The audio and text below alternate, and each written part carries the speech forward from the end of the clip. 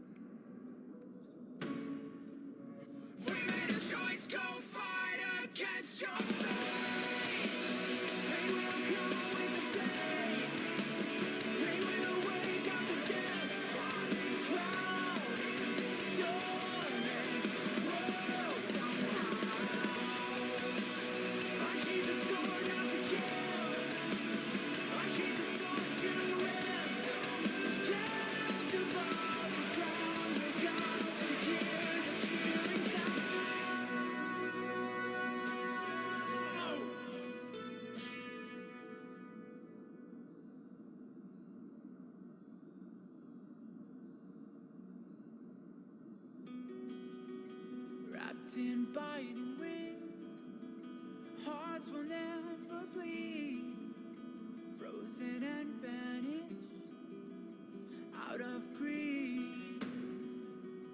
In their restless dreams, they try so hard to breathe, pulses flutter and sting within this bleakness.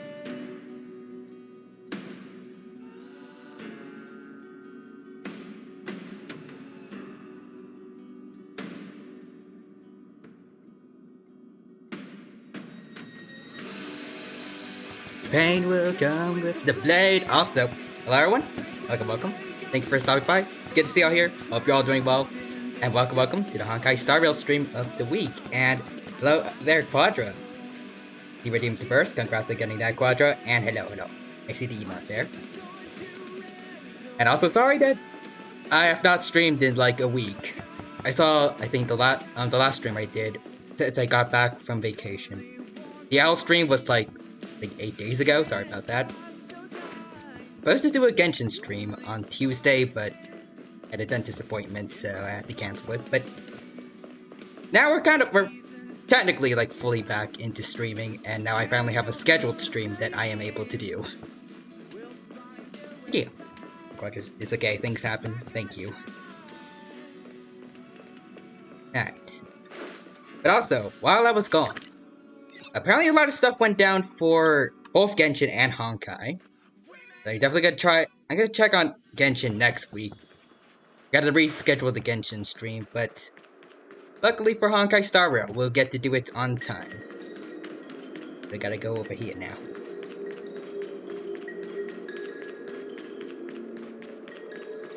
Actually, first one. We do have something else we need to do, actually. I remember.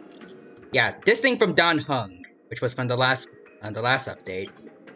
Oh, unable to enter for Netway. Please finish mission.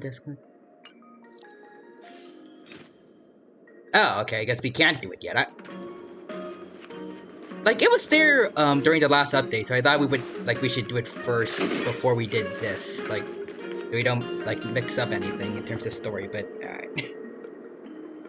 Also, Quadra says a lot went down in Star Rail. That's all I'll say. Alright. Looking forward to seeing it. Alright. What do we got? Oh, okay. That's quite a start. Everything dead.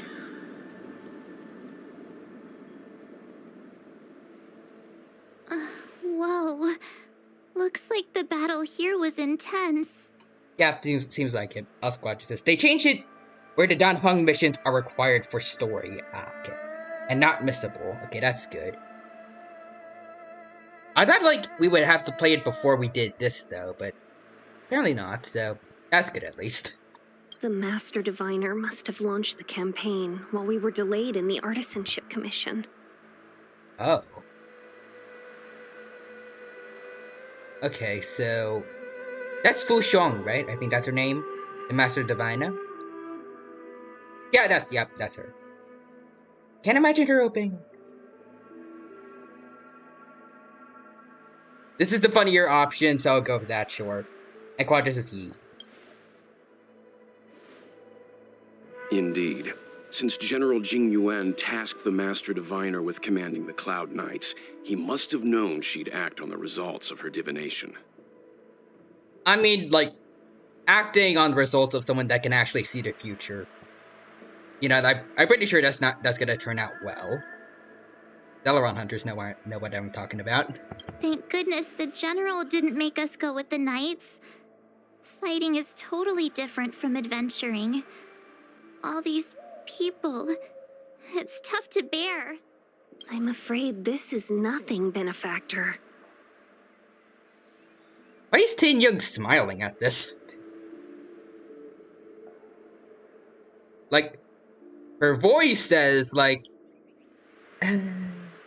I think I've actually seen worse. Like, this doesn't look like a sad smile. This is like a regular smile. It's like, what a nice view. I don't know. It's weird. Centuries ago, an emanator of abundance besieged the Luofu with the aim of taking the Ambrosial Arbor. They destroyed half our delves and killed most of the Cloud Knights. Oh, okay, yikes. But also Quadra says, yeah, she's too calm. Very oddly calm. Is this what happens when you gain immortality? For long-life species, such events are more like yesterday's memories than ancient history. This awful spectacle is child's play in comparison. I don't think that should make looking at this better, but alright. Also, I realized Quad redeemed Tyrannomon, but Tyrannomon is still here from last time. I forgot to remove him. Yeah, well, he can stay. The little Tyrannomon buddy can stay with us. Alright, so let's see. Hold on. I need to get them in the right order, because for some reason the little guy is beneath the other one. Hold on. Now I can get another little one up here, please. Oh. No, I don't think I copied the right thing. Hold on. There we go. That's it. Okay. And now I need to send it down again. Working with layers is hard. Okay, hold on. Oh, nope, that's not the right thing. Wait, where's it? Oh, there we go, there's the little guy. Alright, put him over here. There we go, now we got the Tyrannomon stack. Oh, wait, hold on, wait. Oh, we got the Tyrannomon redeems. There you go, yeah, now we don't need to remove him. There. I guess, like, we probably could have just kept it the way it is since you did the 2 Tyrannomon redeems, but You know what? We'll have the extra Tyrannomon anyways, just cause. Oh wait, I made doubles of this guy. Hold on, get rid of that. Okay, hold on. I try and okay, it doesn't quite work. I wanted to make it look a little more straight, but I can't really do that. Okay, this works though. I need to move myself a bit also. Hold on. Yeah, there we go. That's a little better. Also, send a wolf over there, like on the left side. It's like a new enemy. Hey, is that supposed to make us feel better? Maybe. It's hard to tell if the Master Diviner won or lost here. Let's see. Seems to me her troops were wiped out. Let's play it safe and say it was a draw. I think she won. Total victory. Absolutely. 0 losses. All W's all around. Yeah. I think so too. I can't see many Cloud Knights. The Xianzhou must have fought well. I thought it was gonna be like a funnier option. Like March would be like, "Do you not see all the dead bodies there?" But then she's like, now she totally won. 100% victory here. Anyways, Quad says Tyrannomon. You have come to the right neighborhood, friend. Surrounded by fellow dinos everywhere. Not necessarily. There'd usually be a base with supporting forces set up after a successful engagement, but we don't see any of that. There's Walt have experience in war. I haven't played Honkai Impact 3rd, so I don't know. Let's look around and see if we can find some clues. Okay, I'm actually looking. Okay, there's only... Be careful. Okay, Those monsters are pretty tough. There's someone over there, but... Actually, yeah, there's actually very few Cloud Knights here. Mark was right about that. There's a wolf dude here that I saw before. And then this Mara Struck guy. But then this one too. I was like, I mean, considering he was in Honkai Impact 3rd. Yeah, okay, yeah, so he has experience in that, I guess. Let's see. Oh, okay, so this guy's technically still alive. He doesn't seem so lucky. Or is he? What about the doggo here? Okay, get nothing on the doggo. Alright, but I saw a chest over here, so I'm gonna grab that real quick. Oh, there's another one over there. I have to get this story, though, I think. Ah, well. Look, there's someone over there. Yeah. See if we can find anything else before I go over there.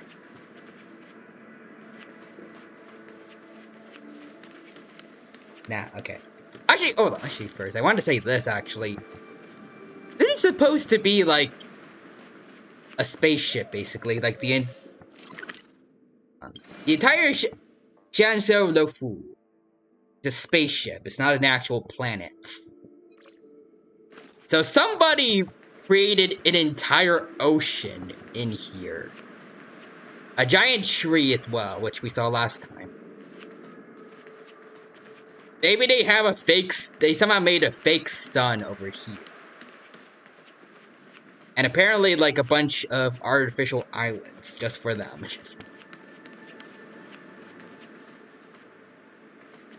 If they need any other architects, this is probably the best place for Kabe from Genshin to go to. But anyways. But it's also, someone pulled Wanderer in 20 pulls. Wait, Wanderer had a rerun? In Genshin? I need to get on that. Yeah, how the heck? I literally did it to get dust for the 5 wishes in shop. And according to my luck logic, if I pull for funsies, I get the 5-star. If I want the 5-star, it will hit hard pity.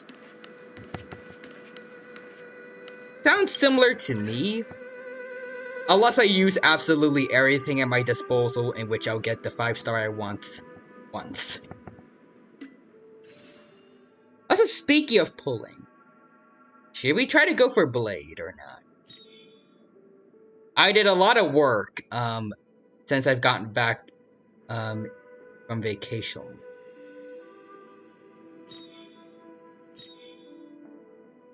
Well, not so much with these tickets, but these ones.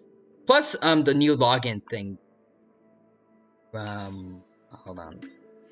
It's not here anymore, but there was a thing here with Blade's face on it that was giving us some tickets for free. And I don't know if I want to go for Blade or someone else. Blade seems cool. And for what I've seen of, like, I did the trials and everything. Like, his skill and everything looks awesome. Like, it makes sense for Blade, but at the same time, he's basically, like, 5-star Arlon, where every attack he does, like, eats away at his HP. I've seen memes on Twitter where, like, he works very well with Luocha. Like, because I think every time you do an action with Luocha, when he has his skill activated, everyone heals up a bit. But I don't have Luocha, so Blade is just gonna constantly die with me. Unless I use up skill points for Natasha or Bailu to heal him. I don't know. And in hindsight, I really wish I tried pulling for Luocha now, because I use a friend's Luocha on my ult, I think. And it's like his skill is really, really damn good for healing, and I wish I used him.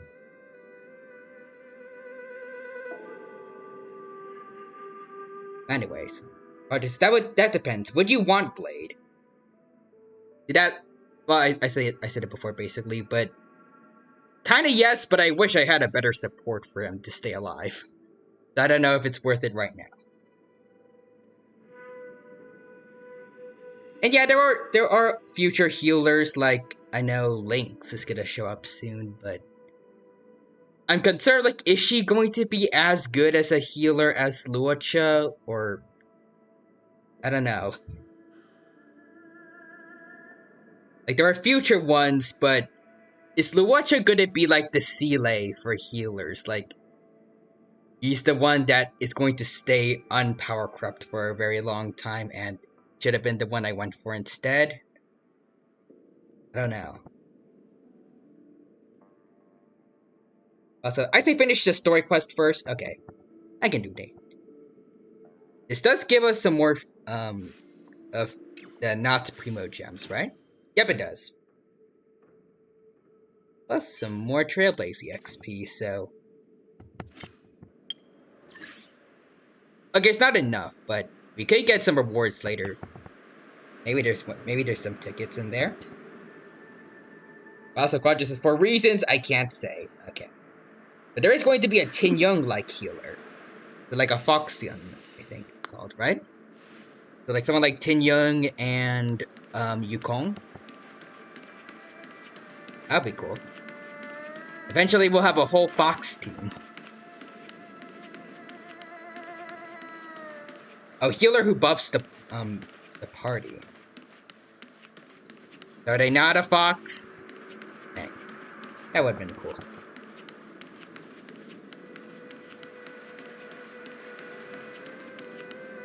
Alright, but anyways. Let's go talk to... Speaking of foxes, let's go talk to the fox lady over there.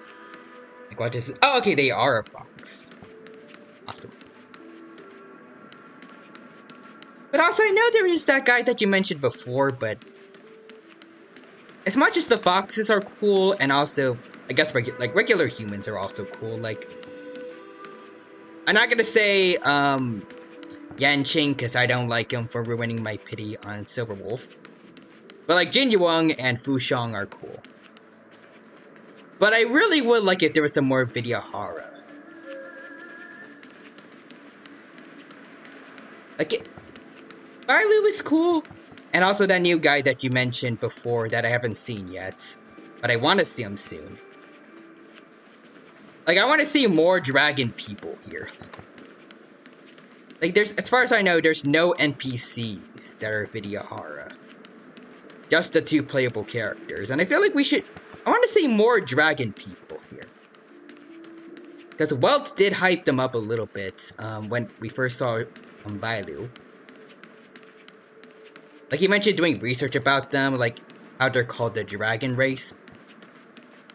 And, like, now that he saw Bailu for once, like, he understands why they're called that. I don't know. I was kind of hoping they would have a little more prevalence on the Lofu. Especially since this place is supposed to be home to a lot of I think both immortal and like technically mortal species that just live a really long time. Since the video horror, I'm pretty sure they are one of the immortal ones that kind of like rebirth themselves every now and then, and that's why Bailu's so small. I feel like they should be some of the more prevalent beings here. Since I'd imagine they're reproducing, but can't die, so their population can only go up. Actually, can they reproduce, or... Because Bailu says she has no parents.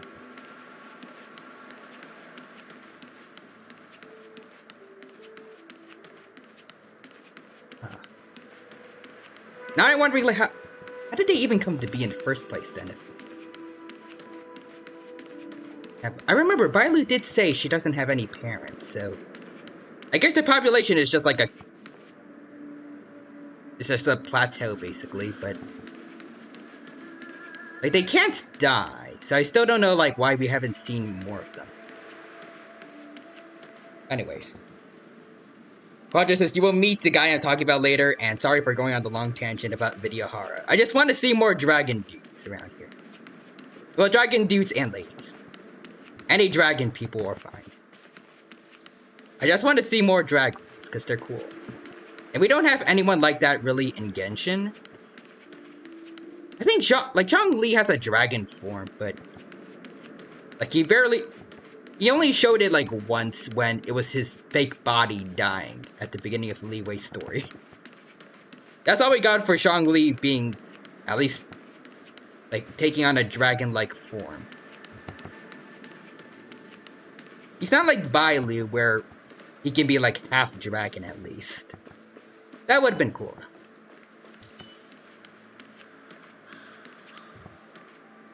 But anyways. Let's see. Okay, just one message now. Roger says Tin Young. Benefactor, what are you doing? Dele. Not now, I'm talking to Twitch chat.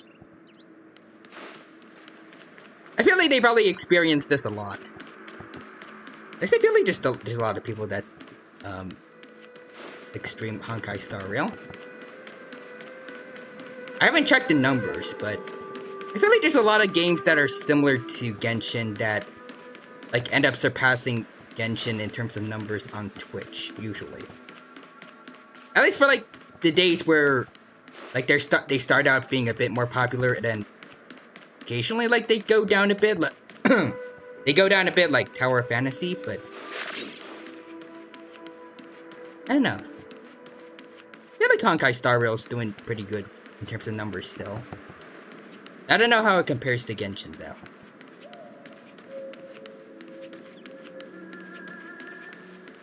Anyways, Quadra says Tinya.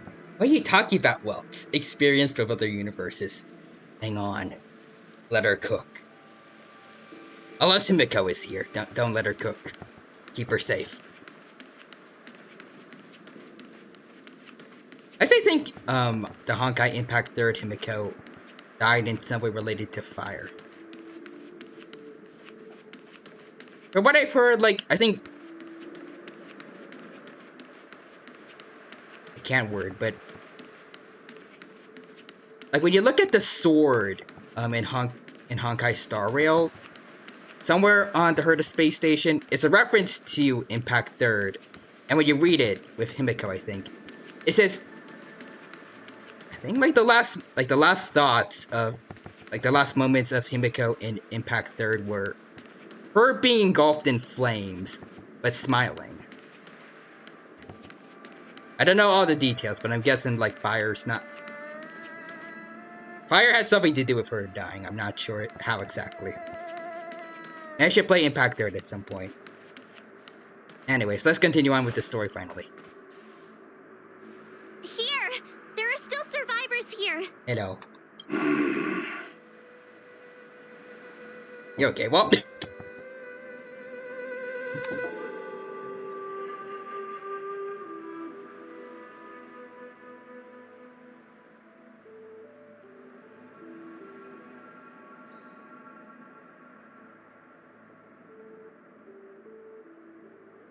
Okay, I thought I heard someone knocking on my door, but I think that was... Oh, never mind.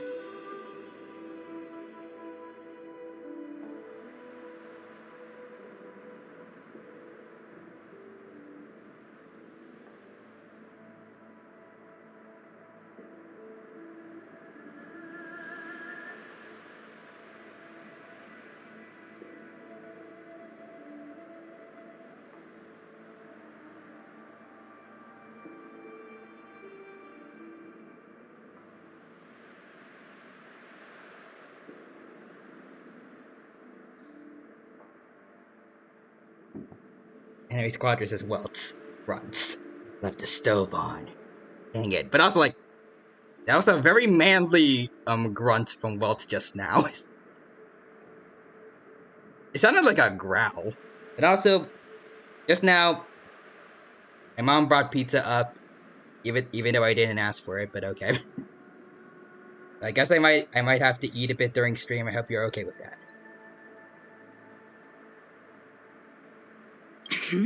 You're not the Knights. What is your purpose here? It's dangerous. Do you not see Tin Young here with you? But like with us? He's a high-ranking person in the Xiangxiu Fu, right? We are here to help. We're reinforcements sent by the General. Where's everyone else? Resorting to short-lived species as reinforcements. Jingyuan is truly running out of options. Okay, a bit rude, ma'am.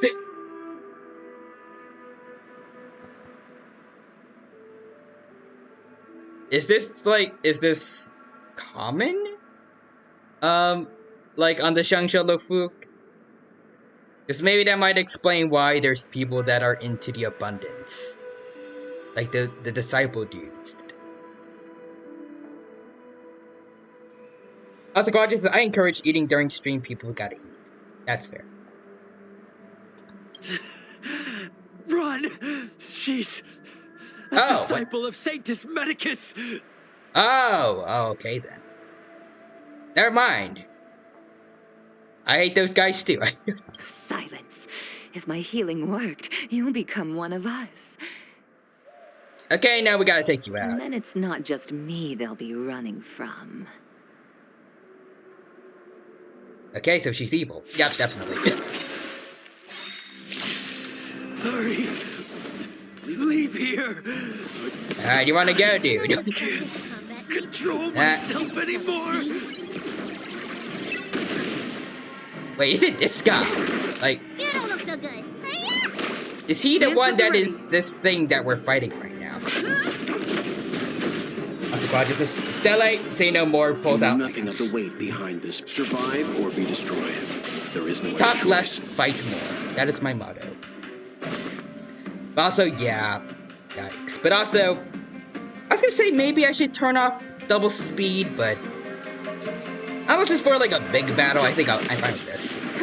We don't need to waste time with this. Time for a buzz. The lives of short-lived species are so fleetingly brief. Why seek death? She sounds very psychotic, but also, okay, so these wolf dudes are our new enemies. Okay. Well, let's take them out. Lance ablaze! Lance forward! You took the Really bait. hoping that these guys get their comeuppance later. Time for a buzz. Non-Shu too. I heard that from what I know, she's their leader basically. I can't wait, but like, I thought the quest where we find out that she's actually a bad I've got a guy raid to get to. was part of the Let's story, finish but then this. later found out it was a side quest thing. So I was okay with not actually doing it on stream. But yeah, but from what I heard, you can choose not to take the pill that she gave you, but if you do basically get poisoned by her. Danshu stinks. She's not a nice person. And seemingly none of the other people in this group are. Including that green hibiscus guy that tried to make us kill a Cloud Knight. This is double speed.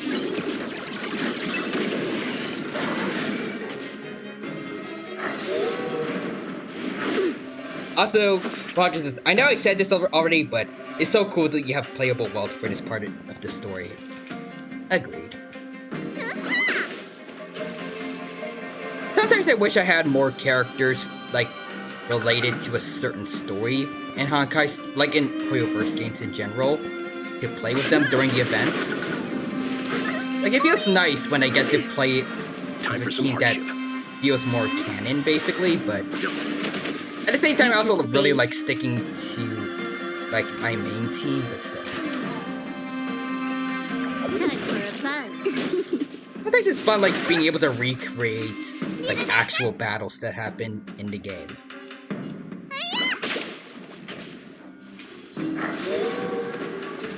I'm on guard.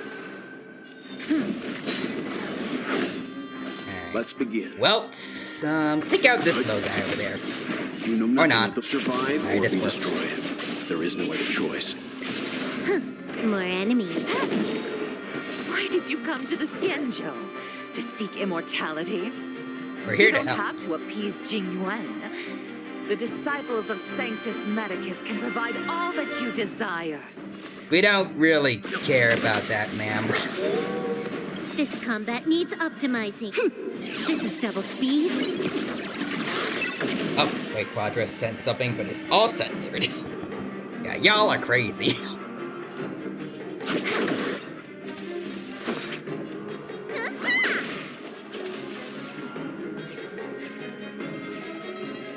Like, I would get it if, like, I could understand, like, their ideals a little more if they were people that just wanted to help everyone, like, end suffering, but like, they are healing people that clearly do not want to be healed. And also, they, like, what she said before, she discriminates against short-lived species. Like, she does not seem like a very nice person.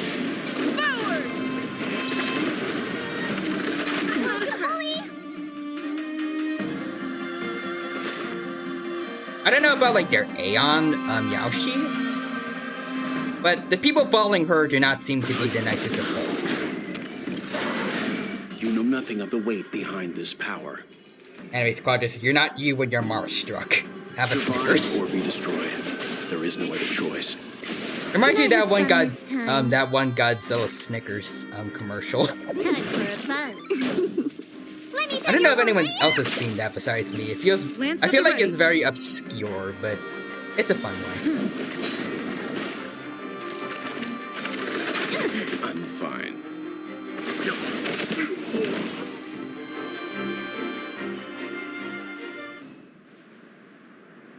Alright, what happens next? Hold on. We'll find someone to help. Oh, did she just run away? Come on. Don't waste your time. They've converted me. I don't have much longer. Go! The Master Diviner's troops are ahead. Like, Quadras, maybe she died? Maybe. I don't like wishing that on people, but I feel like what she did to this guy is worse than that. Like, I feel like for what I've seen in the story, being Mara struck is not it's not pleasant at all. And I've also heard I think Blade is also afflicted by the Mara as well. Like, it's not like he, I don't know if I should say it, but like, he craves the other place a lot. But clearly it doesn't feel like at least the kind of immortality that these disciple dudes are offering people is all that it's cracked up to be. As far as I know, I don't even know if Blade actually wanted to be immortal. I feel like I've heard some people say on Twitter that it was like basically forced on him.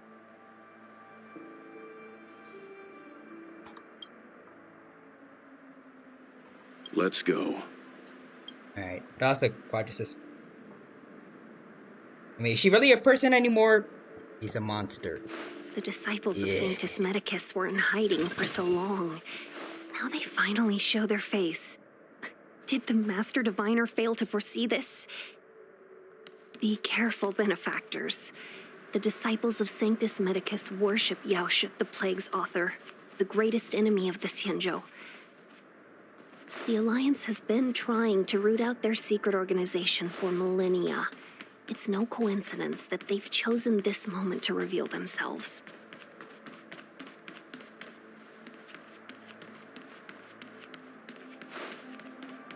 But I also just like what I said before.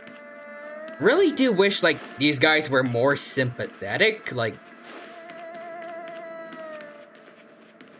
I don't know.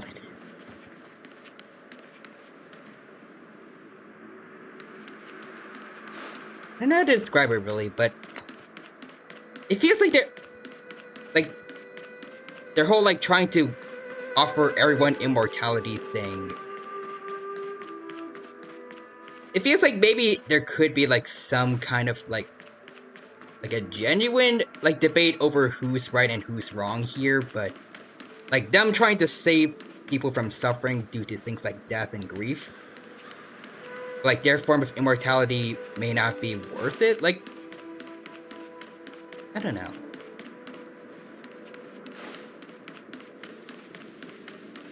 But it feels like they do a lot of very clearly evil things, and they act very maliciously and are not apologetic about it at all. Like that lady before, she forced him to be afflicted with Mara, and she said, like, before we fought her, she said, like, they won't, like, I'm not gonna be the only thing they'll be running away from. So, like, they know that, giving people Mara is not a good thing. They're gonna become more aggressive and attack people, but they don't care.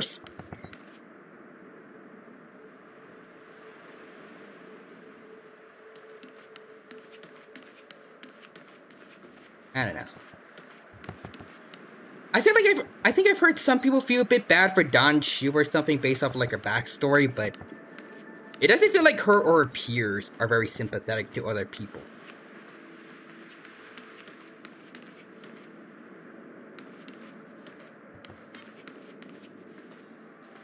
Anyways, I need to fight this guy over here real quick. I need to do my thing of exploring before I get to the main story, because I just like looking for chests and stuff. Let's get payback on this one over here. This is double speed. Fun fact, if you revive Blade with Bailu, Blade says, "Why am I still here just to suffer?" Does he actually say that? Like, he just straight up does the meme. And let's turn down the music a little bit, but I kind of like that, if it's real.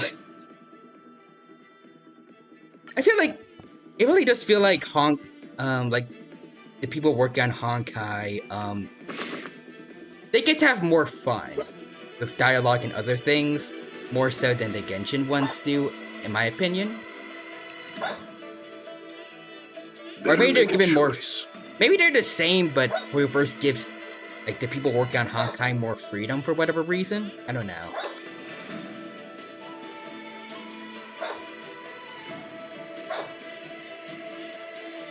Anyways, Roger says they make the Abyss Order or the Fatui look like a charitable organization. That's saying a lot. True. I mean, the Abyss Order, like, actually makes sense why they want to. Actually, it doesn't make sense why they want to attack other people. That's just them being jerks, actually. But like them wanting to go against the gods and rebel against Celestia, it makes sense because of what the gods did to them, like during the fall of Conria. I don't really like the Abyss Order, especially with like how little relevance they really have in the story nowadays, but I feel like if instead of attacking people, they actually like cherished their fellow humans, but were actually dead set on like wiping out every single Archon. Like in every bit of in every main story, we get like basically like an attempt to I shouldn't say it, but like attempt to take out the region's respective Archon at least once, and we have to save them. Like, for us, it would be messed up that they're doing it, but for the Abyss Order, they just want vengeance for what happened to, like, all their friends and family and peers that died as a result of what the gods did. It made them feel a little more sympathy. As for the Vatsui, they're kind of a more mysterious group, but I'd imagine, like, it is probably justified, maybe? Like, they're doing it for... I forgot her name, like, the Saritsa. The Cryo Archon. And according to Zhongli, her original, attributes, like how Zhongli's all about contracts, Venti's about freedom, Nahida is wisdom, A is eternity. I think the Saritsa's thing was originally love, but based on what he said, that changed, so... Something probably happened to the Saritsa that makes the actions of the Vatsui a little more understandable, I guess? We just don't know what it is yet.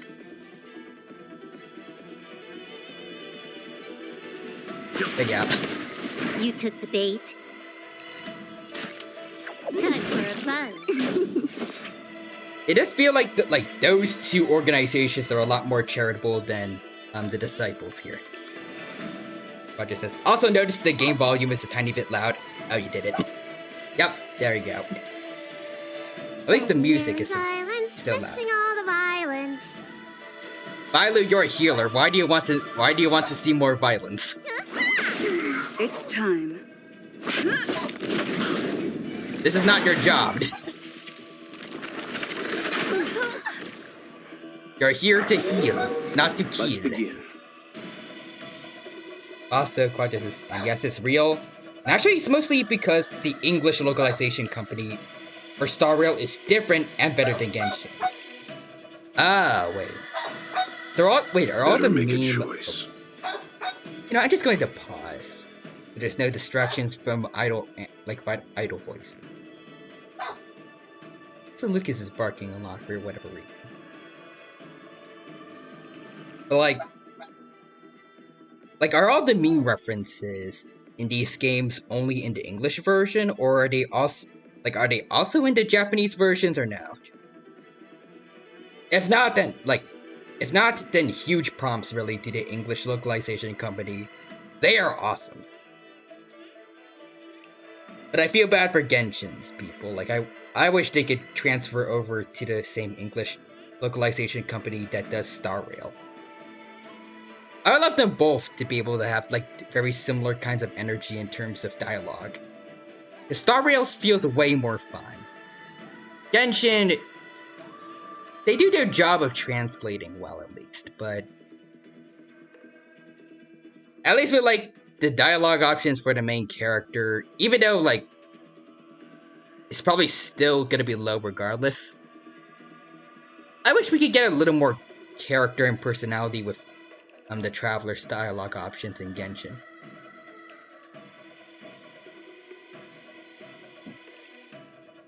I think they could have,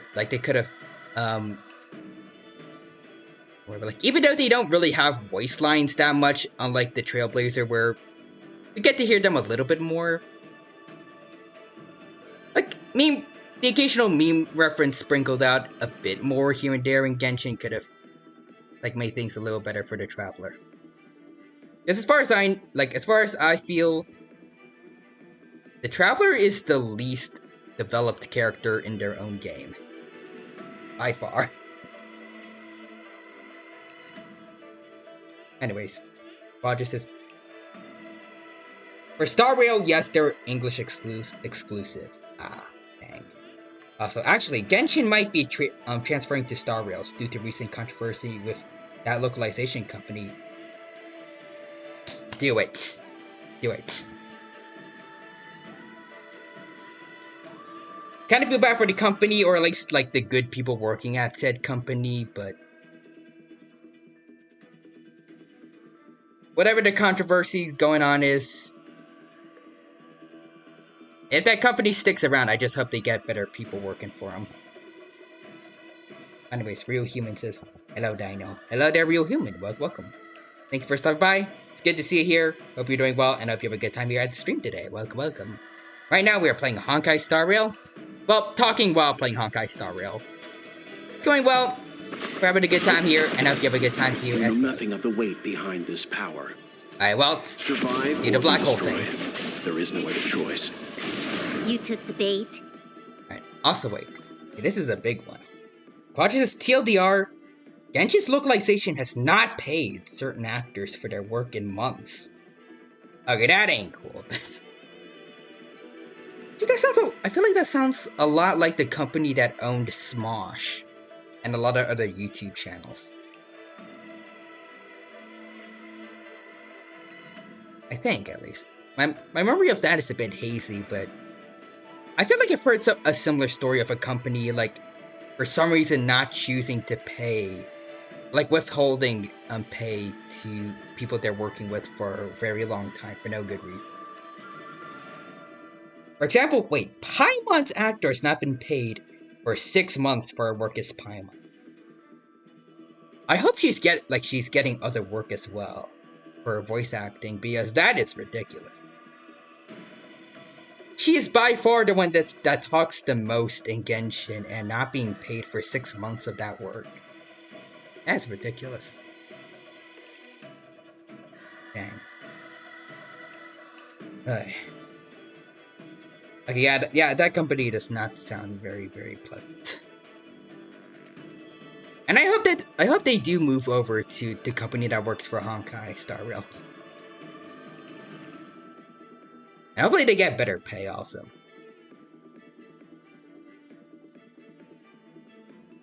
Also, I just think about that. Like, literally the VA of the mascot can't pay rent because they're not paying her. I can't even imagine that being a thing. Voice actors really have it rough. They deserve more respect for the work they do.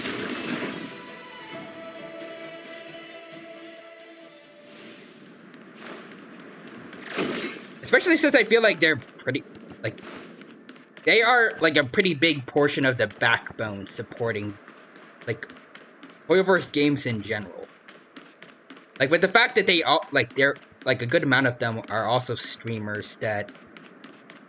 The disciples of Sanctus Medicus were in hiding for so long. I don't know how to Will word, they finally show their face? Did the Master Diviner fail to foresee this? Well, anyways, I was gonna say benefactors. The disciples of Sanctus. Tin Young. Yeah, I'm gonna just. There we go. But anyways. Between them, some of them streaming and also playing the games that they do voice acts in. To further, advertise the game for people overseas. And, them just in general, being very entertaining people that make things better for, just brighten up the days of the fans of the games that they voice act for. I feel like they deserve a bit more, payment and also respect for all the stuff that they do.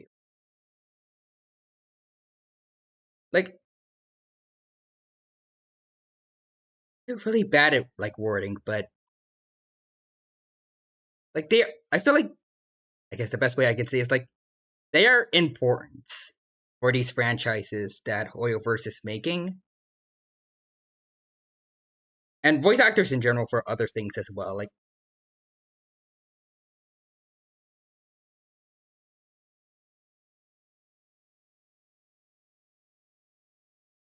I really don't know why I can't talk today, but it is. Like, they deserve more than what they get for what they do. And hopefully things get better for those working in Genshin. Also, you even says words. Yeah. Maybe it's because of the 2 weeks I went on vacation, but I feel like I'm worse at talking than I was before. And even back then, I feel like I struggled to get words out of it. Also, Quadra says, also, don't worry, MiHoYo responded and addressed it, and subtly are implying they'll find a new company for the localization. Awesome. I will say this much. I feel like MiHoYo / HoYoverse are doing a lot better at like responding to certain controversies. Like they're being more active against things that are not so good for the community. Yeah, I like that. Medicus worship Yaoshut, the Plague's Anyways, author, the greatest enemy let's get back of into the main Xianzhou. story finally. The Alliance has been trying to root out their Actually, I want to secret see that. organization for Did I miss anything millennia. around here? It's no coincidence that they've chosen this moment to reveal themselves. I don't know if I saw a chest over there. No, okay.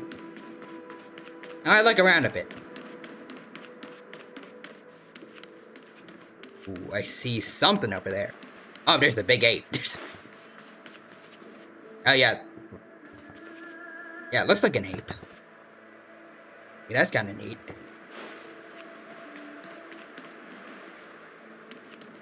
How big is... Oh, okay. I was gonna say, how big is this map? Very big, it seems. Squad just says monkey. Yep. Okay, so...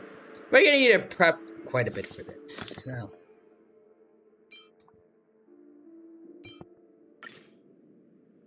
Okay, do this. Let's refill everyone on HP.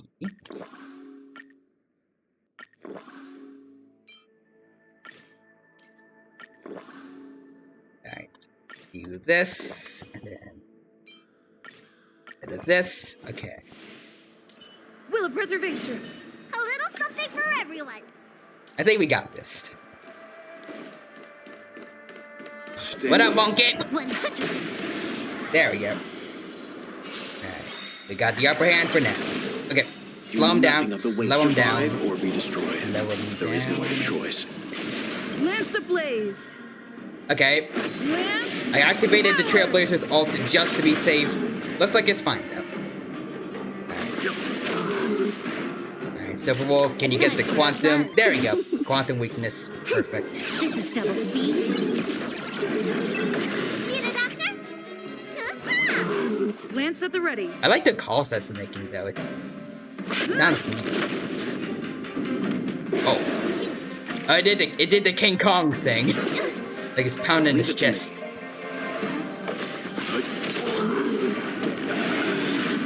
Oh. Simian strike. Oh, yikes. More enemies. You don't look so good. Yeah, let's get rid of this. I'm on guard. Boom. Rebound. Irie Majesty. Oh, Simian strike. Oh, okay. Stand down. Can I have fun this Okay. time? Survive or be destroyed. There is no other choice. This monkey really loves punching Welt, unfortunately. Yeah, monkey does not like Welt very much. Wait, was it because I used the skill, actually? Maybe that was it. Okay, I'll heal him this way then. Also, I just want to Lance at the say, ready. it looks like he's constantly doing the Markiplier meme. Like when he's jumping up and then punching downwards. It reminds me of that meme a lot. Okay, yeah, so when you do skills, it changes his target. Okay, well, go for the person who's all about shields then.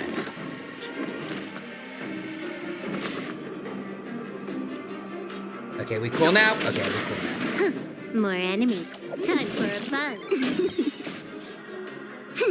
This is double speed. Also, you just made me laugh. I love that meme. Same. Oh, Wrathful War. Let me tend your wounds.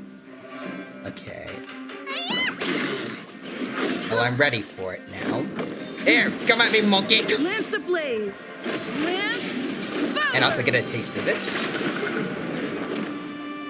Alright, so don't change targets. Let the tank do their job.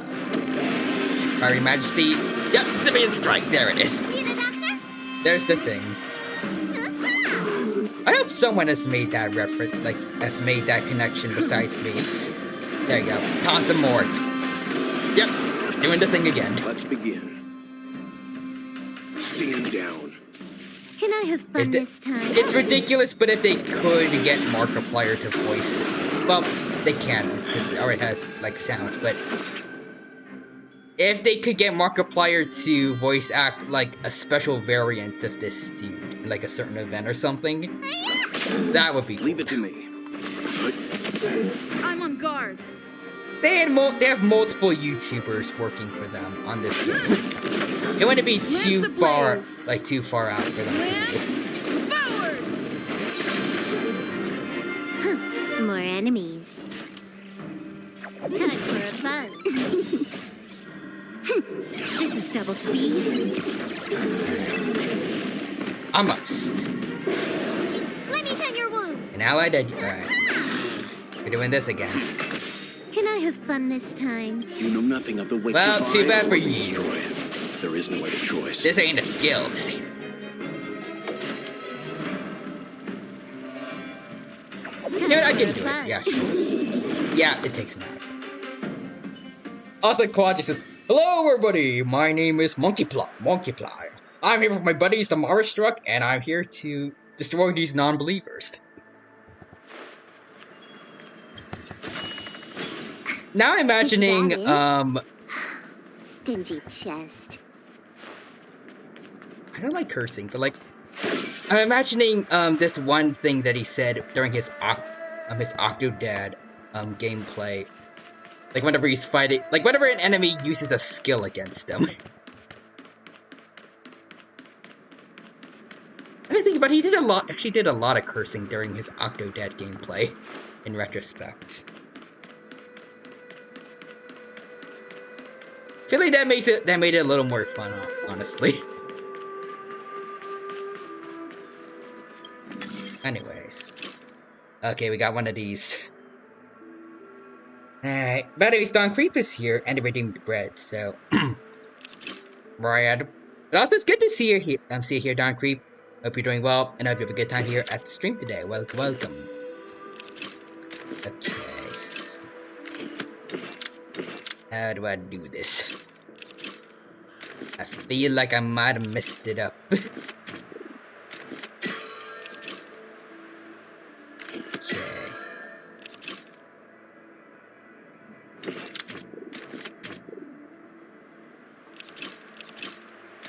Trying to get the brain juices working to see how this works.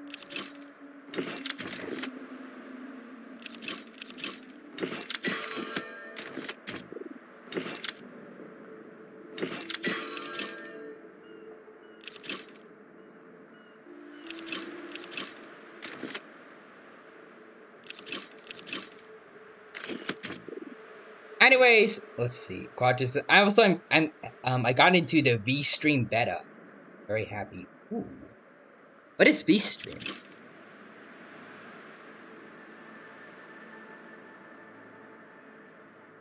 Seems interesting. Okay. Well, we got it partially. We just need to move this guy over to the right somehow. Well,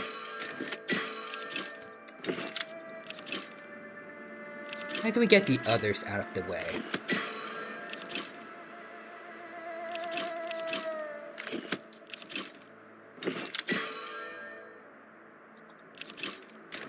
Okay, hold on, let's see.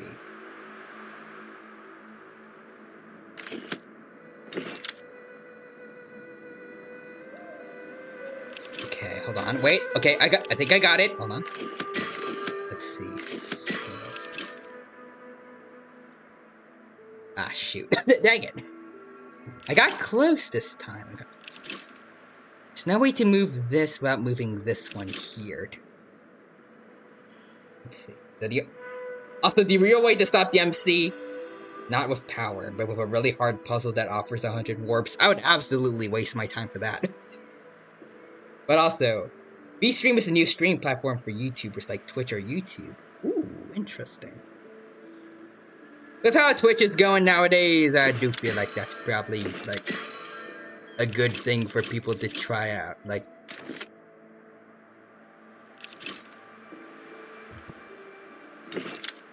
maybe someone should do something similar for Twitter. I love Twitter, but things are going a bit downhill for it. Wait, hold on. Back to where I started. Okay, hold on. Let's see.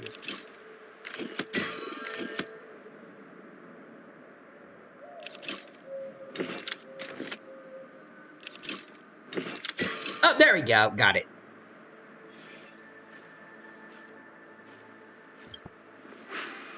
Alright. Let's go.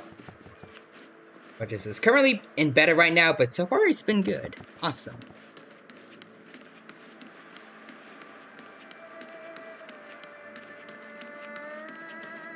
Okay. Where shall we go, little bib friend? Oh, alright, we got it. Bountiful treasure. Alright. Yeah, you're right, let's actually go on to the main story for now. I'm done exploring. For now, at least. I want to go back and do it later. Because I like getting all the things. But for right now, let's get into the interesting stuff that everyone else probably wants to see at this point. I don't like the disciples, but this is a bit sad, honestly. I'll leave that wolf dude alone. There it is. I don't like the disciples or most of the things that they created, like the deer, but the doggo can live. Time for a buzz. I'm on guard. Also, Quadra says Silver Wolf. Stingy chest. Only 20 jades? Free to play and desperate.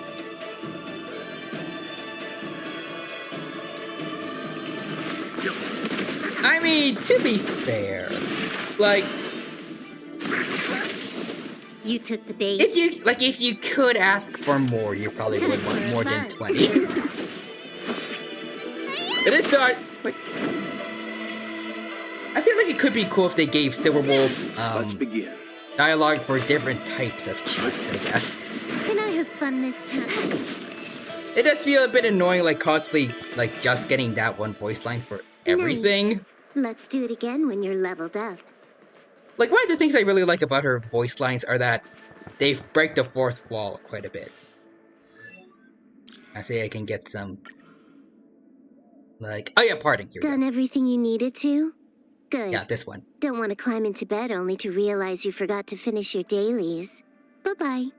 Yeah, like, her being able to break the fourth wall with her voice lines is one of the fun, like, it's a lot of fun things about her, but that is one of them.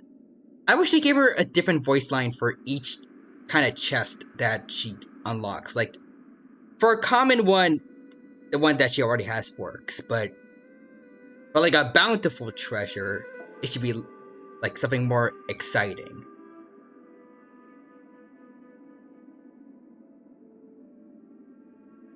I don't know exactly what it would be, but like,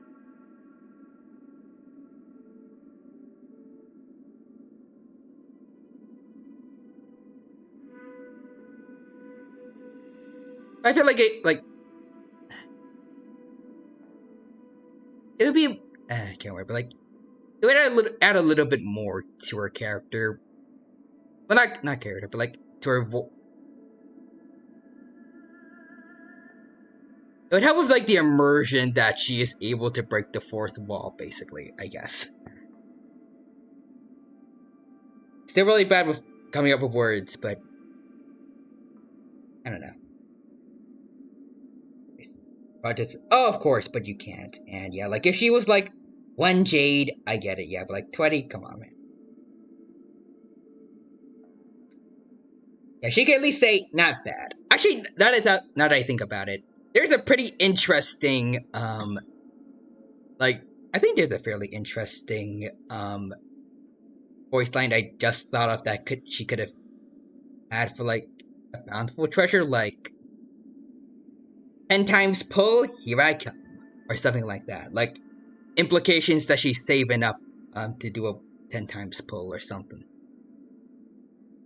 Maybe she's the kind of player like me that only ever does 10 times pulls.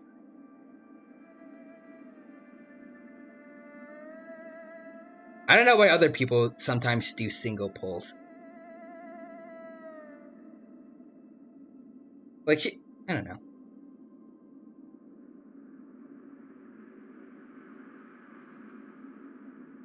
I guess it's 20, and then I think every single pull is like 160. She could say like an eighth of the way to another pull. If she's the kind of person that has faith in actually doing single pulls. I am not one of those people.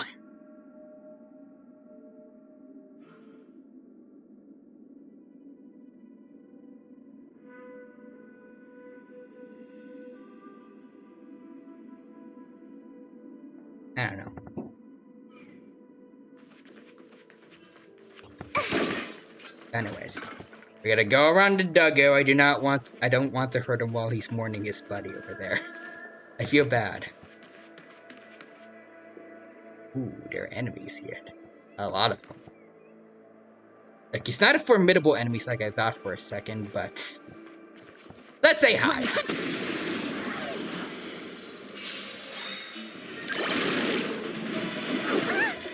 Ow. Let's begin.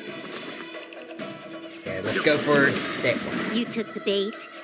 And I Time for a buzz. break him. You know nothing of the weight beyond survive or be destroyed. There is no other choice. Boom. You don't look so good.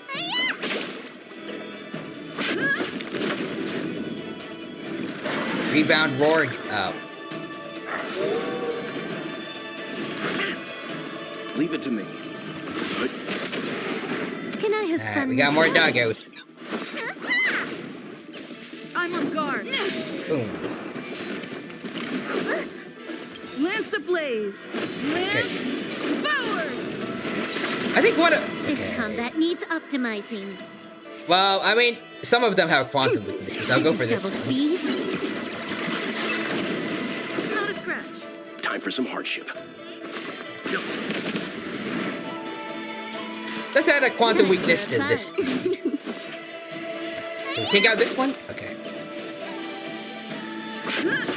Get them all?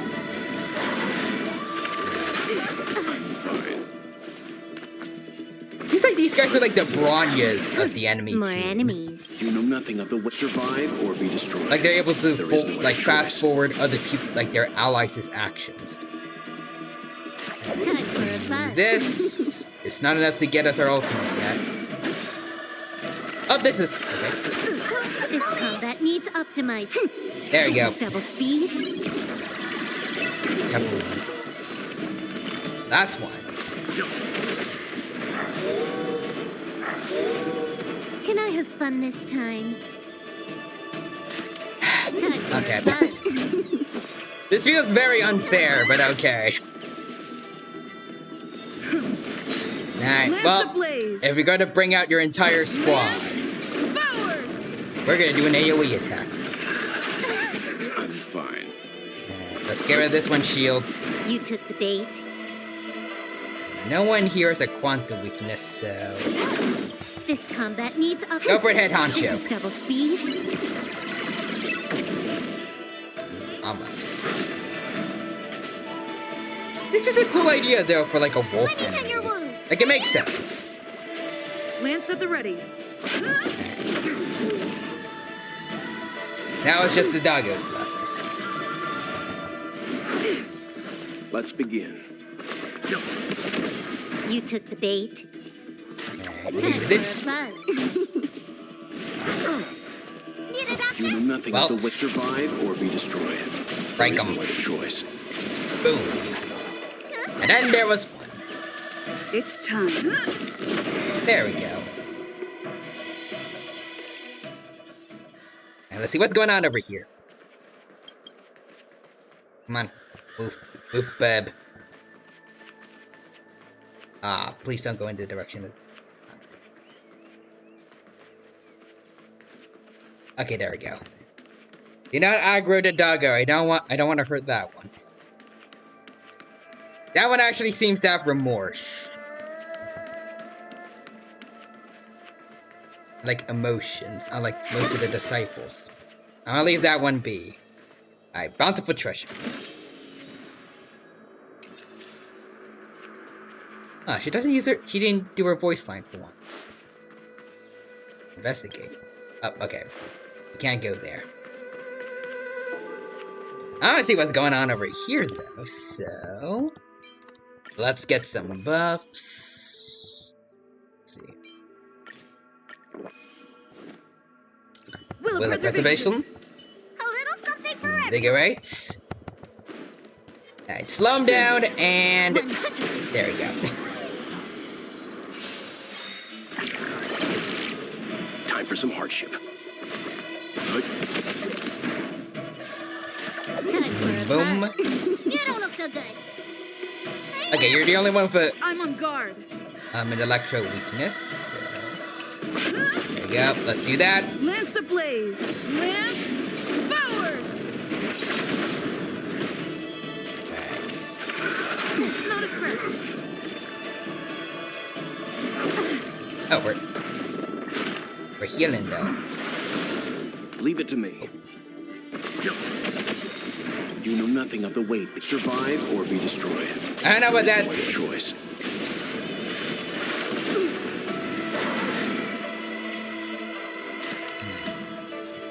Time for a buzz. Let's see. Go for this one. This is double speed. There we go.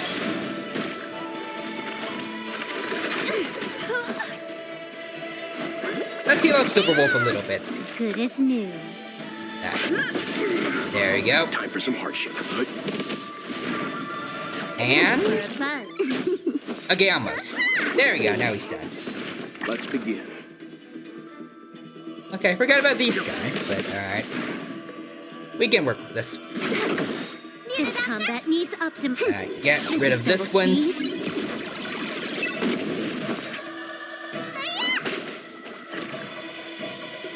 Now you good? It's I thought it was time. going to do a rallying call, but alright. Okay. Focus on the Trailblazers. We're not focusing on the Trailblazer. We were supposed to attack the Trailblazer, but okay then. Alright. You know nothing of the survive or be destroyed. There is no other choice. Can I have fun this time? Oh, okay, we can break this one's You don't look so good. thing. It's not really a shield, I don't know what to call it. Lance at the ready. Let's go for these guys over on the left. We haven't been really targeting them much. Lance And then we forward. lose. Time for some hardship. There we go. Time for a Give them a buzz. weakness. And... take care of this This is one. double speed. Oh, okay. Let me tend your wounds. Okay, take care of this one. There you go. Oh, okay.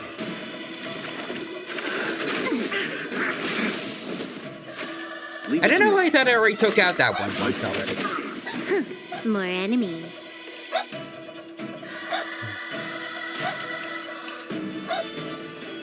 Time for a buzz.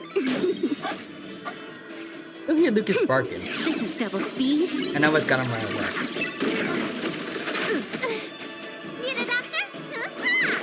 I'm on guard. Do that. Time for some hardship. Time for a buzz. You know nothing of the survive or be destroyed. There is no other choice. Let me tend your wounds.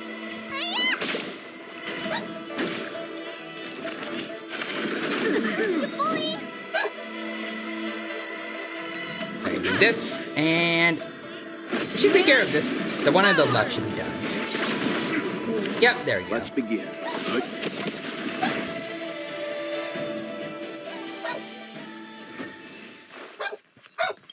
Look at this barking a lot.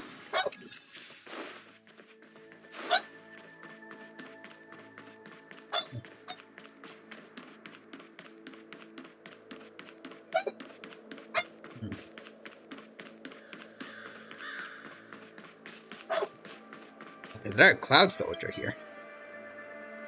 See, removing the helmet, you look straight into the face of the fallen cloud knights. Explosion of... He seems to have been subjected to purgatory-like torture before his death. Mutated branches. Did the disciples do that? Okay.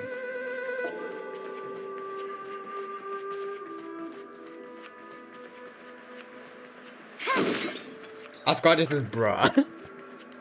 Like, what the heck what the heck was going on over there?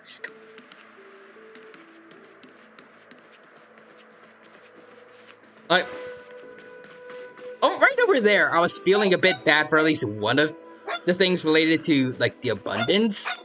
And then right next to it, there's this monstrosity here.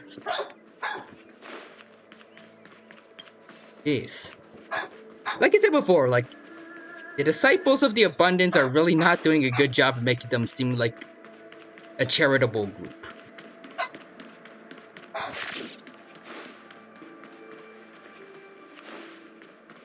But anyways, let's go collect some more stuff around here, like that chest I see. We can't go through here. Is that it? Can we talk to this guy at least? Is he okay? Rainbow's blessing. You're not disciples of Sanctus Medicus. Yeah, we're not. Stop moving around. Let's see if there's a way to help you recover faster. Also, Claude is this every playable character with the abundance. We don't associate with them. I'm just imagining like that one meme from The Incredibles. It's like Mr. Incredibles talking to Syndrome when he was a kid. Like, you're not affiliated with me. Let's provide medical attention Come on, to this take dude. this. It'll help with your injuries. Let's see. Simple first aid. It's literally the only thing we have, so please take it, sir. And when you're worried that medicine made for ordinary humans may not work on long-life species. Oh wait! Popped on so we can stand! We saved them! Thank you. All of you. I feel Yay! much better now. You're welcome. Thank goodness you're here. The garrison is up ahead. Are you heading there now? I'll wait there for you. Alright. Go on, soldier. Praise of high morales. Awesome. I'm glad I was able to help someone here. See, this is what well, this is what something similar to this is what I feel like the abundance should be doing. But I love that you can do this.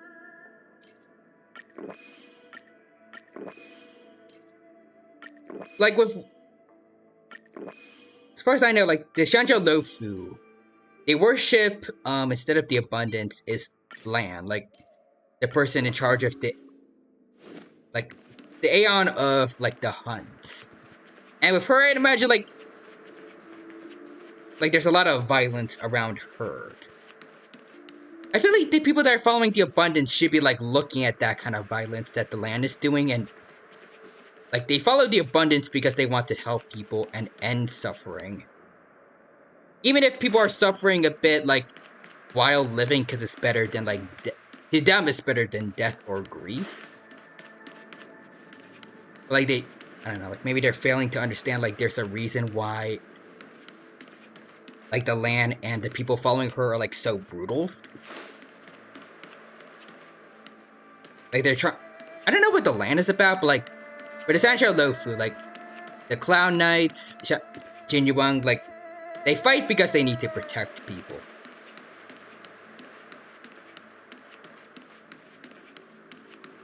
Like, the abundance is trying to make it so that, like, absolutely no one can die. Like, with the Mara, which causes some people to suffer, and also might, like, they don't realize they're allowing certain people that probably should, like, go away are still around, and they can hurt other people. I don't know. I feel like they could be doing more of, like, the whole, is immortality a good thing to have or not?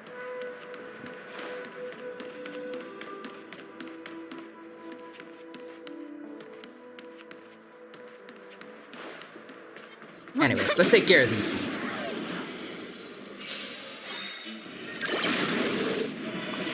Up. You know nothing of the weight behind survive or be Slow destroyed. them down. There is no other choice. Yes, everyone so far was faster than us. Lance forward! This combat needs. Break that double weakness. speed.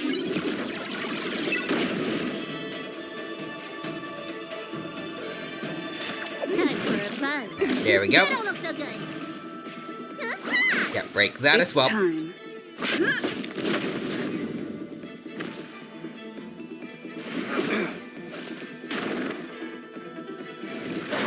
Also, I'm wondering, like, when do we get to see the video horror guy that you mentioned, Quadra? I'm fine. He's gonna be like a member of the Clown Knights.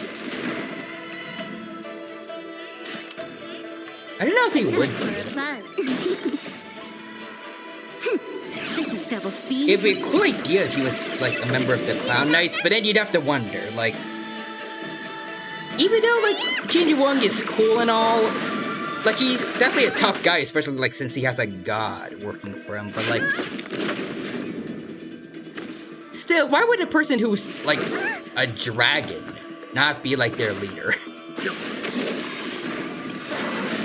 You know nothing of the weight. Or at least like survive or his be right hand destroyed. man that There we is should no have other mentioned choice. before. More enemies. Like I have to imagine like he's incredibly strong. Lance at the Especially ready. when you think about like when I think about the kind of things that Quadra mentioned before, like he can summon explosive dragons made of energy at people. Time for a buzz. He's definitely not a pushover, so like, why have they not mentioned him before?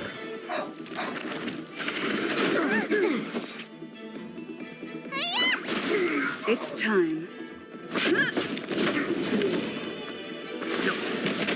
There's like an I don't know if I should really call it this, like, Lance ablaze. but Lance like because of the forward. because of the disciples, there is, I guess, Leave it to me. something of like an underworld or like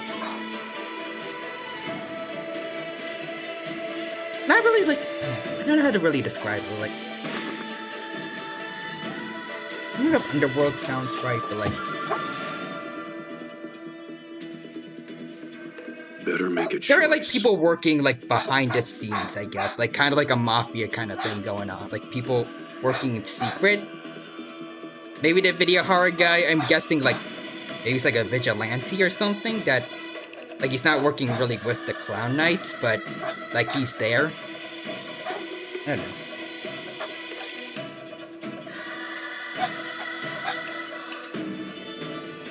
This is still barking. You took You know bait. nothing of the weight. Survive or be destroyed. There is no other choice.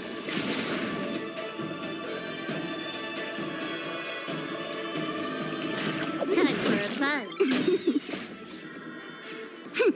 This is double speed. Oh, okay, he's scratching on my door a bit. Hold on. I think I'll let him in.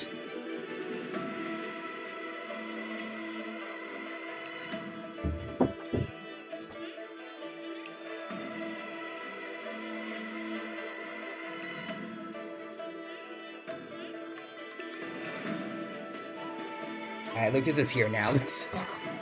Hey, buddy. Does Lucas miss you? It seems like it. Actually, no. I think he misses. Yeah, I think he just. No push. He just wants. He just wants the pizza that I've been leaving on the table for a while.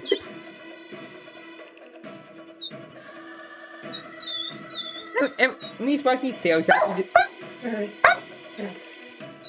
He's happy to... He's happy to see me. I think he also just wants the food. He really wants to...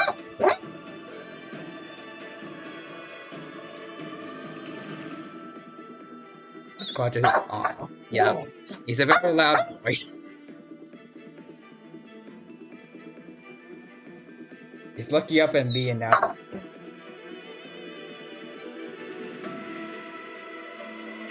Looking up at me and now the pizza.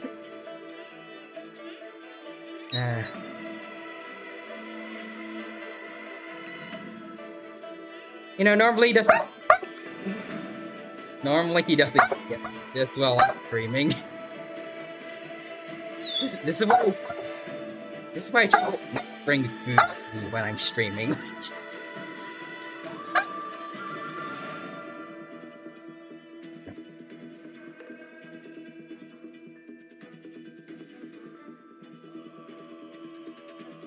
Are you okay now, Lucas?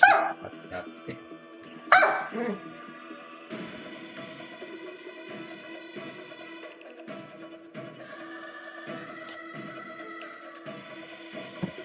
Hold on. Squatch, yeah, understandable. He's a very loud dog. Except for right now when he finally sees me, like, getting the pizza from me.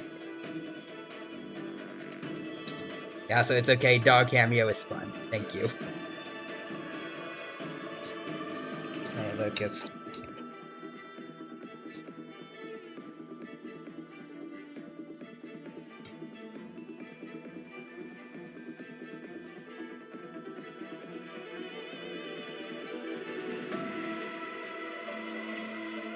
There you go. Now we can get back on track a bit. It's time. He's like a child. He throws temper tantrums whenever he doesn't get what he wants.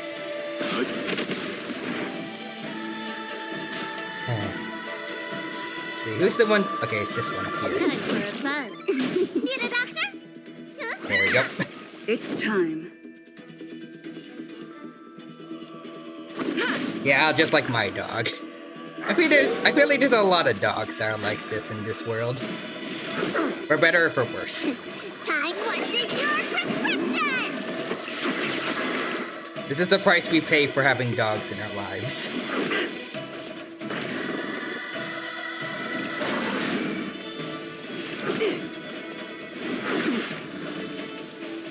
They're adorable, but they're also a black hole that cannot be satisfied.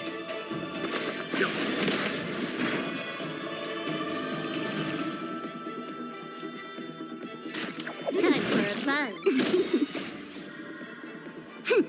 This is double speed. You don't look so good. Hold on. Yeah. Gotta rip another piece off for Lucas.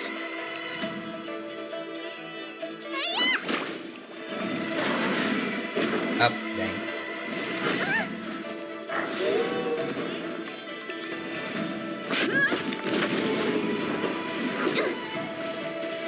Time for some hardship.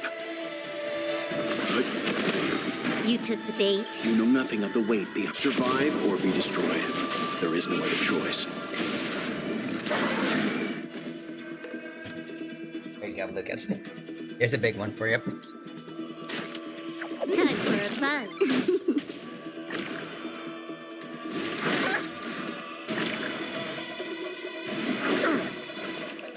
I don't know why he's like this today specifically, though. I'm on guard. Maybe someone forgot to feed him earlier. Let's Lance begin. ablaze. Lance forward. Also, was listening to Lucas barking okay for you guys? Because I saw like while he was barking, I saw an OBS. Like, he caused the mic to go into the red for a bit.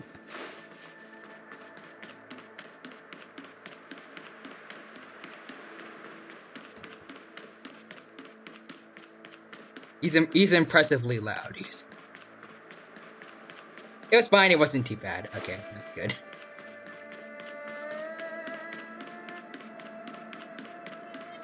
Oh, hello. There it is. Alright.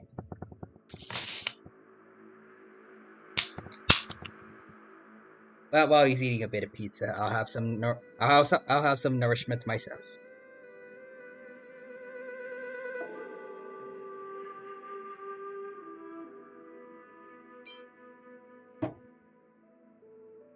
It's not really nourishment. Soda isn't that healthy for you, but it gives me energy at least. Alright. Let's go fight this dude. Hello.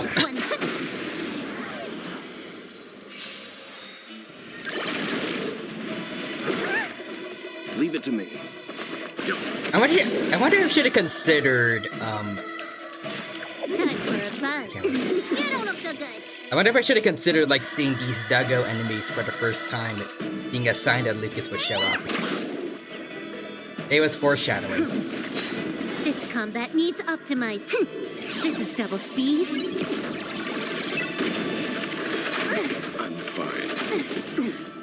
Oh.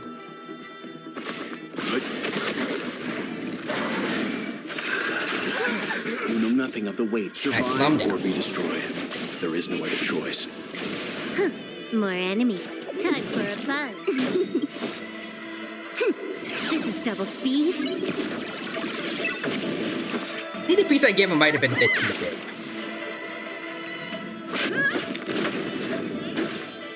Like, biting at the edges of it. I'm fine. Like, that's about it.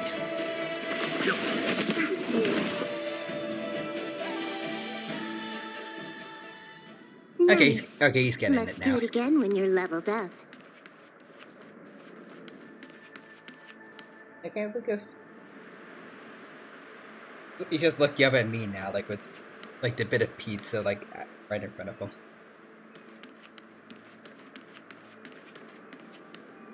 And he wants me. Okay, he's eating it now. I thought, like, he wanted me to, like, break it a bit more.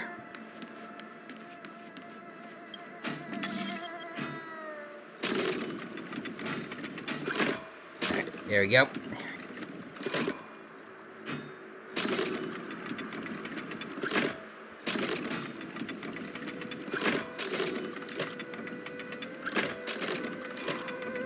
Alright, there we go. Unconscious Lucas. Oh man, I appreciate you and your pizza. I wish that's what it meant. Like, his face looked kind of sad though, like when he was looking up at me. Like, oh man, I cannot swallow this bit of pizza whole. Is that it? And evolution Stingy chest. decided not to give me the ability to chew things effectively. I require your assistance. That's what I thought he was saying.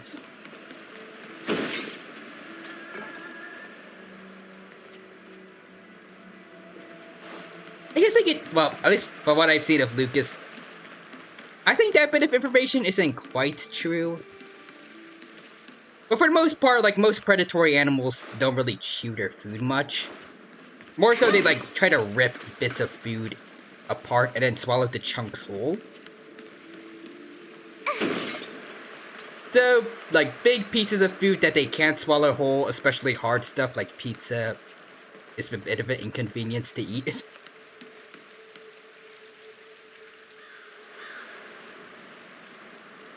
Anyways, Roger Lucas. Oh man, did you know that I can do 69.420 damage per second? Lucas is the ultimate DPS. Wait, never mind. 11,640. Where did that number come from? Is that like a doggo's bite force?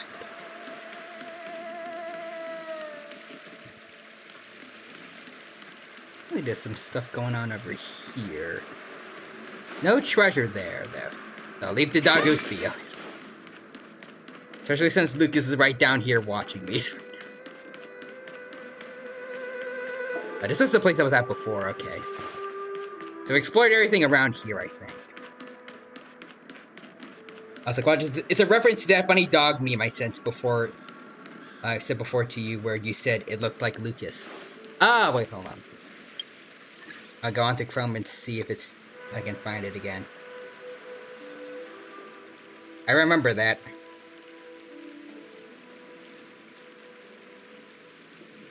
I'm gonna save. There's a lot of DMs that I keep forgetting to actually reply to. Really not good at keeping track on those. For some reason I'm good, like I'm really good with like checking notifications for like replies to my adventures and such, but DMs not so much. Oh, there it is. There it is. Aw. Oh, DM'd if you needed it. Yeah, I was just about to scroll up and find it, and I saw it pop up. Okay, yeah, now that I look at it, it's actually pretty high up. Did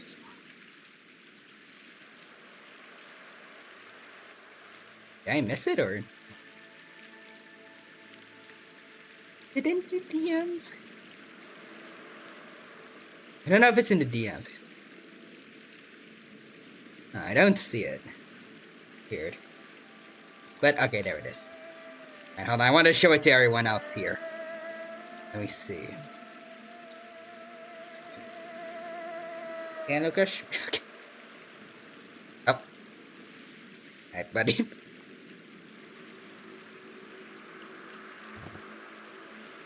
Hungry again? Alright, hold on. There you go.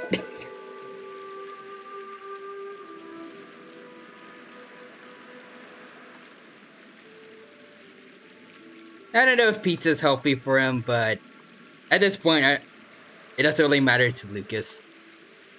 Basically, everything I eat, I usually share at least a little bit of it with him.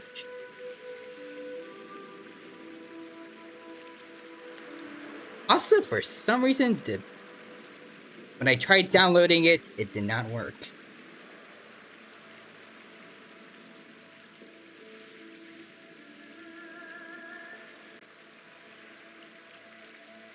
Let's see, save as just a JPEG, please, not JPEG and medium for whatever reason.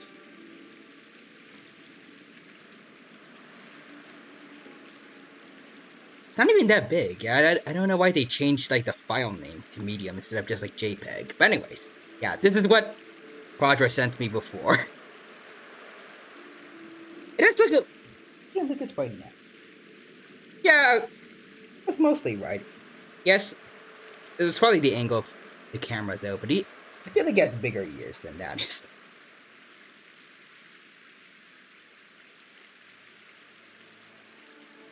But yeah, mostly Lucas looks a bit like this. Probably a bit bigger. And also has a little white splotch on its chest. Like a little line of fur, basically. That's why I think why I think Lucas is supposed to be like a mixed breed Labrador and not like a purebred, because I'm pretty sure, like, for the most part, Labradors are supposed to be like unicolor.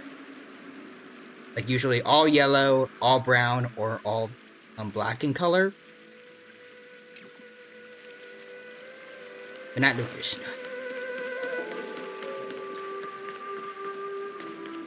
Nice quad. I knew Lucas was a top tier DPS. I mean, he could probably fight with sound waves if he barks loud enough. Alright.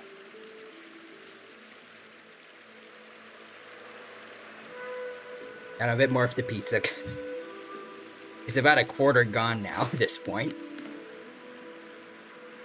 And he has also chosen now to take that bit of pizza that I gave him and went onto my bed with it. A little something for everyone. Will of preservation.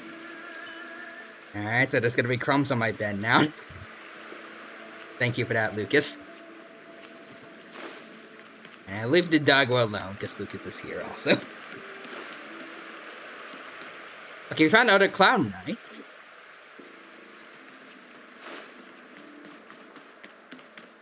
This is where we were at before. I'll grab this. Before we continue on with the main story, I want to see if I can go over here. Our Sanctus Medicus sorcerer is hiding out okay, there. never mind. It's too dangerous to roam. Please wait here for the Master Diviner's return. Okay, the Santus Medicus dudes are there. I want to fight them, though. Who goes there? Show yourselves! Hello. Wait, it's you. Quickly, in here. It's dangerous outside. Alright, thank you. You recognize us? Are you not the General's guests? The Master Diviner prophesied your arrival. We were ordered to wait for you under any circumstances. Okay, so she did remember us. Alright. Hey, Fuss? Yes, the Master Diviner ordered us to remain stationed here and went to scout ahead. They're saying the disciples of Sanctus Medicus have returned. They haven't been seen for an age. The Okay, troops okay. are anxious. He's whining a bit for some reason. He's just staring at me. He still has that bit of pizza that he's left on my bed. He's not eating it for some reason. He's just sitting with it. It's good that you're here. The Master Diviner said the knights weren't to move out until Okay, you Lucas. arrived.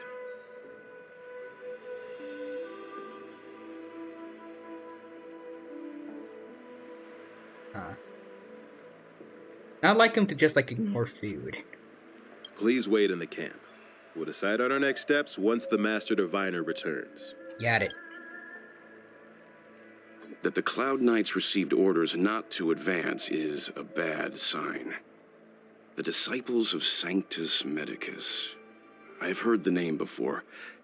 If memory serves, now he's eating. they're an underground sect of the Abundance that's said to have lain dormant within the Cienjo, plotting to overthrow the Alliance. And they're jerks. The Stellaron has certainly caused Abundance-like abnormalities. Is that what motivated the Disciples to come out of the shadows? No. The Knight's main force remains intact. Something must have happened. Something we're not aware of. The Master Diviner isn't here. Let's head into camp and see what we can learn from the troops here. Good Alrighty. idea. Why don't you take a look around, benefactors? My feet need a rest. Alright. As God is the dog. The thoughts of a dog are truly an enigma. Indeed. Now he's finished the pizza and is looking up at me again. Not more, Dokush?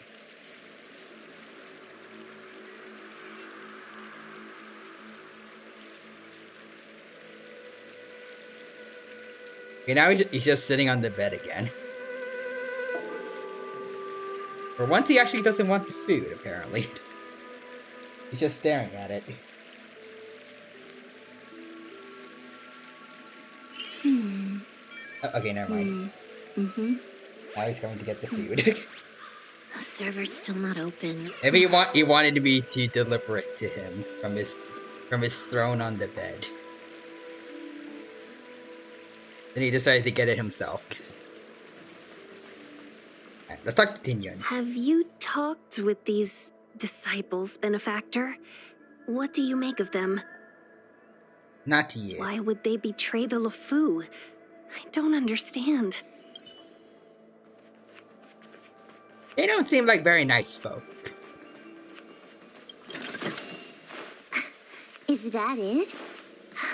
Stingy For a second, I chest. thought that was an enemy there. Let's see. Oh, you talked to this guy. Forgive me for being brief. Warfare is a dangerous business.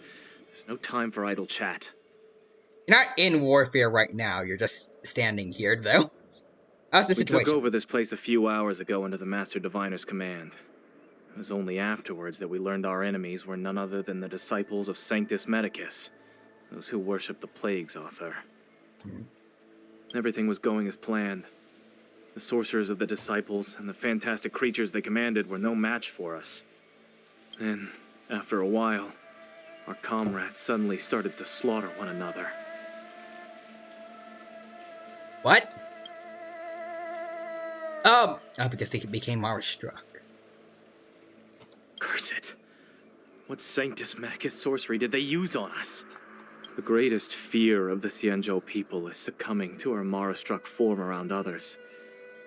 To do so means that we have given up on being human, lost the abomination sleeping in our immortal blood, and violated the Rainbow's admonishments.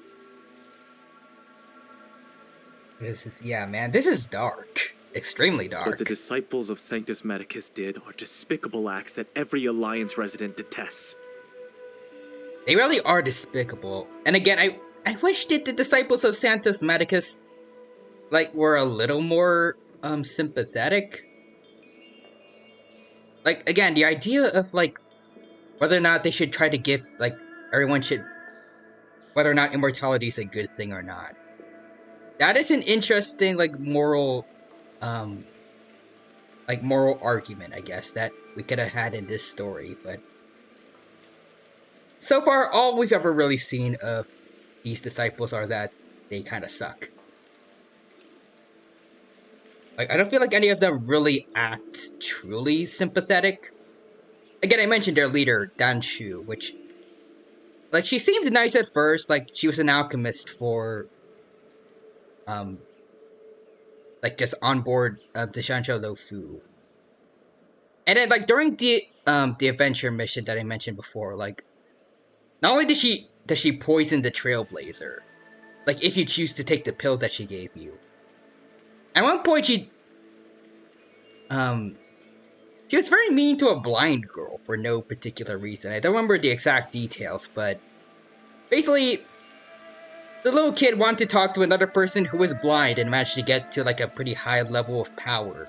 Asked her, like, will things get better for her? And Danshu said, no, kid, things are not going to get better for you. And, like, it's really, really cruel to that kid for no particular reason.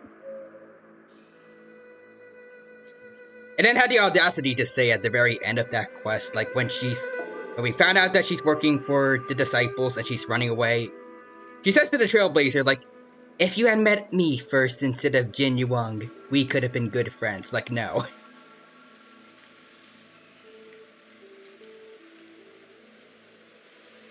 I mean, besides the fact that Jin Yuan is extremely charismatic and, like, the fact that he's voiced by Kagi means I would absolutely choose him over Danshu every day of the week. Danshu is not a nice person. Also, Kage Rockall redeemed Tyrannomon, so let's add another one to the pile. And it's good to see you here also, Kage. Hope you're doing well. Hope you have a good time here at the stream. And I hope that, I don't know what else I normally say, but yes, I hope that you were doing well. There you go. Now you have 4 Tyrannomons. Roger says, even the Fitsui would be like, yo, bro, that's a bit too far. Honestly, the Fitsui are overall a pretty sympathetic group. Like, there are plenty of those that are pretty clearly evil and have done bad things, like the Torei, but there are also those that are clearly very sympathetic, like Child. He's just working for the Fitsui to support his family, like, well, he's loyal to the Saritsa and he wants to support his family, like his siblings, like Toonsir. And Scaramouche, his past just hit him with, like, a lot of trauma. There's not much else he could really do besides be evil. His life before joining the Fitsui was just the perfect supervillain origin.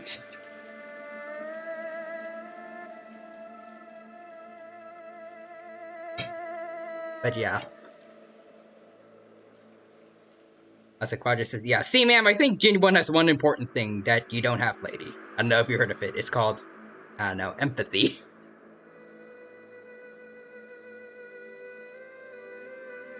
Yeah, even Wanderer. Besides those two, even.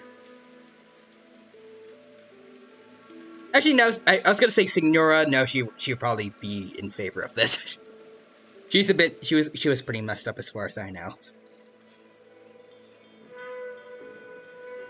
Yeah, heck, he's even more sympathetic now because he doesn't even try to excuse his behavior. He even says that he hates himself, and that's why I like Wanderer. Yeah, I like that he's kind of going through like a real like redemption arc. Like it's not like like after doing some good things, everyone completely forgives him, including himself. Like he acknowledges that he was not the nicest person in the past, and he doesn't really try to hide it.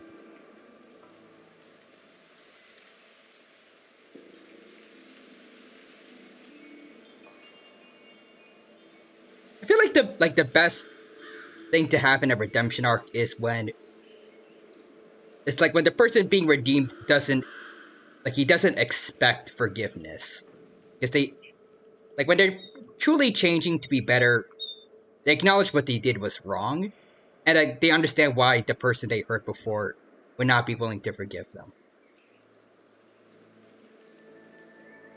Like say like Zuko from Avatar.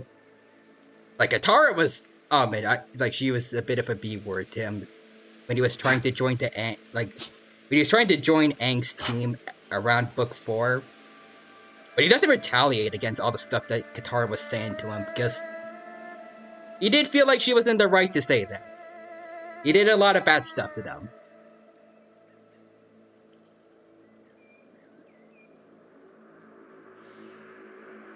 And I feel like when people if someone tries to be better just to get forgiveness for someone, it doesn't feel like they really want to be a better person.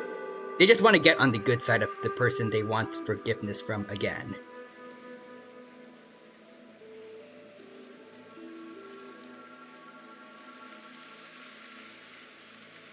Now that I think about Wanderer again, I kind of wish I got to see more of him in that event that happened recently for the Academia. Like where he was called where he was called Hat Guy for the first time. I kind of wanted to see the conclusion to that event, but for some reason I didn't realize it was a limited time event. I thought it was part of it was like a side chapter for the main story for whatever reason. The story with Aishut, I think, Osayo's wife. In that event where we saw Shenhe for the first time. I thought it was going to be a permanent thing. So I hold it off on Genshin streams for bits. And then I realized, oh shoot, nope, the event's over. All that story and lore is gone to me now.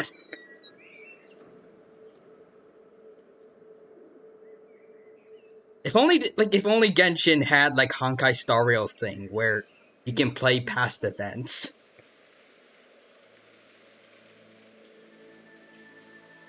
And now every now and then YouTube seemingly taunts me because they keep showing a cutscene from that event as an ad for some reason.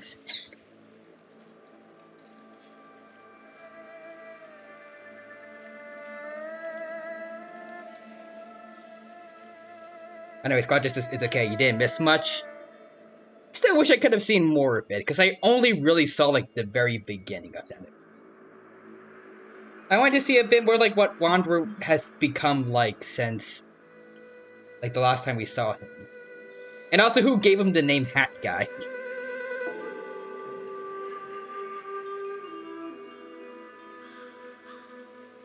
If someone gave it to him, I think he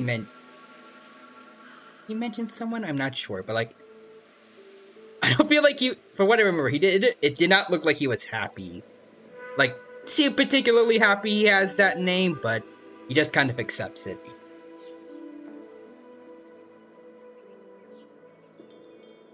Oh, wait. Okay, wait. Quadras Nahida gave him that name. That was confirmed at the beginning of it. Oh.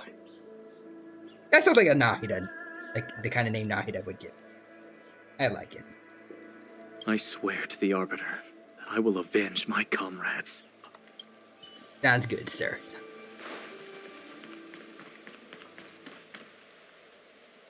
Oh, is this one of the disciples? Ah, yeah, it is. A captured disciple. I don't feel like I'm going to enjoy talking to this dude. Oh well. You want to ask questions? Fine. But I must be present the whole way through. This part needs to be recorded as testimony. Got it. Also, for some reason, there's a... Like, Lucas has not been eating the latest bit of pizza that I gave him. Yeah, Lucas.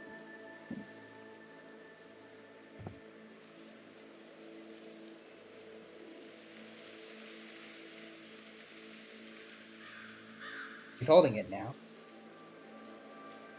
And he's going back onto my bed to eat it. More crumbs.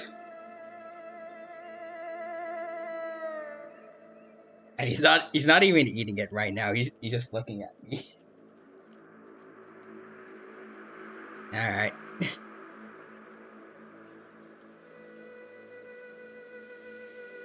Watch this chill, Dad. I'm taking my time.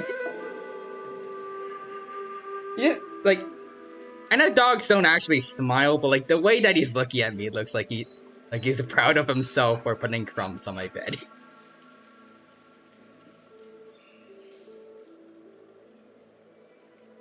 And now he looks sad. Sorry, buddy. Okay, buddy.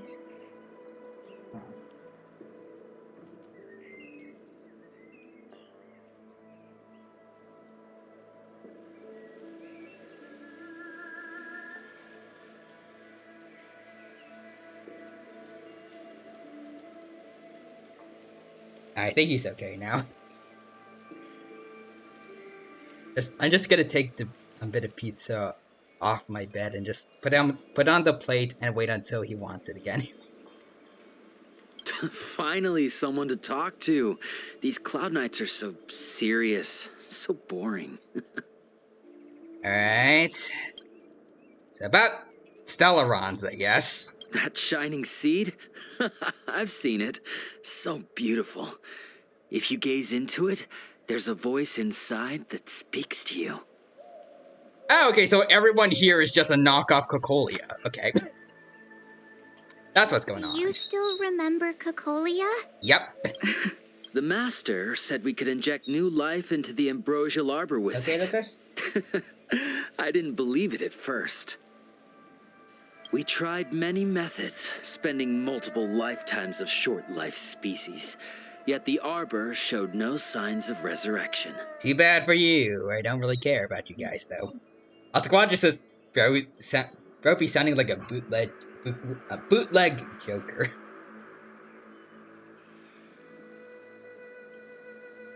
Like, Batman! Look at this. Look what I found a Stellaron. You wanna know what I'm gonna do with it, Batman? I gotta make a lot of people's lives worse. And effective with Mara. For no particular reason. We're seemingly not doing it to make life better for people or have like a real agenda. We just want to be jerks for no reason. But look upon it now.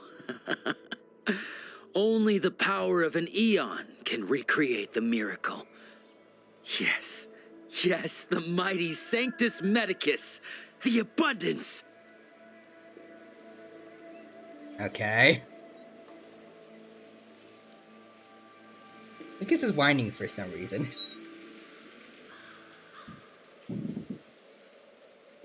I also see John Rice is here. Hello there. Hello, John Rice. Welcome. Thank you for stopping by. It's good to see you here. Hope you're doing well, and hope you have a good time here at the stream today. Welcome. Right now, we are playing Honkai Star Rail. It's going well. Hope you're having a good time here, and I hope that you are having a good day today. And our Aeons godlike, they basically are gods of this universe.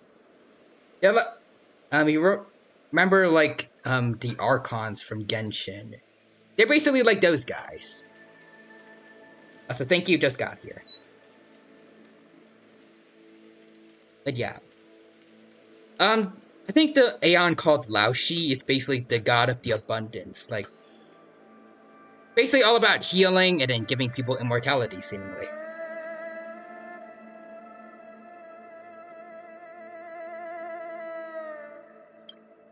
Alright, what about the Ambrosial Arbor? So, you witnessed it too? The ambrosial arbor's resurrection. Magnificent. It's kind of like a tragedy though. Like it went into like a school basically. A lot of scientist dudes got scared by it. One of them got trapped until we saved them. John Rice says, yeah, he seems sane. Like it crashed basically like after like when it grew up, it crashed into like basically a school, I think. Like a lot of people had to evacuate. It's not magnificent. Anyways, Quadra says, I saw an interesting comic of like what would all the DC characters' nightmares would be, and Joker's was that he won and Batman passed by slipping off a rooftop, and because of that, Joker lost all passion and went into a life of normalcy. I feel like that would be Joker basically, like because I feel like one of the greatest joys he has in life is like just like his conflicts with Batman, and then like if he goes away for whatever reason, it's not really anything for Joker really to do. Especially the Joker from that Harley Quinn show. It's like it's all about his rivalry with Batman that keeps him going. Same thing for like it's a little bit different from other Jokers, but like the Batman, like the Joker from the Lego Batman also. Like him wanting to be recognized as Batman's arch nemesis was like his whole thing. But yeah, it's fun. With no bats, there's no Joker. In the Befall era, so far in the past that even long-life species cannot recall, Sanctus Medicus the Abundance gifted the ambrosial arbor to the Xianzhou Luofu. With that sacred tree, humanity realized many miracles. The fallow earth, the western soapberry, the altered flesh. Okay, very random things to mention, but alright. That devilish archer ruined everything. They twisted right and wrong and erased Sanctus Medicus's achievements. But soon we will return to the glory of the Befall era. Okay, but do you ever consider why Land did that? Okay, so John writes this. So basically, it's Yggdrasil, the World Tree. Pretty much, kind of. That's like Quadra says, I don't like your words, insane magic man. Oh, guess you okay?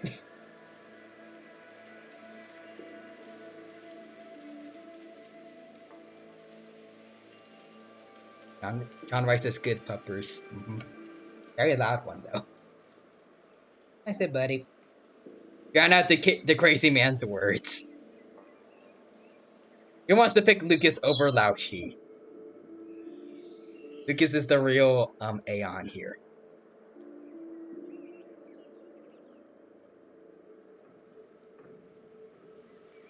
I think he wants to go outside now.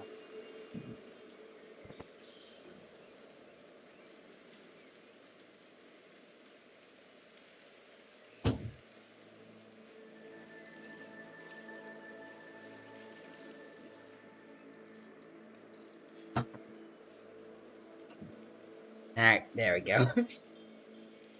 Yes, left the bedroom now. He's going off to explore the rest of the house. Maybe someone else has food that he wants. Alright.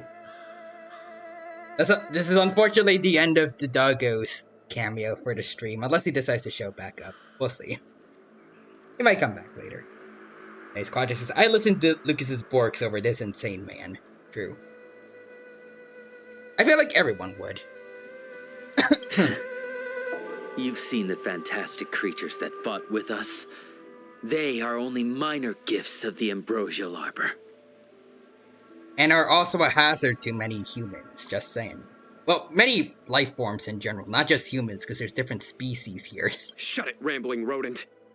The Cloud Knights will root all of you out soon. Yeah, I'm rooting with whoever said that, one of these two. What did you do to those Cloud Knights? What did we do? We cured our kin. It must hurt to be trapped in such weak flesh and blood. You remember what I said before about, like, I wanted the disciples to feel more sympathetic, like them being more empathetic to others, like they're trying to cure people of suffering or something like that, and that's why they're all about immortality. This is going in that line, but like towards the end, being very dismissive of anyone that doesn't want to be immortal. Like the person we saw before also, like they really don't seem to like anyone any short-lived species, and also the whole heh thing over here in the middle. It doesn't feel like he's doing this for a good reason. He took pleasure in like inflicting that person with the Mara.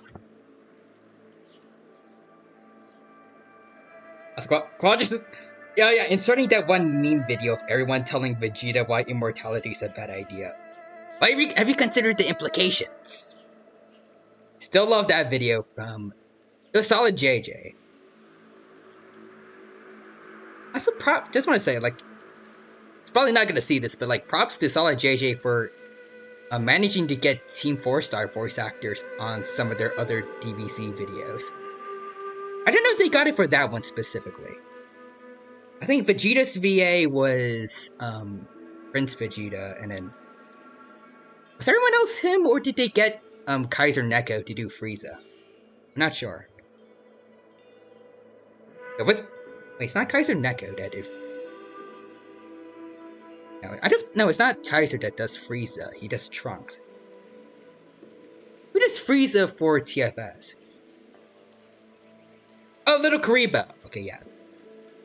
Yeah, Little Karibo. Okay, yeah, Quadra and John Rice remind me. They both remind me. Thank you for that, guys. Yeah, so Little Karibo for Frieza. Did they get him for that immortality video, or I'm not sure. But like, while we're on the subject of Solid JJ, I really loved his most recent DBC video of, I think it was like Goku's genocide roulette, basically, where he kept instant transmissioning Cell, like everywhere, basically. I think they got Cal's Kingdom, a really darn good Goku voice actor that I think was in a couple of Xenoverse 2 mods that I really liked. He genuinely sounds like Seeing Chanel at times. Well, like most times I hear him. It's very hard to tell the difference between them. They got Prince Vegeta for Vegeta's VA again. I think they got the TFS voice actor for Piccolo. It sounded the same as Lani Pator. And then they got Kaiser Neko for Trunks. Like, when Goku somehow teleported Cell to the future, the Kaiser Neko Trunks is just telling Goku, like, just leave. And then after seemingly saving the future, then they have the little Goku Black cameo. I think that was perfect for me. I think Solid JJ did that voice though, because it didn't sound like the voice for Goku Black that Masako did for one TFS short.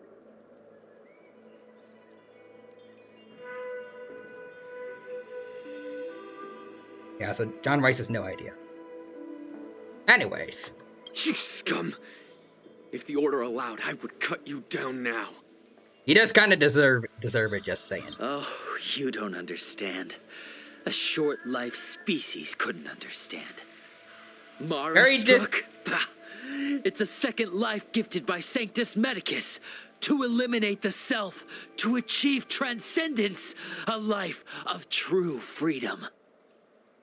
Okay, so back to what you said before about short-life species couldn't understand. I forgot what the word is for it, but I'm trying to come up with it right now. Yeah, I remember. It's very condescending, sir, the way you said it before. Like you said that first bit. And then second, this bit is actually good. I wish, like, maybe the disciples were, like, more,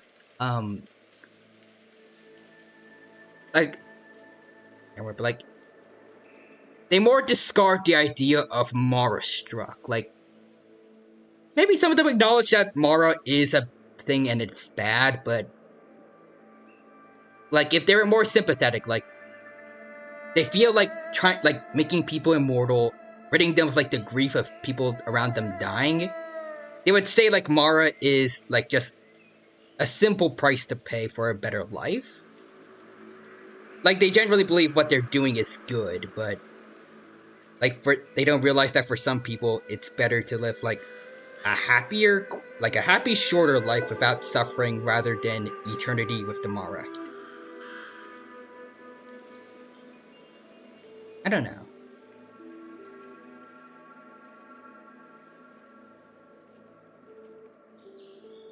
I just feel like it would be really cool to have like a technically evil faction that genuinely feels like they're trying to do good, but they don't realize like at least their method of trying to make things better for people isn't quite working out.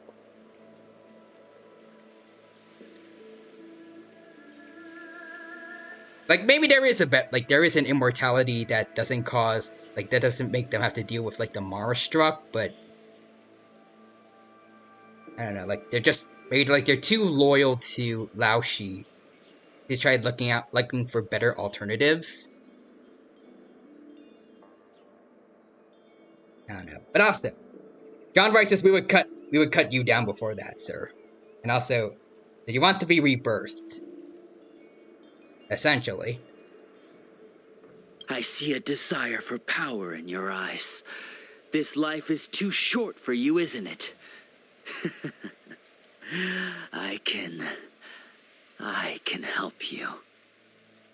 Okay, how do these guys think that they are in the right, and like people following like the people following the hunts are in the wrong when you talk like this?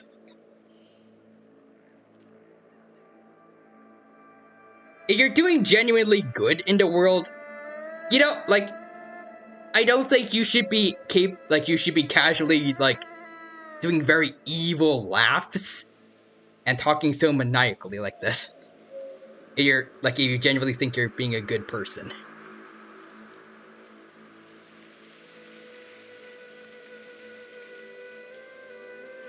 It's like saying, I don't know, like, the best example I can think of is like, if they're, like, this guy would, it'd be like if someone was like, I'm gonna go volunteer at the orphanage and then go take care of some stray puppies. Like, that doesn't happen.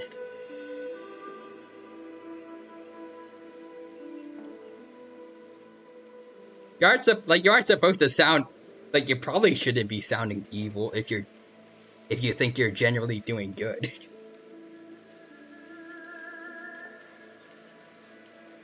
Also, John Rice says, are you gonna be like dark souling things now? I don't know. Also, Quadra says, because I convinced someone by talking like a. Let's see. I can convince someone by talking like a psychopath.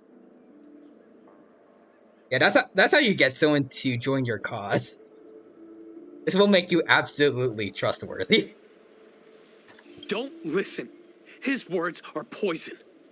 Yeah, I already figured that out, dude. We're just having fun, sir. Without the blessing of the abundance, you short-life species would never be able to endure the transformation. Still very condescending, dude. Also, what do you mean by having fun? They are still taking pleasure in this, like... like, this guy really doesn't seem like he's trying to do this for, like, the greater good. Anyways, I don't have any more questions for this guy. Master Diviner, you're back. Oh, Fushong. Hello. I have kept you waiting, but the deceit of the disciples is laid bare to me now. Let's see. You kept us waiting, alright. Please tell us the whole truth this time. Why didn't you tell us about the disciples of Sanctus Medicus earlier? Apologies. To avoid dissemination of intelligence, the General and I kept the involvement of the disciples to ourselves. Ah. It is a clandestine organization that seeks to overthrow the Alliance. We know about them. Before the Stellaron disaster, the disciples had remained veiled in shadow for years. Their emergence reflects their intricate connection to this calamity. The conflict is difficult, Master Diviner, but you have led your forces from the front lines and beyond in pursuit of the enemy. Admirable work. Well said, Welts. Hardly. A diviner must acquire first-hand knowledge in order to calculate the future. Collecting intelligence in this way assists me in achieving the right answer. Wait, what's all this about a difficult conflict? The disciples of Sanctus Medicus have been scheming for a long time, but our army is in no way inferior. How can things be so difficult? Well, I mean, it is the fact that, like, they're turning some of you guys against you with the Mara Struck stuff. Anyways. This is the funnier option. I think I'll go with that one. Just ask for help normally, please. You can do it. It would seem you came prepared. The first time we met Madame Yukong, she said something like, "This is a Xianzhou affair, and there's no need for the Express to get involved." Yeah, she did say that. And now here we are running around doing everything. Even the IPC takes it easier on us. Now, speaking of which, I wonder if we can actually see more people from the IPC. They're mentioned a lot, especially at the Herta space station, but I don't think we've actually seen people working, like, from them. Unless maybe Screwellum works with them, I'm not sure. Otherwise, I think the only time I've seen them, like, in-game, we didn't actually see them. It was the aftermath of, like, the Screwellum and Silverwolf event, where Silverwolf lost all her games, and then she said she was gonna go over to an IPC headquarters and get her games back. Let me guess. What are we up to this time? Could it be heading to the front lines? Leading the Cloud Knight charge? That could be fun. Well, try this on for size. Nope! I can't stand any more of this fighting. So there. March, we can't just leave these people like this. Also, I like the smile that Tin Young is giving them. Well, you guys can't see it actually. There we go. Tin Young is just, I know it was like smugness or like how someone would describe it, but like, I think she just likes our antics. Anyways. John Rice says, we can, but it's not nice. Yeah. It's like playing co-op in any game, and then when things get dire, you just log out. Anyways, Quadra says Tin Young. You know, she has a point. That is true, actually. She was like that earlier in the story. Like when we were about to fight Kafka. She was like, I'm just gonna stand back a bit, you guys deal with that. You know, enemies tend to have a very, very, very, very preference towards targeting me. And I don't want to die, so you have fun with that. Who said you'd be heading to the battlefield? Me? I want to join. I want to fight. We're not? Oh, okay. Jing Yuan's orders. He said that the value of unexpected guests lies in the unexpected. The Cloud Knight's assault was to demonstrate our power to the enemy head-on. Now it is time for the unexpected. Oh. So we're just gonna, like, do a surprise attack. Well, they think they're just dealing with the Cloud Knights. Please, come with me. You got it, ma'am. Let's go. After receiving the Ambrosial Arbor, the Alchemy Commission was once the Luofu's most vital commission. After all, it was they who changed the Xianzhou natives into long-life species. They also developed many incredible technologies from the tree all of itself. this. Seems interesting. Oh, is that it? Alright. But in the end, the alchemists grew discontented and began to obsess over the manipulation of life.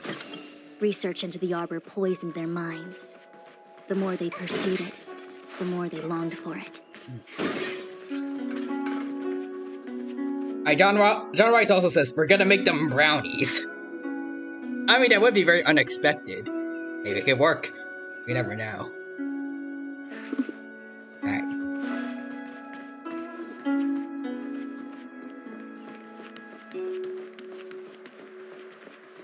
Let's go.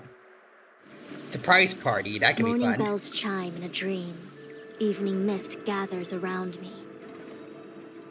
Do you see that? Yes.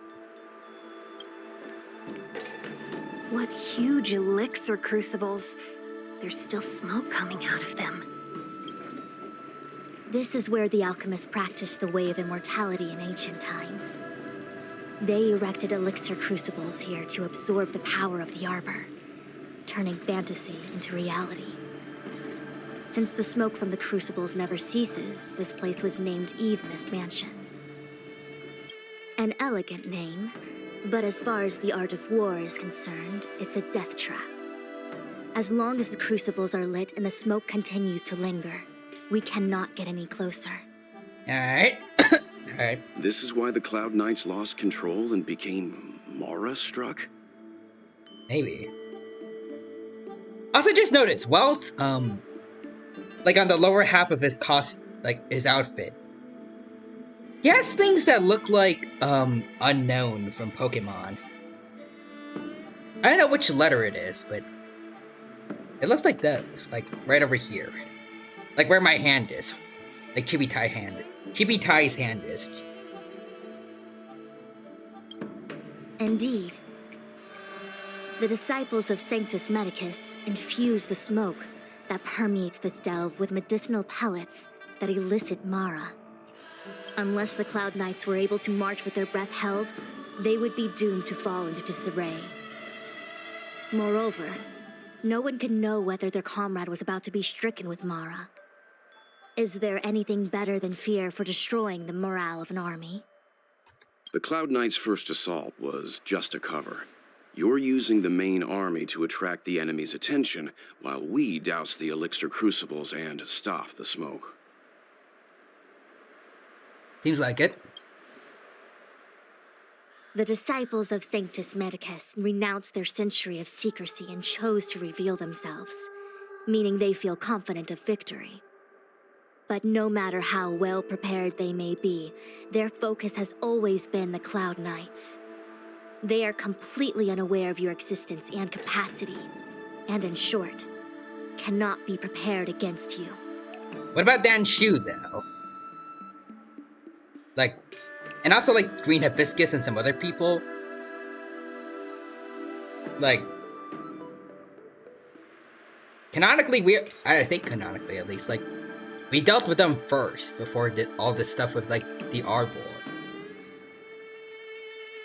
Also, unless like with the event with Dan Heng again, like maybe they changed the order a bit, so like that side story we have like people are supposed to do like after this. Nice.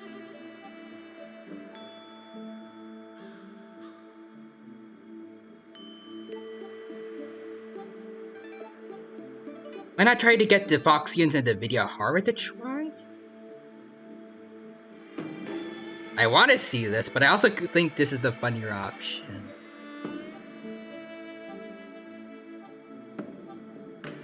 I feel like we're probably gonna get this answer anyways, so let's go with this one. Smoke can't affect us? Indeed. This demonic vapor is a weapon targeted against the Cloud Knights. Wait, what? The ambrosial arbor is taboo for the Luofu, and the Xianzhou alliance has always been fiercely independent. The disciples of Sanctus Medicus could never have guessed that the general would seek outside help. They won't be prepared against short-life species. Oh, okay.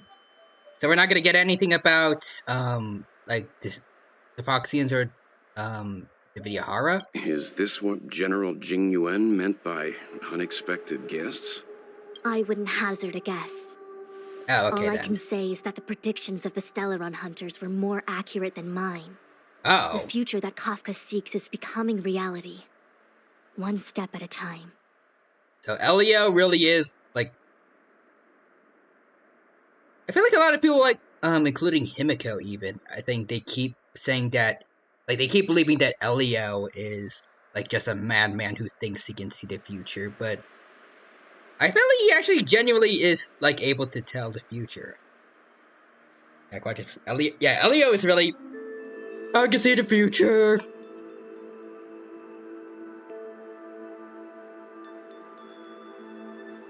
That's funny. That's why I imagine him as now, like one of those aliens from the Bardock special.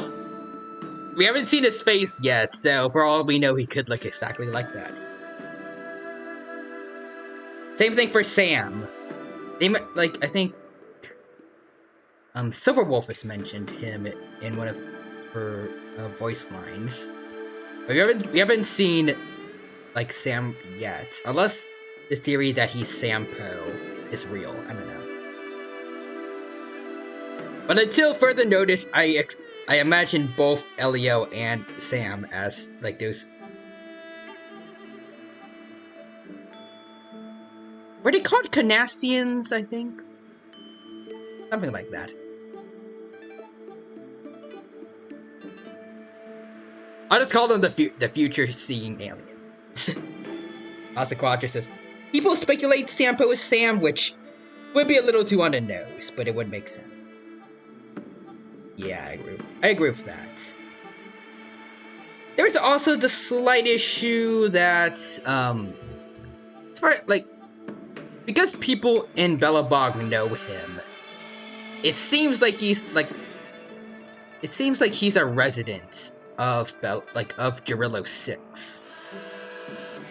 So it doesn't seem like, and like people, Gerillo 6, they haven't come in contact with anyone from space for years, like centuries, so it seems unlikely that Sampo is Sam, but I don't know. Unless they like messed up with like people's memories or something, I don't know. Anyways, John Devices, you're gonna do what is needed. Let's see. This is the only way, or I don't want to act according to their predictions. I do not wish to be their puppet either. In any case, we do not walk alone and unhindered on our paths. Our choices define us and influence others. The duty of the Master Diviner is to bring luck and avoid misfortune.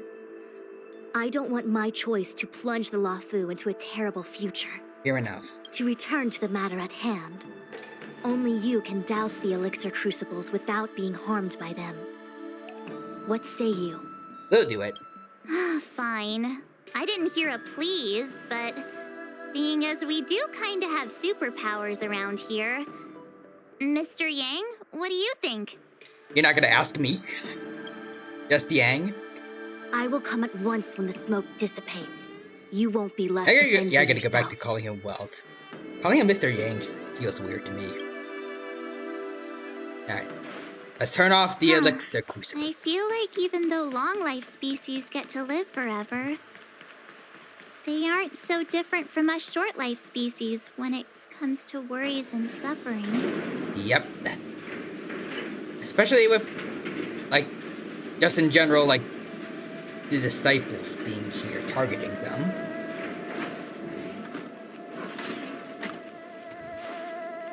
Wait, Miss Ting-Yun! Why are you still here? Wait, what? You're too close to the crucible! Thank you for the concern, but I'm fine. The General commanded me to stay with you. I dare not go against military orders. That's Your life is more important, Miss Ting-Yun. That's a bit out of character for We Ting-Yun. can explain to the General. There's really no need. I've spent my years traveling the universe. Not to mention, I'm younger and stronger than I look. Even you benefactors have probably lived longer than me. Wait, what? Okay. This feels very out of character for Ting-Yun. Like, before, she was scared of, like, going off, like, fighting Kafka, but here she is now, like, saying, nah, I'm plenty strong. I can handle this. Let's go. That's sus. What's up with Tin Young? Did she undergo like a training arc or something? While like off screen?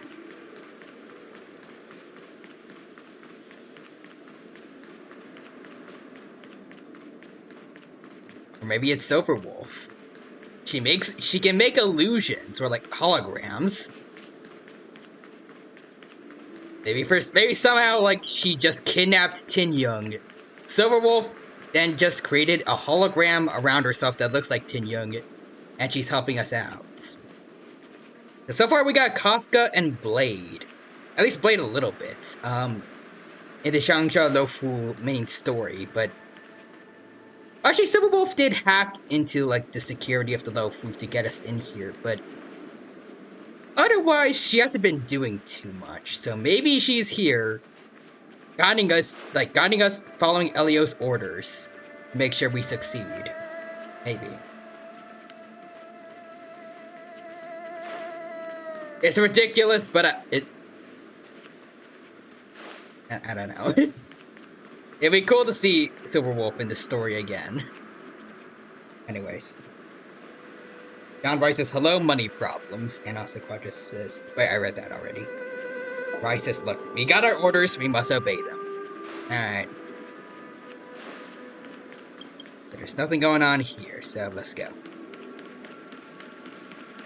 I'm gonna turn this off. Get that smoke out of here. Seems like the smoke is getting thinner. Not thin enough. We need to hurry. What up, Abomination?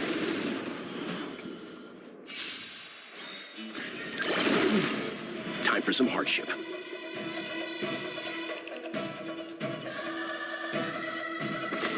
I've never seen the real, like, took the bait. in the overworld, they're called, like, abominations. But, like, I saw it in the name, but they're just called Disciples of Santicus Medicus here. London Spirit and... Okay. Time for a buzz. They look like zombies? I mean, kind of, like, they're transformed humans. Lance ablaze. Lance. Richard, like, these guys are... Like, they are Mara-struck people, and according to, like, their names, they are genuine... They're actually, like, alchemists that once worked for this organization. You took the bait. Yeah, like, it's Time for a buzz. kind of terrifying, but, like... I'm on guard. I can understand wanting to live longer, like, I'm a bit scared of death, but leveled up.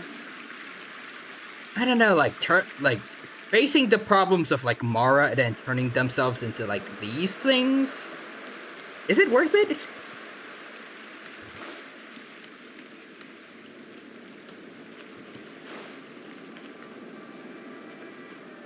I don't know. Oops. Turn it off! Oops. Why did you turn it on? Sorry, Mark. Sorry. I don't quite know why I did it either. Oh, hi. Do you mind, buddy? I was just having fun with my friends here, but alright.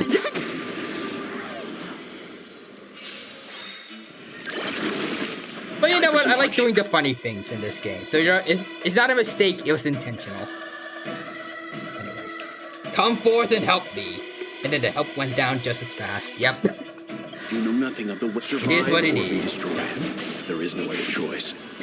But anyways, yeah, living forever. Also, Clark is this. Can I have fun this Well, first time? I acknowledged the emote there, and then also Elio be like, that was part of the script. Time for a buzz. You don't look so good.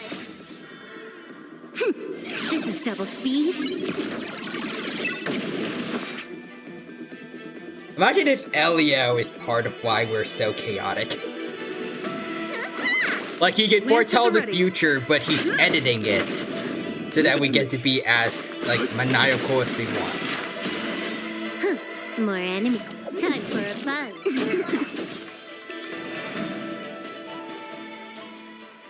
Like he's just like maybe he's just a Let's do it stand-in again for when the you're leveled writers.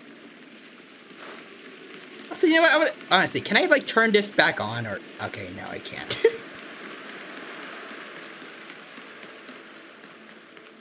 Oh wait, I can turn this back on. Seriously, you put your hand on ancient engravings. Wait. Are you doing this on purpose? Okay, you know what? I'm gonna turn this thing on and off again. I want to hear all this dialogue. Alright, hold on. Let's keep going. Let's keep going.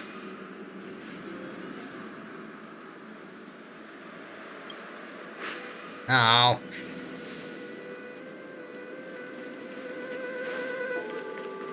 Fine, fine. Let's keep going. John versus why you like this? Because it's funny. I'm fine. I hate I would say I hate the abundance, but like I hate the disciples, but as much as that, I enjoy being funny more. This is double speed. It's time. This game gives me the freedom to be funny, so I'm going with it. Also, Rogers is Silver Wolf. Are you sure this is part of the script? Elio. You question me? No, but you know, some of the choices you made in the script are Better make a choice. strange. And then Elio just says, survive or be destroyed. There is no other choice. I don't know. Well, Can I have fun this time? you know, the future works in mysterious ways. Don't worry about it. Time for a buzz.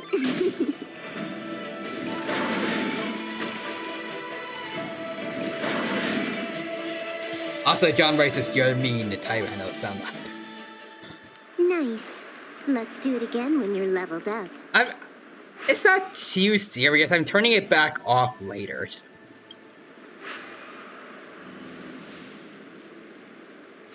Anyways, Quad says, what if Elio is Sweeto? It is I once again! You thought you saw the last of me in Digimon Cyber Sleuth, but I'm still here, lingering, watching you all.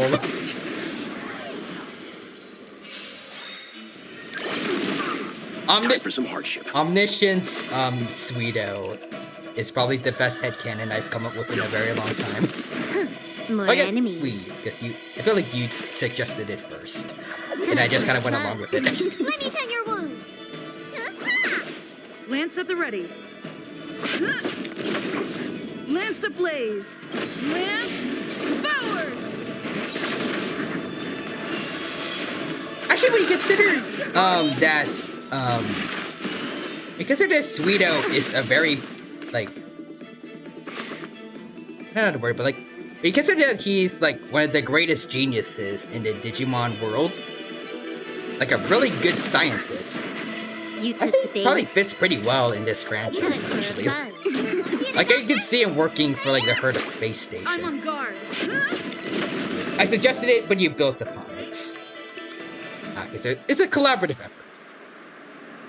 Alright. Let's stop this. Oh no. Yay, we did it! Can't see the smoke anymore. I see something that looks like the Guardian Shadows over there. I'll lead my troops to the rendezvous. Yeah, that looks like one of the Guardian Shadows, basically, like where the Shansha Lofu would. I don't want to have to deal with them again. We can't return it on again. Dang. All right. Let's find him, I guess. All right. So, you succeeded in dousing the elixir cauldrons. Wait, Master of the Disciples of Santicus Medicus. Wait, this is Danshu? Unimportant. The inevitable is already upon us. Not unless we stop it first. Danshu. It's you.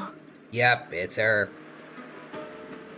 I have met you before in my capacity as Chief Alchemist, Master Diviner. You don't seem surprised. Indeed.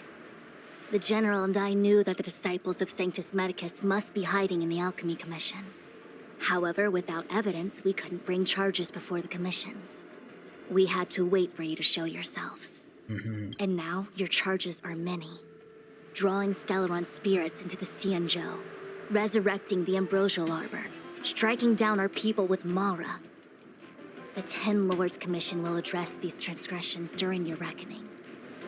But I'm guessing we're gonna have to fight you first, which I will gladly do, don't you? Crimes? If I am guilty, then all of our Xianzhou ancestors are also guilty. They were the ones who accepted the blessings of the abundance and turned their descendants into long-life species. And then they learned what they did was wrong and realized it was a curse. The disciples of Sanctus Medicus are only walking on the road our ancestors once took.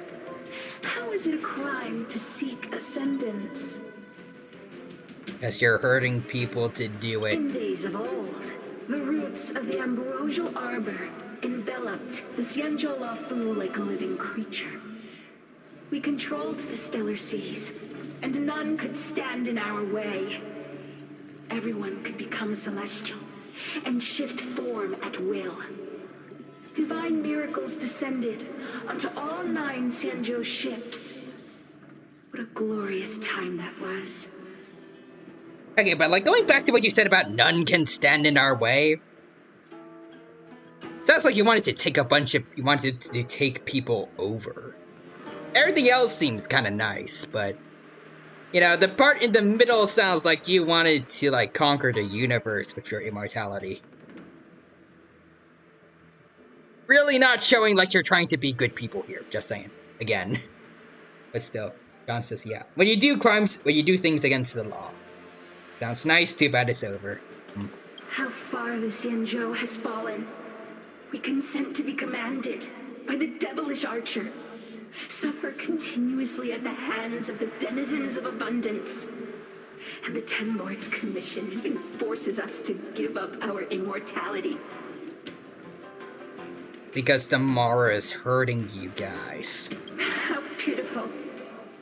I do not blame you for your ignorance. We were not born in the era when the Ambrosial Arbor first descended, nor did we witness its miracles. But now, we now have an opportunity to restore the ancient laws. We don't really care what you have to say, don't you? We just want to fight you, please. Forgive me for thinking you might have harbored some profound enlightenment. Yours is the same old talk of those who seek power and give up on their humanity. Our Xianzhou ancestors fought side by side with the Arbiter, laid waste to the Arbor, and established the Ten Lords Commission to lay down the lines between life and death. In doing so, we enshrined our future as human beings. Asa Quadra says, yeah. We were forced to give up our humanity, Stella. Perhaps you misunderstood. I said, this hurts people. Yeah, like, I don't get why they don't understand that. Like, if they just kept it to themselves, or like anyone that volunteered to join them, like, yeah, that's cool, but they're forcing being Mara-struck onto people that don't really want to be immortal. Celestials? There are no Celestials on the Xianzhou. The divine miracles of the abundance, the manipulation of life and death. Your deeds are nothing but evil. And they don't even have good intentions behind them. A lot of you clearly act like you are just evil. You should talk to some of your, to some of your underlings. They're just supervillains in the making. One of them was trying to be Joker, basically, even. You have no moral ground to stand on. I have nothing to say to you, Master Diviner. You have already made your decision. You have discarded power. A most foolish choice. Meanwhile, you accepted power and discarded your humanity. Which is more foolish. Oh, okay, finally we can fight. Master Diviner, allow need to show you what the Celestials were capable of. Yeah, we don't really care. Time for some hardship. I'm gonna keep the double speed because I'm waiting until we can actually fight, like, the real Danshu and not just her underlings here. Just heal up, Silverwolf. Lance at the ready. Alright. Get our shields up.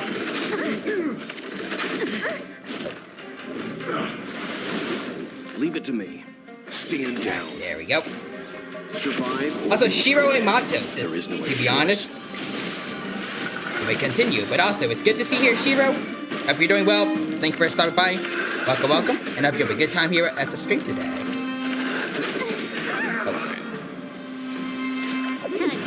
Alright, let's heal everyone up a bit. This team seems fun. And I see his smiley face there. Thank you, Shiro. Oh, thank you for the follow just now. I appreciate the support.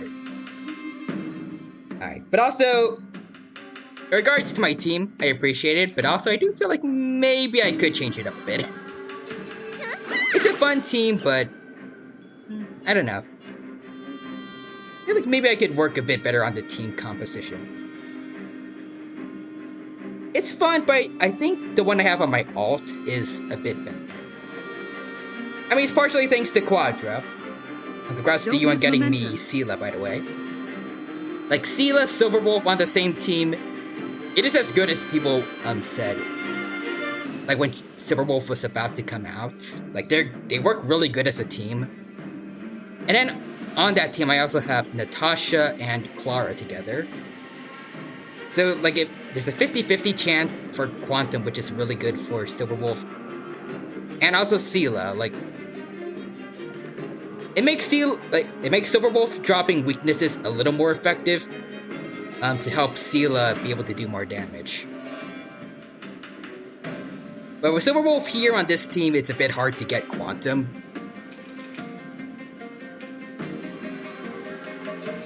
I think about like doing a revamp for my team a bit later on, but I don't know. I don't know what characters I would want to build, really. Like, I'm kind of happy with everyone here as they are, but if I can find someone better to add to the team,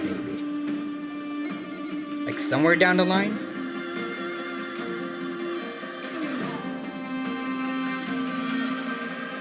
I don't know what I'd do, though.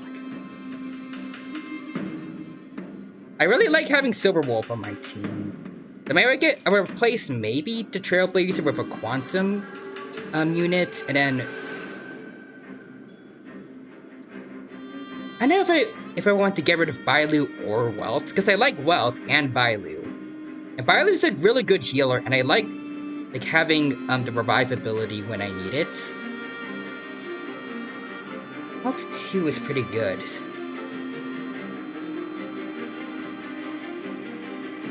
But then again, 2 debuffers on the same team, maybe I could sacrifice him? I don't know, though. But anyways, see some more messages that I missed out on. Shiro says, is Welts the main damage dealer? I think overall I'm actually, I invested a lot more into Silverwolf, actually. Yeah, I did a lot more, for Silverwolf.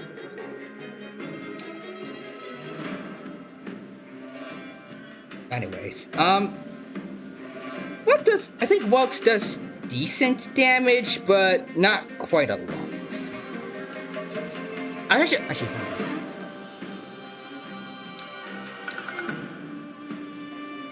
can't really show you guys, the build, really. You can't show, what I have equipped it, but I have gotten better relics for, the Trailblazer that have more, defense on them. I said it before that, I really don't like doing characters that, scale damage based on defense. I really am all about that attack, but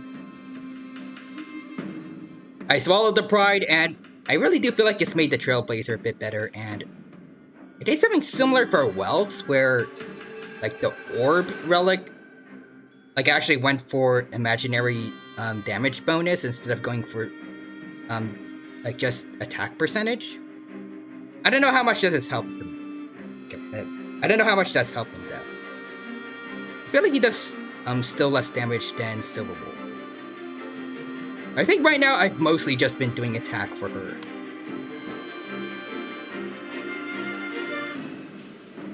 Anyways. Quadra says, Walt is really good with Dan Hung, which is unfortunate because your Dan Hung is not built. Really. For Forgotten Hall, I did boost up Dan Hung a little bit. He's not at the same level as everyone else is right now, but I got him up to level 60. And also a couple others to work with him, but it's like I haven't been doing the best with them. It's mostly just I need a decent enough team to do Forgotten Hall stuff every now and then. Okay. Also, Don Rice says Anon Steve. And Shiro says, especially since Don Hung can slow with his skill. Oh, he can. And get a big damage buff on his ult when he attacks slowed enemies. Okay, I did not know that. Yeah, I can understand why they're good together then. Roger says, I'll say this. Wait until end of story because you'll see more characters you might want to pull for. Alright. And Shiro says the difference between attack percentage and elemental damage is pretty big. Ooh. Can you explain it to me, actually? Because, like, whenever I see, like, a quantum damage boost percent thing and then attack percent, like, as far as I know, I just kind of go straight for the attack percentage because I feel like they, like, in my, like, my brain says, like, they're probably basically the same thing, but I don't know, like usually the attack percentage can go higher than damage boost, like elemental damage boost can when they're maxed out. And for some reason, like, maybe my brain is still working on, like, Genshin logic, but, like, my brain is just like, okay, maybe there's more, like, certain characters can do besides just, like, damage towards their specific elements.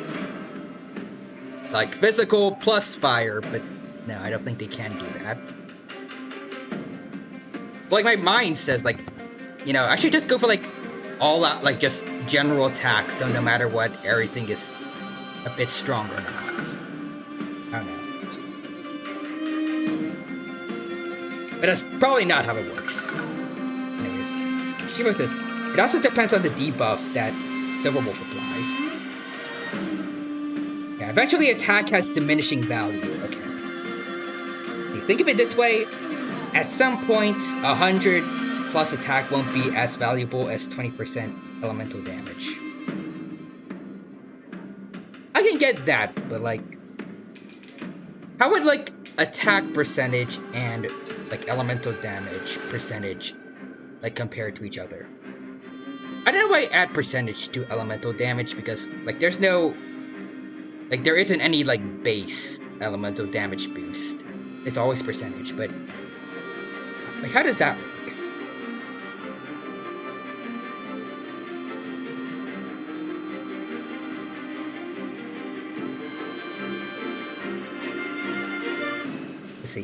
Let's see, so Shiro says, you have attack percentage boots and attack rope, so that's 100% attack already. The elemental damage boost is, like, at the end of the equation.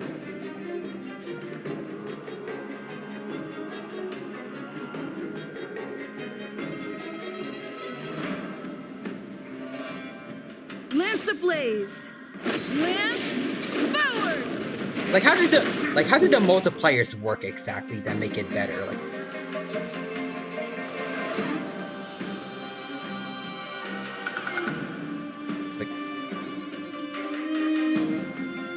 let's see, while your attack will be near the start. Don't lose momentum. Is it like a PEMDAS kind of thing where, like, you multiply by one thing and then, like then there's, like, you do something else later down the line and then,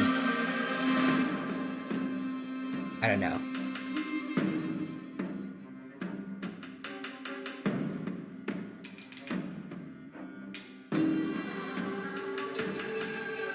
So basically, after 100% attack from Quadra, listen, you get a lot less percent attack afterward.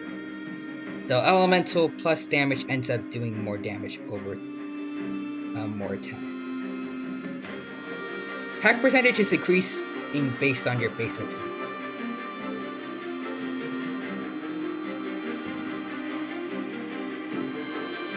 If this doesn't send us straight to more dialogue, I want to show you guys my builds and like you could probably you can spend more time like explaining it to me. Because I don't know how much you can really do like without seeing like the stuff I have. Let's begin. More enemies. At least I don't know like. Time for a buzz. I feel like I need like visuals to help explain it a bit better. My brain is not good with like just reading out the numbers. Oh. It's the person I don't like. Oh. Survive or be destroyed. Finally, she's There is no other choice. Okay, you know what? Let's get rid of yeah, let's toss out the double speed. More anytime for a buzz. It really does feel like slow motion That after needs you optimizing. go down from double speed, At but this speed, too slow. I want to savor this battle. Anyways. Okay, there's something new so far. Lance at the ready. So what are those little gray things? I feel like I should be concerned about that.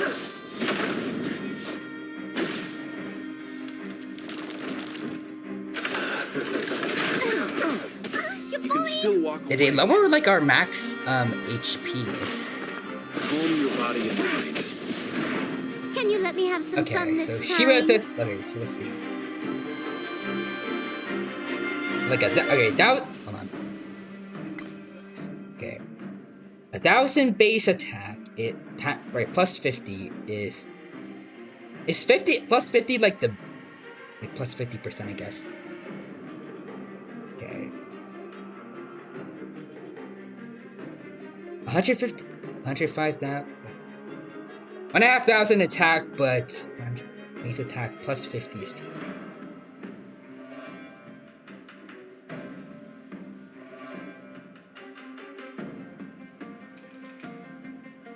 $2,000 attack, but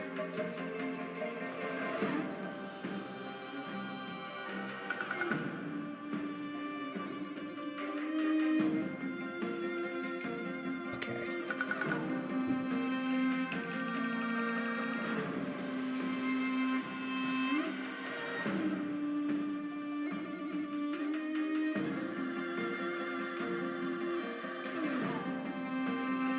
Okay, so let's see. The attack percent. I'm trying to think like how this, like it's the last two equations I think are like the important ones, right? I'm trying to think them through.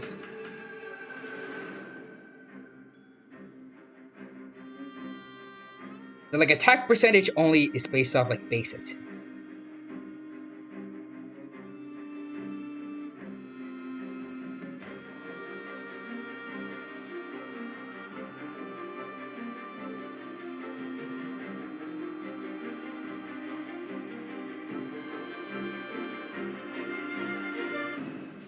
You already have 2 attack percent.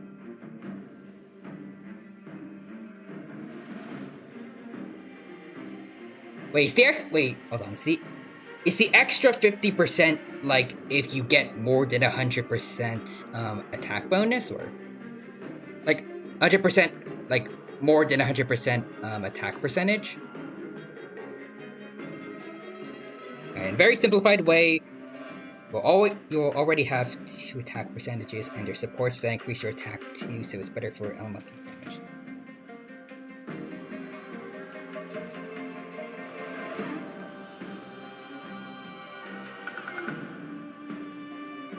Okay, so for the second to last equation, is the plus 50% supposed to like represent any attack percentage you get that's above 100, or?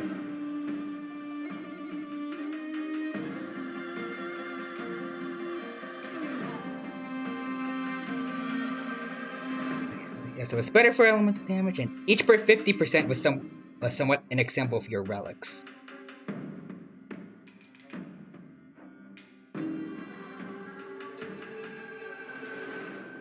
So like dedicate two relics to attack percentage, and then like the orb to elemental, or oh, also see Gabriel's here as well. Also, and time out. Hello there, Gabriel. Welcome to the stream. Thank you for stopping by. It's good to see you here. Hope you're doing well, and hope you have a good time here at the stream. And yesterday was my birthday. Nice. Congrats on having your birthday, Gabriel. I hope it was fun and that you had a good time. And now I'm celebrating B-Day week. Wanted to share the happiness with you. Thank you. And I hope you're doing well, Gabriel, and I hope that this stream will make your birthday week even better. Yeah, the emotes there. And Shiro says, okay, any attack percent buff is based on your base attack, if I recall correctly.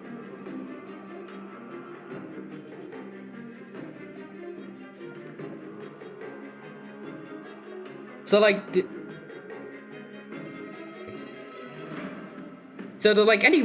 having relics with like base attack boost help, or is it like your base stuff? So like people with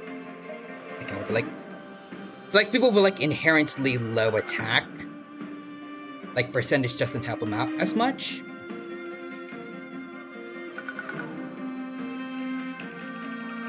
I'm thinking for like people like oh god, what was his name? Like Japard, because like he naturally just has like very low attack. Like it's like attack percentage like just no good on him. Yeah, flat attack substat isn't a base attack increase. So like attack percentage would not be able to help Japard as much as like say Sela.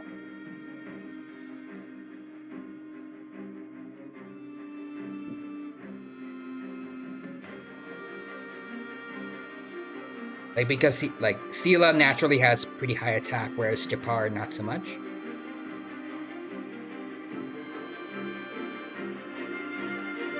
Quadras is, yeah, Japard is also more built to be a shielder rather than a DPS. Yeah, I know, but like, just like as an example. Time for a buzz. Vines and flames. Of immortality. Lance ablaze. Alright, but also, yeah, Shiro says, yeah, Japard is a preservation character, meaning he's more a tank than a damage dealer, and yeah. Flaming lance. Yeah, Sela is a hunt character specializing in some single target damage. But like, just saying, like, yeah, like, I'm just saying, like, if they were to have like the same relic for whatever reason, like, it would technically be worse on Japard than on Sela.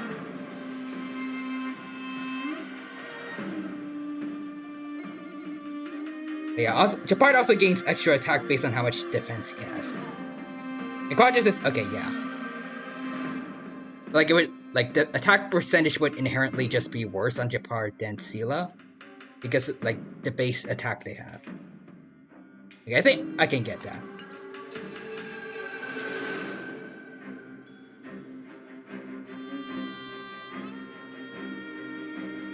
Alright, but yeah, that's fine. Lance at the ready. Fracture. I'm glad I have you guys, but like, because I really am not good with crunching numbers in my head. Or understanding what they mean in games. Yes, okay. Leave the rest to me. I won't go easy on you. We're taking quite a bit of damage right now. There we go. None of us have that weird, grayed out health bar thing anymore, so I think now's a good time to do it. Time to show it.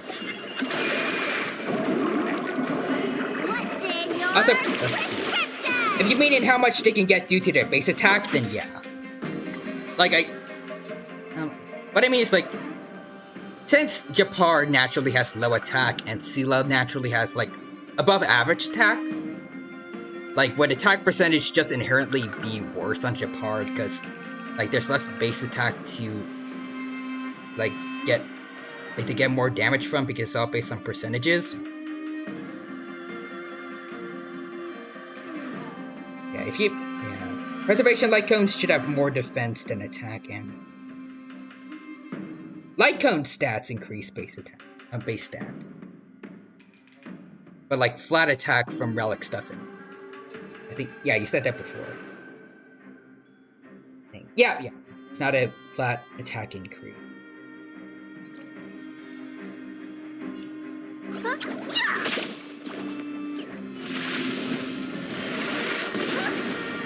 Get that one out of the way. I'm on guard. To the finish. There we go. Okay. Alright, so I get it now a bit. I'm fine. Alright, let's slow him down. Witness the stars shatter. So relics increase space on survive or be destroyed. There is no other choice.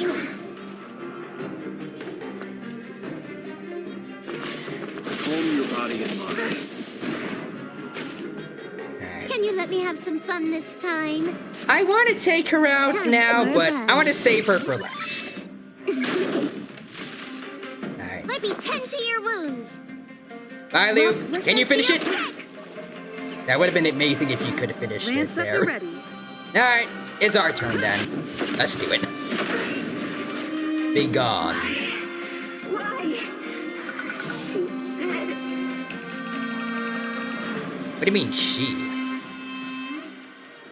The ambrosial arbor's descent will bring us undying bodies.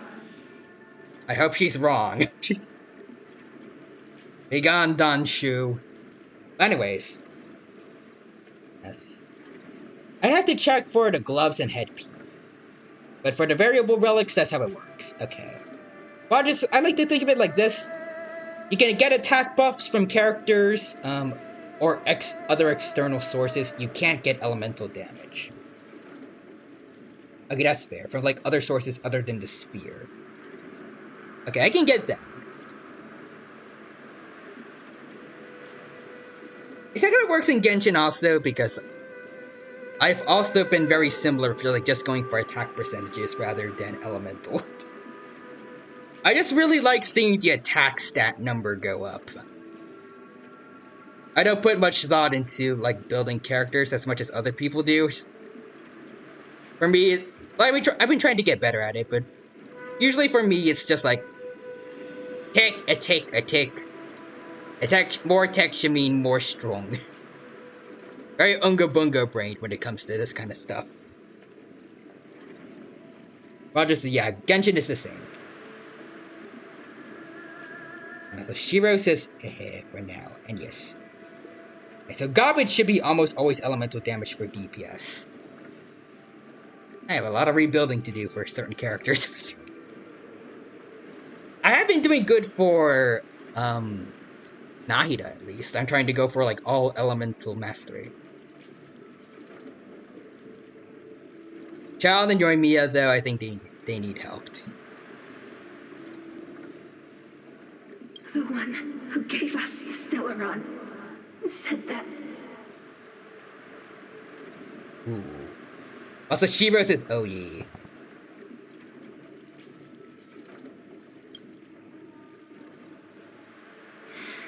Pantilia. Wait. The disciples of Sanctus Medicus have fulfilled our promise. Antilia. Also, John Ray says, and you believe them? I mean, they're all a bunch of crazy people. It makes sense for them. Also, oh yeah, Nahida has some debatable builds depending on the comp. Podja says, Nahida is a special case where literally the simplest, most versatile way is EM. But there are optimizations. The simplest is EM that works. Here's a EM. You, Lord Ravager, must do the same. Now, quickly.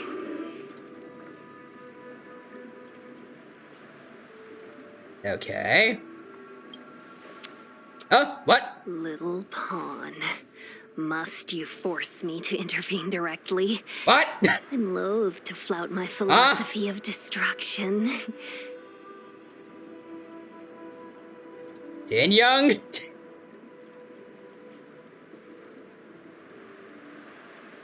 Excuse me? Never mind. It would seem the time has come for other means of dismantling the Xianzhou from within.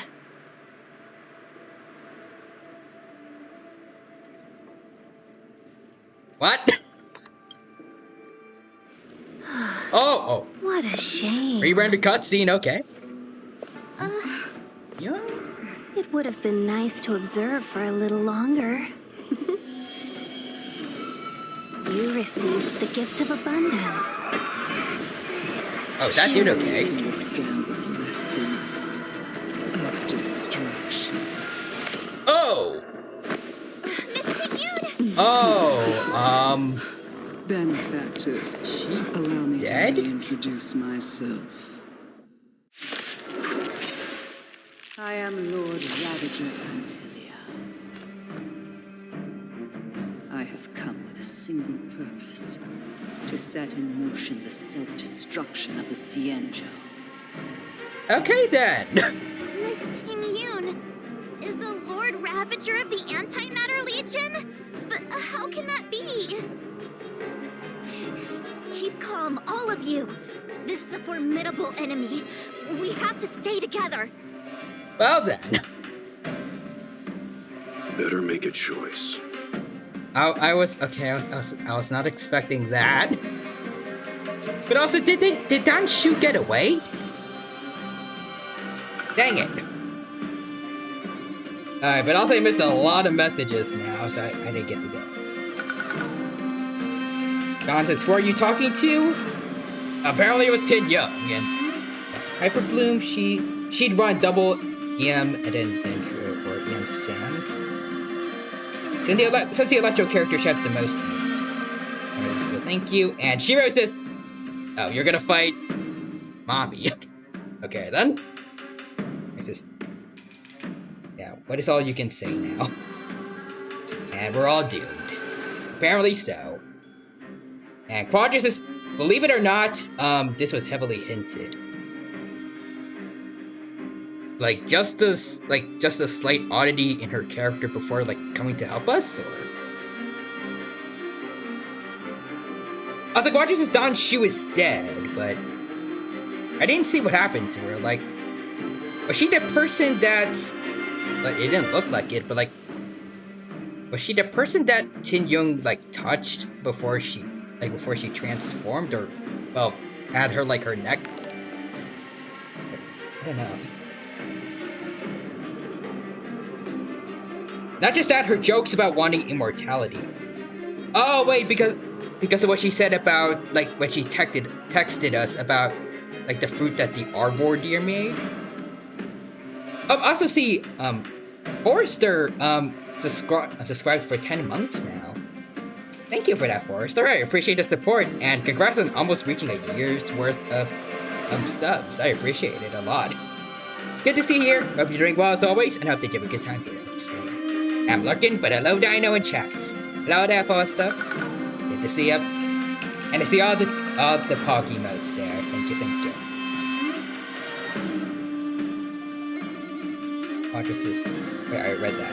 Riptide says, hey Tarano. Hello there, Riptide. Welcome. Good to see you here as well. Hope you're doing well, and hope you have a good time here. And Shiro Imato says, was Don Shu the Mara struck that turned into a Void Ranger? I don't know. All I saw of her was her turning, she was in the form that she was in before that looks like, the Guardian Shadows from Jarrillo 6.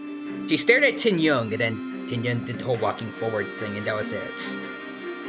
She was in the middle of her two soldiers, but I didn't see her model there, when Tin Young, You're gonna look it up. Honkai Star Rail Don Shu. What happened to her? Yeah, head of the Disciples of Santos Medic. Yeah. Is she deceased or? Oh, okay. She is dead. Okay, deceased as of desolate depths of despair. But how?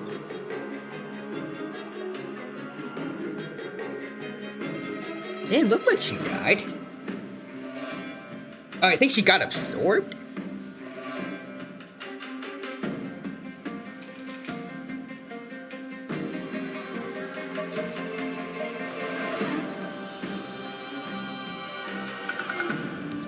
Wait, hold on, let me look it up.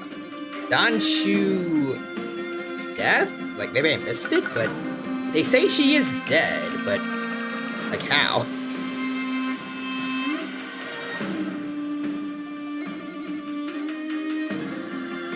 Was she the Mara struck that got killed, or? All I saw was like she touched them, like Tinya, like she put her finger on the Mara struck, and then like it basically like got engulfed in like flames, and then went like bleh.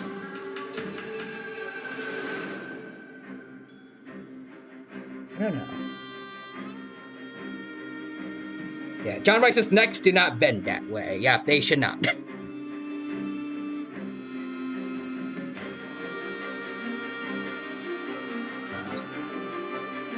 Okay, looking at like the, it looks like basically a summary of this quest. I'm not gonna go too deep because I don't want to get spoiled. But let me see. Did I mention what happened to Danshu? Hold on.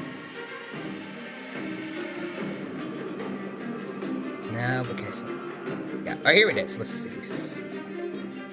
Okay, not yet. So you succeeded in dousing the elixir cauldrons. Okay, a little bit lower. Yep, here it is. Okay.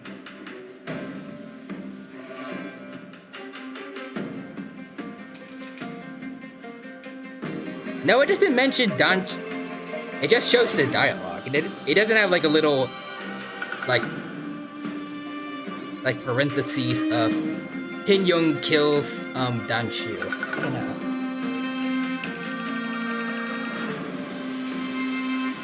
But it does say that she's dead.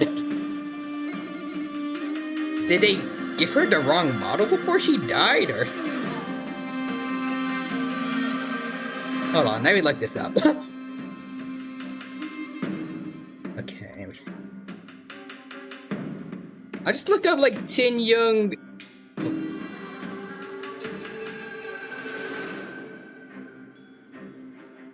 Okay, hold on.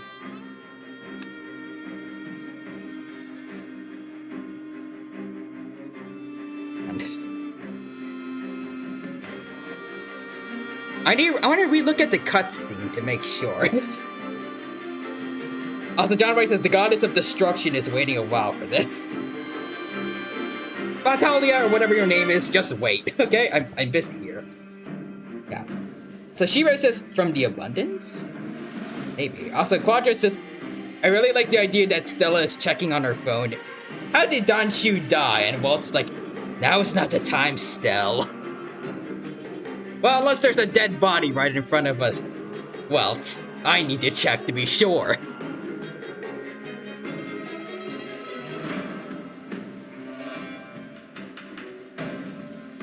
Anyways, Quadra says, evil Tin Young.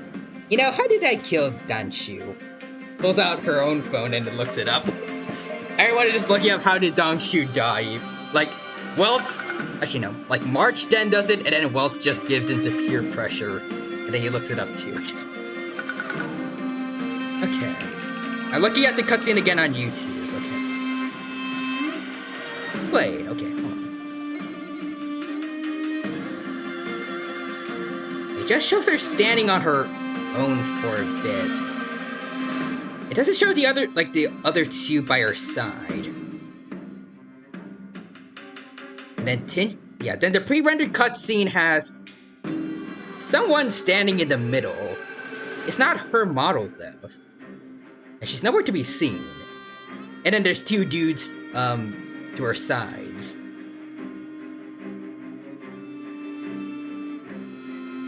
And then Tin Young just that soldier, and then yeah, they just go up in flames. Oh wait, I didn't see. The other two died too. They also went up in kind of flames. I don't know if those are flames, so like they're definitely dead.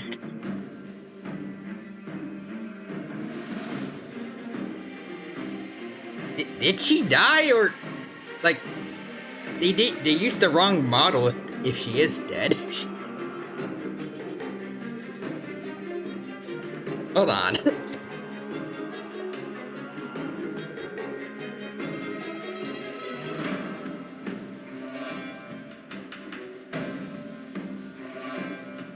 Okay, let me just look it up. Let's see. Danshu dead Reddit. Is she dead? Is she dead?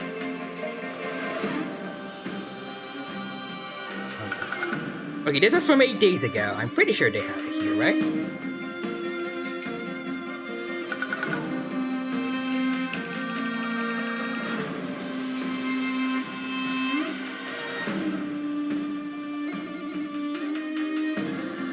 Okay, they aren't really mentioning. Wait, let's see.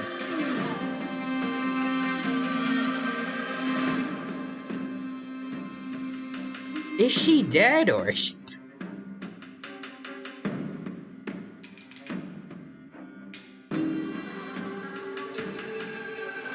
Okay, this Reddit forum isn't mentioning anything. Roger said, yo, Reddit, is she dead? Yep.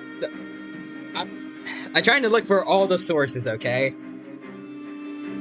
The people that would be focused as focused on this as much as I am would be on Reddit. Probably. Anyways, Quadrant, I think she's dead now. Can't really survive being hit like that from a goddess of destruction. Like, fair enough, but like, I'm wondering, like, did she run away or something, like, before this happened? Because, like, they used a different model, like, I don't know.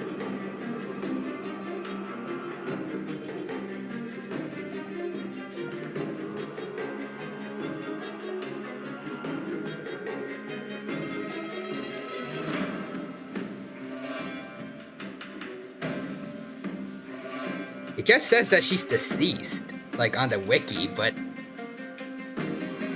like, they didn't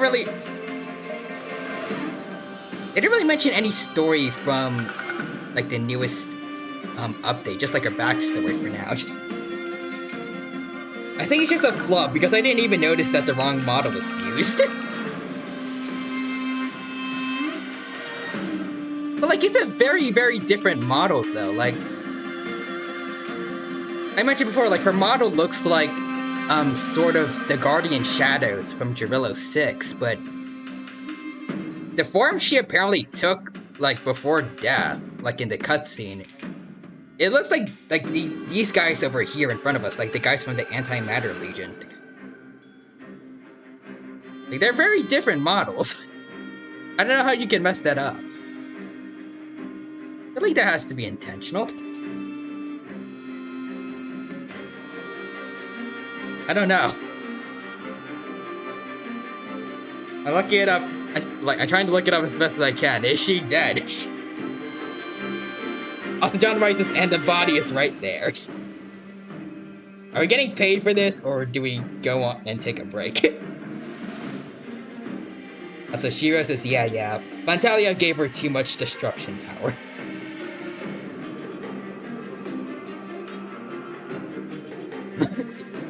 Alright, well, I'm not finding anything else about it, so I guess I've just gotta assume that she is indeed dead and then changed form or something. Alright, let's get back into this. I won't go easy on you.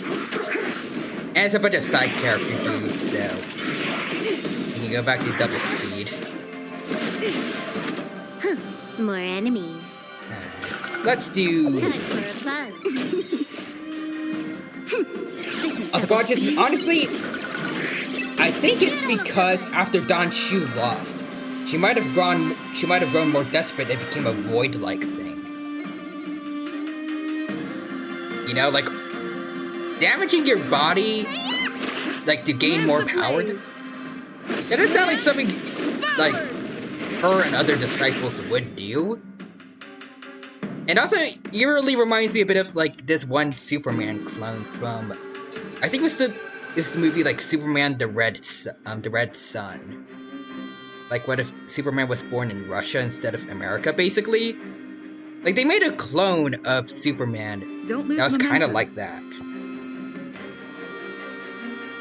I think it was supposed to be like a version of Bizarro for that time. I'm not sure.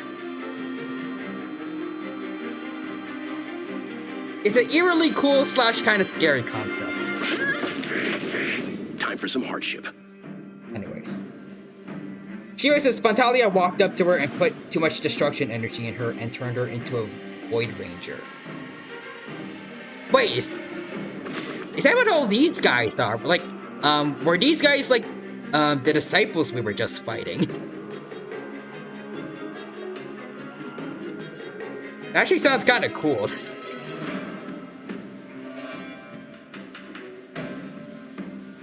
I guess if it makes sense, like what the purple flames that were reflecting them were, since like we could see them on these guys. But just okay, yeah, that makes sense, and I think so. Alright, since these guys are paid workers. Well, you know, if they get paid for every time they're working, they should appreciate me just standing here talking. You know nothing of the weight. Survive or be destroyed. They're getting more payment. There is no yeah, they're hoping for overtime. Also, Antimatter Legion, they're the destruction units. Lance at the ready. I can get that much. Leave it to me. Like the idea of like there are people that follow specific like paths. Let's begin. Also, man, Wanderer has the most annoying materials to get. I don't know what they are since I don't have them, but good luck with the farming, Quadra. Maybe if I manage to get him before his rerun disappears, I can try getting him too. And then I'll see how the pain goes. This is double speed. Need a doctor? He shows up like I'm on guard. you get like. It would be nice if all you have to do is like fight the animal hypostasis, but I'm guessing that's not the case. Lance ablaze. Lance forward. Shiro says Sino too. Do they have the same ascension materials or? Can I have fun this time? Let me turn your... Sino is bad, but not as bad as Wanderer Mao. I really want to know It's this. fortunate that Zethro and Selenova never set their gaze upon the Cienjo. Who? Go They ahead. have no qualms about dealing out destruction by their own hand. But since that stubborn general of yours has forced me to take center stage, I'll make sure I steal the show. Alright. My apologies for leaving so soon, but I have an appointment to keep. I'm sure my friends here will be happy to entertain you. Okay. You know nothing of the weight behind the survive or be destroyed. There is no other choice.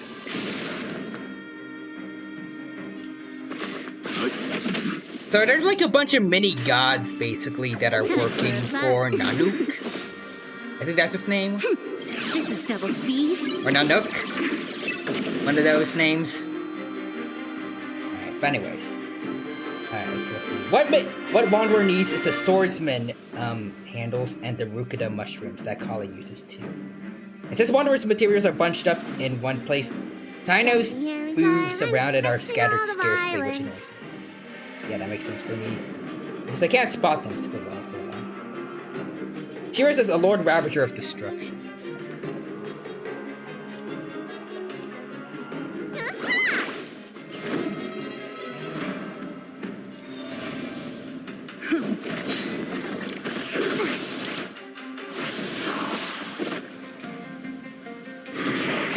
I'm fine. Leave it to me. Are they supposed to be like the Fitsui Harbingers, but for like the Aeon of Destruction? You took the bait. Also, Bohemian's Broom says, hello, Dino. Hello there, Bohemian's Broom. Welcome, welcome. Thank you for stopping by today. It's good to see you here. Hope you're doing well, and hope you have a good time here at the stream today. Welcome, welcome. Also, Quadra says, real question is, who is the playable Tinyo? Oh, wow, yeah, that's a good point. Standing here in silence, missing all the violence. I would assume it's the normal one and, like, the one that Fantalia has control of, like, replaced her at some points? I don't know when she would do that. Lance at the ready. Like, when she would be able to. Like, when did this happen? Let's begin. That's what I want to know most. Like, what happened to our Nothing Tinya? of the would survive or be destroyed. There is no other choice.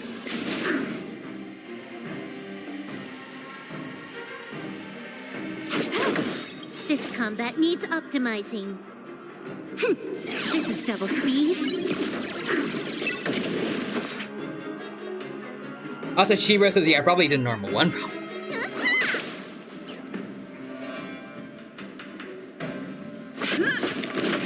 Unless we have Plantalia as a playable character, technically. That'd be interesting.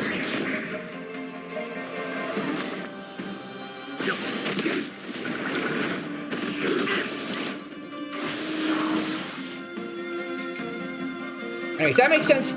Like, that makes sense. There would be a normal one, but because there's baby Tin Young, yeah, there would be a normal one because there's baby Tin Young in Yukong's art when you pull her. There is. I've got a raid to get to. Let me tend your wounds. What do you mean a raid, though, Silver Wolf? There are no raids in this game. What do you have to get to? Time for a buzz. Oh, there you go. Wait, hold on a second. Are you really saying that Miss Ting Yun was a member of the Antimatter Legion all along? Oh. Anyways, she versus Fantalia probably just replicated the same look as Tin Young, since the body just disappeared. Huh.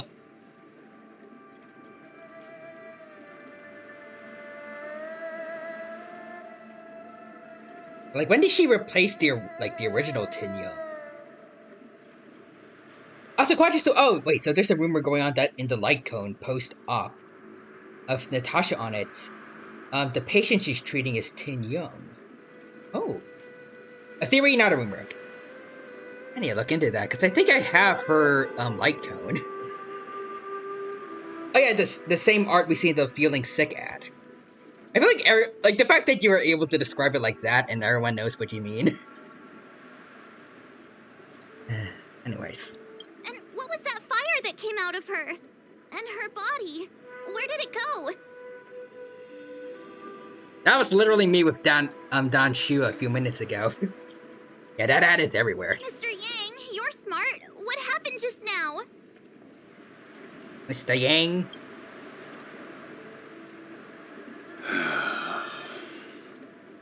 And what is it, Walt? The flame we witnessed claimed to be Lord Ravager Fantilia, a name I've heard other nameless speak of in the past. She's one of 7 Lord Ravagers who serve Nanook. And okay, so they're basically fit to be Harbingers for in Nanook. witnessing the self-destruction of mortals. She's led countless souls down a dark and hopeless path. Meaning that Ting Yun had long since fallen under the Lord Ravager's influence? Probably not. Hopefully not. But that wasn't her real body, then. I don't believe so. Fantilia revels in watching a corrupted mind eating away its host from inside out, until the obliteration of both is achieved. Okay, Jesus Christ, he's But terrifying. there was no indication that Ting Yun had been misguided or manipulated. It's possible that the Ting Yun we knew wasn't her true self, but an image Fantilia devised to serve her own purposes. How do you say we knew? Like,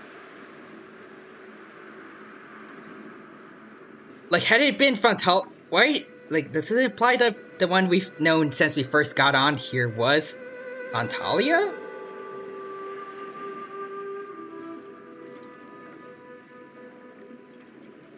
Yeah, Shira says, since there are so many better doctors on the Lofu anyways, Wait, hold on, I missed the message. I honestly can't see it, since there's so many better doctors on the Lofu anyways. Even the Dragon Doctor, Bailu. Are you saying Natasha's not a good doctor? In all seriousness, good point. True. Like, I guess it makes sense because Natasha is a good doctor, but when you think about it, she's only ever had to work with humans. Working with, like, a Foxian or, even though it's not relevant, like a Vidyahara, she wouldn't have any knowledge about, like, their anatomy and, like, what's normal and what isn't. It'd be a little bit difficult, like, to figure out, like, how to help. I mean, granted, like, snap of the neck, I think maybe you just need to look at the neck vertebrae to, like, figure out how to fix that, but I don't know. There's probably other doctors that are more experienced with that. In all seriousness, good point. And Shiro says, yeah, she's not. Angry face. John Rice says, so... I need to look up what that is. Before I say it. just in case. Just in case. Because... So... Oh, Kage Bosu no Jutsu. Wait. Huh. I never heard of that before, but apparently it's just a Japanese way to say, I think, the Shadow Clone Jutsu. Huh. Okay. Yeah, the Shadow Clone. Also, Shiro's Luocha solos. I mean, Luocha is a bit unfair. He has a magic amulet thing. Especially since Belobog in general is less advanced than the Xianxiao. Fair enough. That's because of, like, the Eternal Freeze, though. I think they mentioned that Belobog was a pretty thriving society until the Stutterland caused the freeze. Anyways, Foxian anatomy should be similar to a human. I mean, like, they are humanoid enough, so, like, it's probably very similar, but they're still different species, so, like, there's probably a couple anatomical differences here and there that Natasha may not know to account for. Especially, like, in the theoretical where she were to try and heal a Vidyahara, like, they look human, but, like, they are dragons, though, so, like, are they human or mammal? Because that could mean, like, on the outside. Like, depending on the answer, they could look similar on the outside, but on the inside, they're, like, very, very, very different.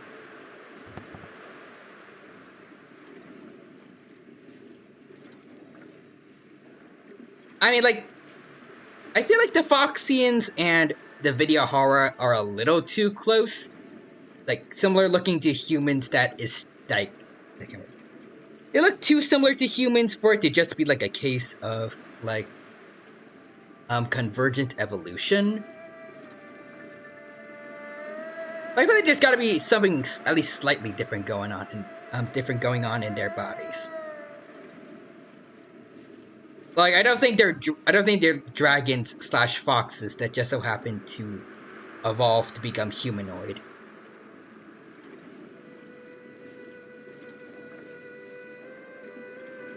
Anyways, Roger says, I hope Tingyun is actually okay. I liked her a lot, and not just because she was a broken 4-star, I genuinely liked her.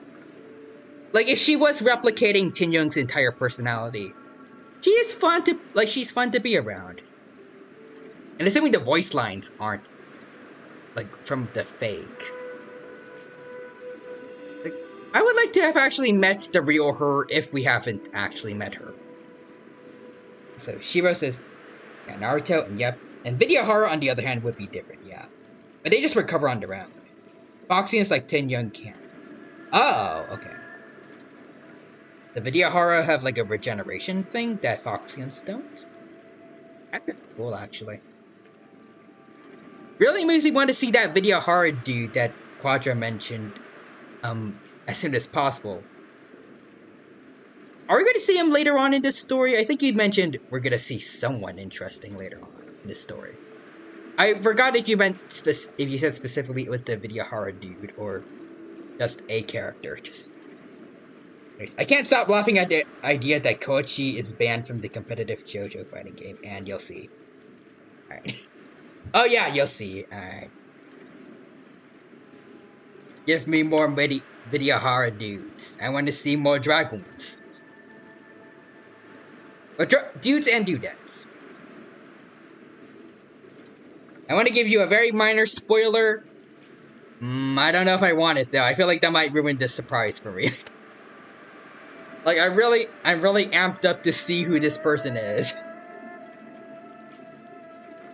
Especially if they might have like a pre-rendered cutscene attributed to them. That's gonna be real cool. But Shiro says, "Alrighty, you can give it to me like S, like right at the big, like right around when it happens, I guess. Like when you mentioned we were going to be fighting Mommy, and then Fantalia showed up, but hey, I haven't really seen her yet, actually. I would guess maybe she's the person that we see in like when I open up Honkai Star Rail now, like the big purple lady that's like to the left of the screen. Also, John Rice says Koichi is OP by the end.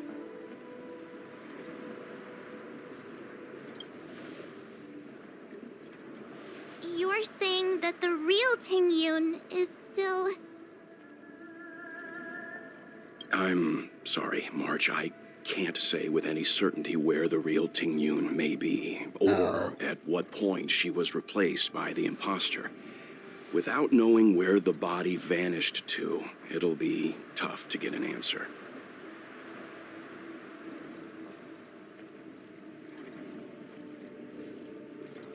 And I think about it, the only time actually, like since we've met Tin Young, if the real one was the one we saw when we first got here,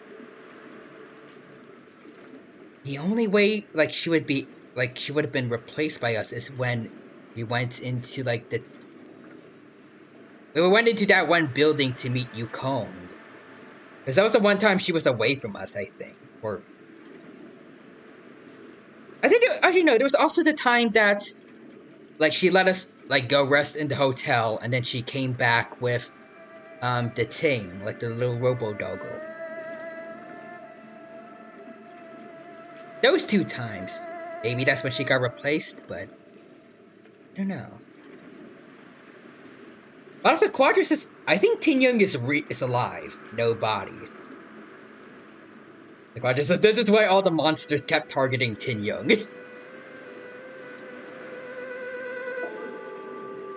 I would imply, though, that, like, if anyone has had, like, a destruction, not destruction, but, like, had a member of, what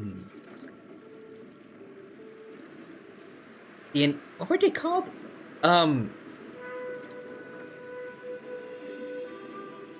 Not the Annihilation Gang, that's someone else, I think. That's been mentioned a couple times.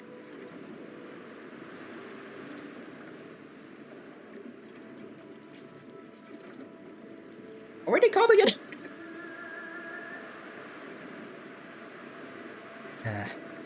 I just gonna say, like, the Destruction dudes. Because they follow Nanook. Oh, no, actually, now I remember. The Antimatter Legion, right? Yeah. That was if... Yeah, if the Antimatter if anyone has had an Antimatter Legion enemy attack Tin Young, that means they were attacking their boss, basically. Which is kind of funny to think about now. Yeah, Antimatter Legion, my bad. Anyways, Shiro mentioned... Yeah, you were naming a bunch of paths. Sorry. Yeah, Destruction, Preservation, Erudition. Are there any groups related to the Erudition that we know of so far? I don't know if we do have any.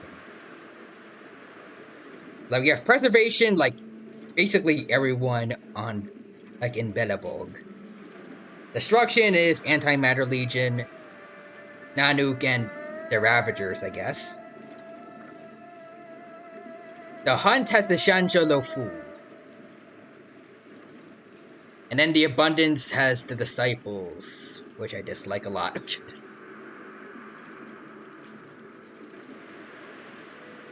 But who does the Erudition?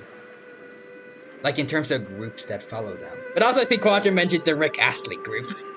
The Masked Fools, I want to see those guys later on eventually. So, Shiro says Jinwang Jishe, oh god, I gotta mispronounce her name definitely. Jishing or Jingsha?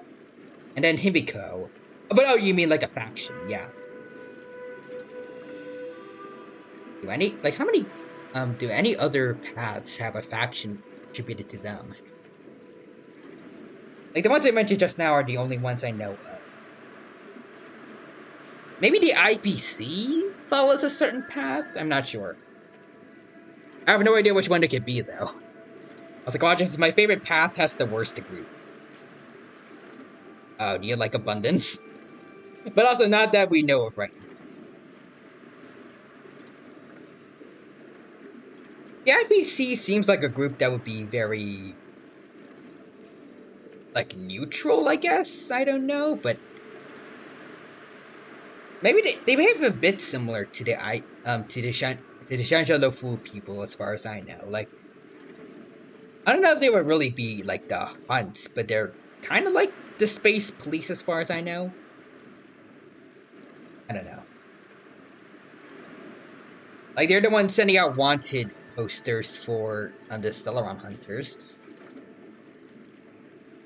Or maybe preservation, because, like, they're trying to preserve justice or something, I don't know. I was like, well, this is, yeah, RP Abundance. My favorites are Abundance and Nihility. The Shiro says, the Astral Express follows the Trailblaze. I forgot to mention that, actually. I forgot the Trailblaze was really a path. They're called the Nameless. At this point, it's all just conjecture and hope. But if that body belonged to the real Ting Yun, it does raise the question of why Fantilia would go to such lengths to destroy any evidence of her. Wouldn't it be more in line with her destructive nature to leave Ting Yun's remains behind as a display of power? Well, I mean, she is, like, a Ravager of Destruction, so... I don't know. But yeah, they're called the Nameless since Akibi is dead, yeah. Well, actually, is he dead? Well, are they dead, I guess? I don't think any Aeons have a specific gender, but... From what I remember, I think they just said Akibi disappeared, right? Did they say that they, like, explicitly that they died, or... She was just, yeah. Huh, I thought Kafka, like, when she was talking about the Aeons, like, Akibi just mysteriously disappeared one day. They mentioned, like, a lot of, she mentioned, like, multiple gods that did die, but I'm not sure about Akibi yet. Akibi is dead or gone, according to Kafka. Okay. I also heard apparently, I think, according to her, there were also other Aeons that, like, got absorbed by other Aeons, like, if their paths converged too much with someone else's, or something like that. So Shira says, yep. Kind of scary to think about. Like, you have a like a path and like certain morals that you follow, and you're going about your day as a god, but then you find out, oh, someone else also has that like a very similar path. Oh, okay, they're absorbing me now. Oh god. It sounds terrifying. Yeah, if paths of Aeons overlap, the broader one would absorb the smaller one. Yeah, that sounds terrifying. I guess it also kind of makes sense, like, it's also similar to, like, animals in certain ecosystems. Like, if two animals share a very similar role in their environments, like two predators that hunt the same kind of prey, like, eventually one is gonna lead the other to extinction, because one is going to be, like, they're gonna be, like, in some way more better adapted than the other, and then they're gonna outcompete the weaker one eventually.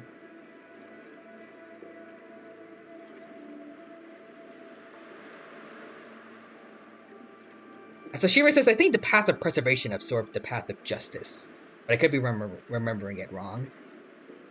That makes sense, though. Also, does actually fit the idea I mentioned just now of, like, the IPC possibly following the path of preservation. Says, like, they want to preserve justice in the universe. Like, they're basically like the space police, since they're the ones, like I said before, like, they were the ones, that are going around, like, having wanted posters and like, they have a bounty on the Stellaron hunters and stuff like that. Also, Aldridge says, is that a Tyranno stacked on top of a Tyranno with a Tyranno on his head, but doesn't know he also has a Tyranno on his head? Yes. The Tyrannomon stack is here for all to behold. And it's good to see you here, Eldritch. Hope you're doing well, and I hope you have a good time here at the stream today. Right now, we're playing Honkai Star Rail. We're having a good time, chatting a lot about its lore right now. And I hope that you have a good time with that. Right, this is Tyrannomonception, yep. And Shira says, a company created to support the Aeon Quilapov. Wait, that's the preservation Aeon, right? It has since become the largest economic entity in the galaxy. Dang. Yeah, the International Peace Corporation, abbreviated as the IPC, is a faction in Honkai Star Rail. Google quick search. Well, I'm glad they decided to help. But yeah, that means they're preservation, right? I'm pretty sure Quilapov is the preservation. Yeah. Quilapov, the preservation, is indeed an Aeon. So, the IPC is preservation? Just gotta confirm it. Honkai Star Rail, please.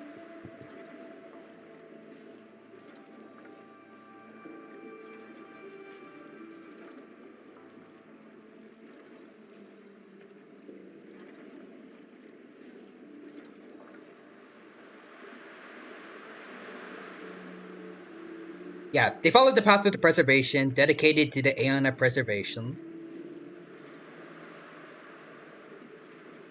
Yeah, okay. So, also, yep, I see factions. And, yep, they're under preservation, okay.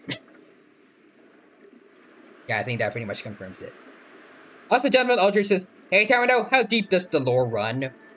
Very, very, very, very, very, very, very, very, very, very, very, very, very, very deep. Also, there are other, groups for certain, like, there are other factions for certain, paths. Yeah, Nameless for Trailblaze. Antimatter Legion and the Annihilation Gang that I remember from, like, some bits of dialogue in the past for Destruction, yeah. I haven't seen those guys yet.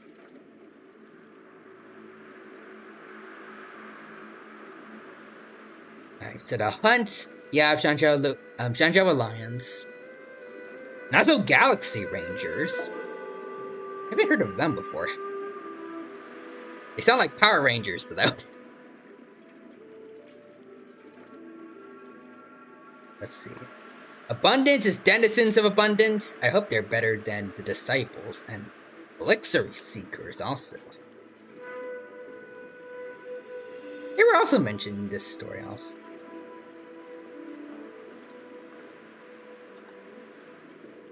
Interesting. I'm learning so much. Oh, Erudition. Alright, Erudition does have a group. It's the Genius Society, so like that includes people like Squellum and Herta. Okay, so it does have a group. And then the Intelligestia Guild. Yeah, I've not heard of them before.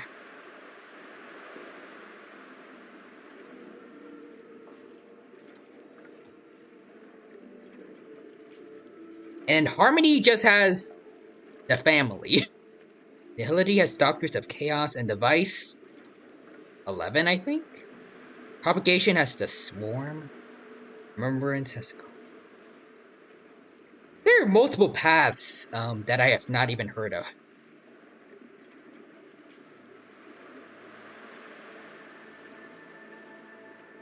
But also, Shira says, yep, there should be, and not all people of a certain path go down to the same extremes. Like the Santicus Medicus when compared to someone like Natasha. Okay, yeah, that makes sense. Also, I realized... Okay, yeah, Stellaron Hunters not having any group really makes sense, but... I'm surprised that the Moles and Wildfire are, like, just other groups. I don't know. Actually, I guess the Moles make sense. They're just a bunch of kids playing together, but... Wildfire, like... I figured they would also, like, be... Like, they would be related to preservation, since... Like, they're trying to preserve... I don't know, but... They're trying to, like, keep the peace and, like, preserve, I guess, humanity in the underworld. And, like, keep everyone safe down there.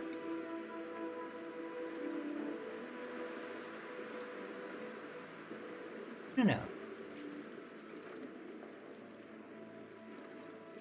Shira says propagation also has fallen, according to Kafka. Oh. Also, Wildfire doesn't really know about Aeons? Do they not? They know about... I remember Sela mentioning something about... Like, they mentioned the Architects a couple of times, so... Like, they know about higher-ups in their society. And all those people worship, Willipov. I don't know why they would mention, like, just high-ranking people, but not their god. I feel like they should know about Willipov. Or at least they should follow like... They do follow similar values to him, at least. Well, they. Because again, I don't think Aeons have a specific gender. They kind of like Archons from Genshin. Yeah, just the president of Belobog would know about Quidapov. Oh, like, only the Supreme Guardian knows? Huh.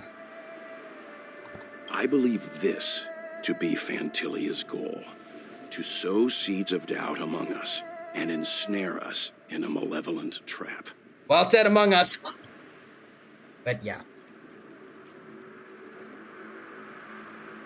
Also, and not all people that live a certain way or do certain things will fall under a certain Aeon.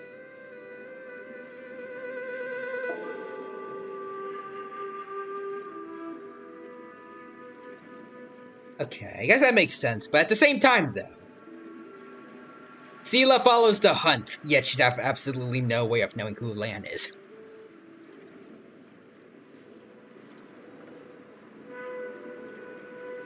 I'm joking though, it's probably just like a gameplay thing, like having people be related to certain paths. I don't think they necessarily have to know the certain Aeon they're kind of following.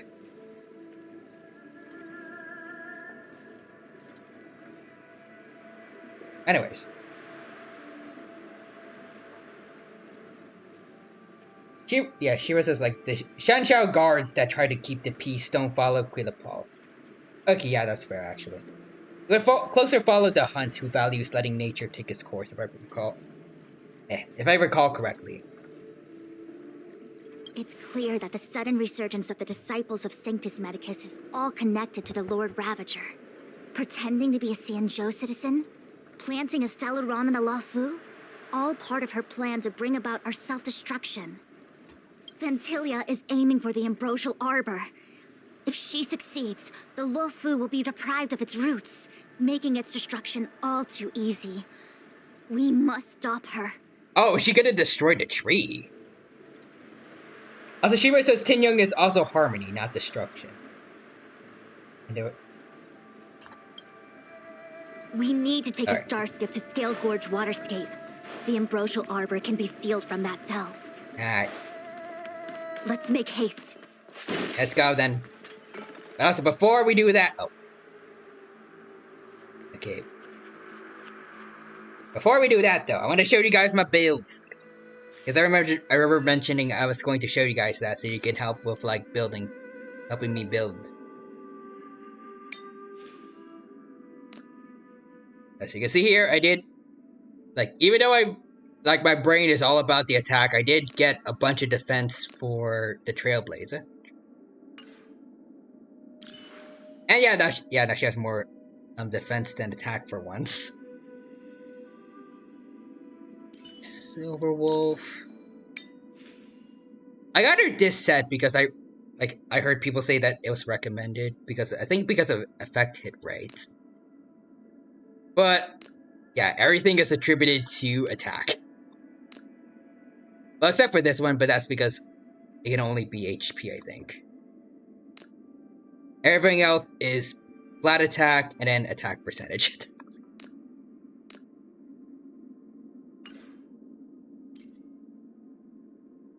And then Welt, I also attack, but I gave him imaginary defense boost.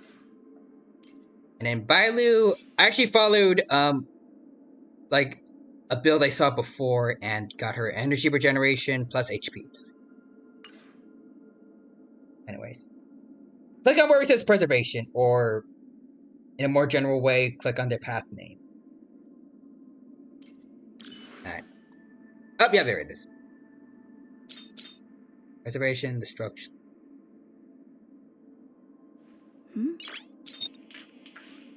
I have seen this before. Is it preservation?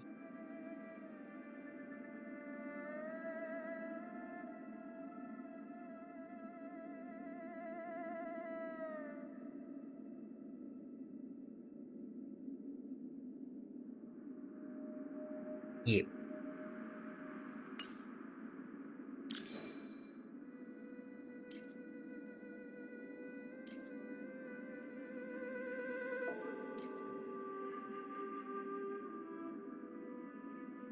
I'm gonna check Silver Wolf's effect hit rate, actually. I think I need to work on that a bit. Sure, let's get her to E2, right? Effect res goes down by 20.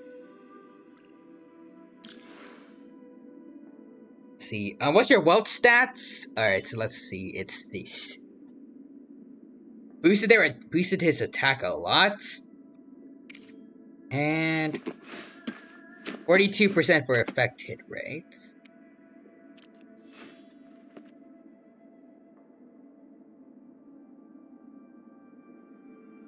Also, is that Stampo's light cone? Yeah, I did not have any really good erudition light cones as far as I know. Well, not erudition, nihility. Like this one, I mean, it's Silver Wolf, so it needs to go to her. The only other one is this, which doesn't really work for him because, like I said, break effect does seem good, but like damage over time doesn't really help him much because he doesn't do that. And this one does this one increases his effect hit rate, so I'd imagine that means like more likely to slow enemies down, which is like his main thing, so I feel like that's helpful. I'm not sure though. Anyways, Quadra says Star Rail lore on the surface. Hehe, trash can. Deeper Star Rail lore, epic music and wildfire. Yep. So Quadra's Tampos is not bad, but Welts. Yeah, but yeah, for what you have. I don't really have much else from that. Like everything else is it's just these three. It's just yeah. Also, Shiramanto is cover. Shiro says Tyrannomon is covering the effect. Oh, whoops. Sorry, guys. Oh, whoops. That's me. There you go. I'll get them back. We just need to get them away for this. Anyways. There's a 3-star light cone that goes well with what he does. Wait, really? If I have it, I've probably already destroyed it. Well, I guess more specifically, if I had it, I probably destroyed it already.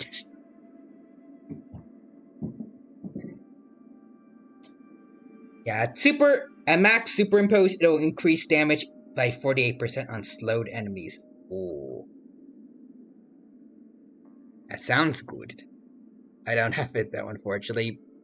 Can you tell me the name though, so I can like look out for it, maybe?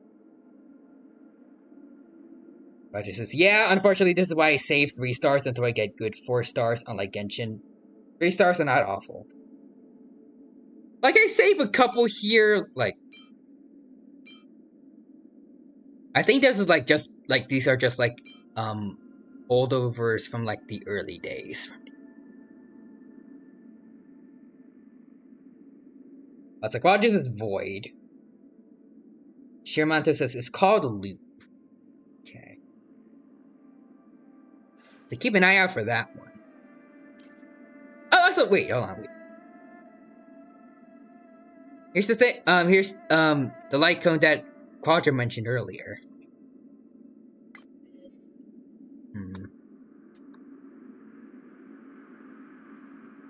And look at it, it could actually be Tin Young, maybe.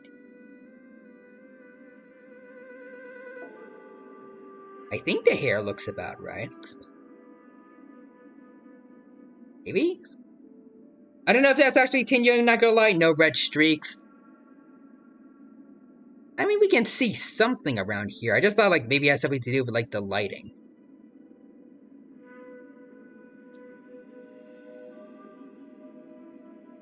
Alright, also... Yeah. Oh, wait, and also... Oh, Void increases effect hit rate for 3 turns. That sounds good. Also, Shiro's right, it's Loop, and I don't know if that's actually Tinyo Nago. I'm also wondering, like, would her tail and ears, like, should they be visible around here? Like, should the tail be poking out, or, like, should we see something of the ears? But I don't know. Yeah, I learned from Genshin to not get rid of 3 stars since some are really good and some only come from chests rarely. Also, wrong clothes? I mean, I guess, but, like... It could be, like, Bellabog hospital clothes, maybe, actually? I don't know. There could be a reason why, like, she's not in her usual, attire. Yeah. But just my thought was, like, with the clothes was that she took them off for operating. Possible. Yeah, we don't know where her body is, so she can't get from Shunzhou to Bellabog. I mean, unless Plantalia made a pit stop over to Bellabog for whatever reason. And maybe the Trailblazers brought her there, but that's a stretch, yeah. I'll just a random Bellabog person, but... we can have hope for her. Also, I was gonna look at Tin Young and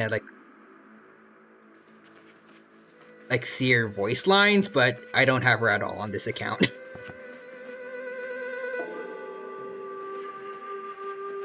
Awesome.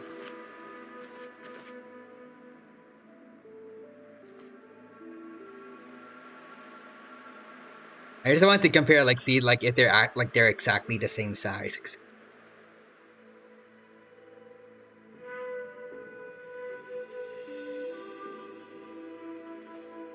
I don't know if I have it the right way, but it looks like Wushang is a little bit taller, or I don't know. I think they look about the same. Shiro says, have you leveled up on Welt's Traces?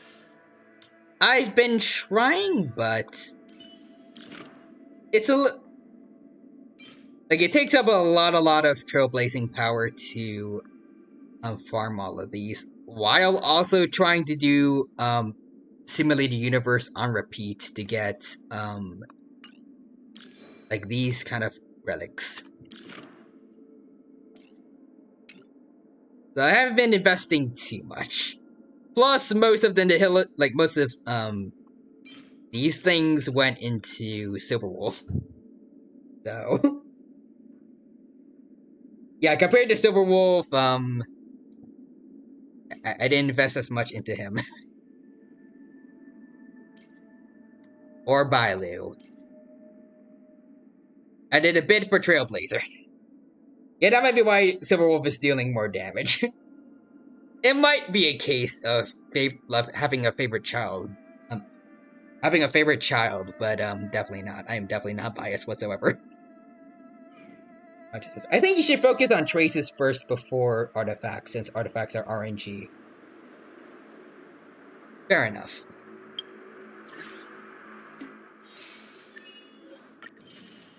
Oh wait, hold on, I saw...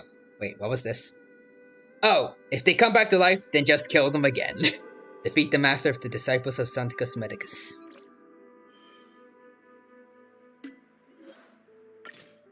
Ooh! Alright, level 80 seal adapted, my friends. I'll take that gladly. Anyways, don't use too much Trailblaze power on relics. You get 4-star free tokens each week, and traces are really important. Alright. I shall work on that, but Shiro says, yeah, CLA power. I've said it before, but like, I really do feel like she's the kind of character that is not going to get power crept anytime soon.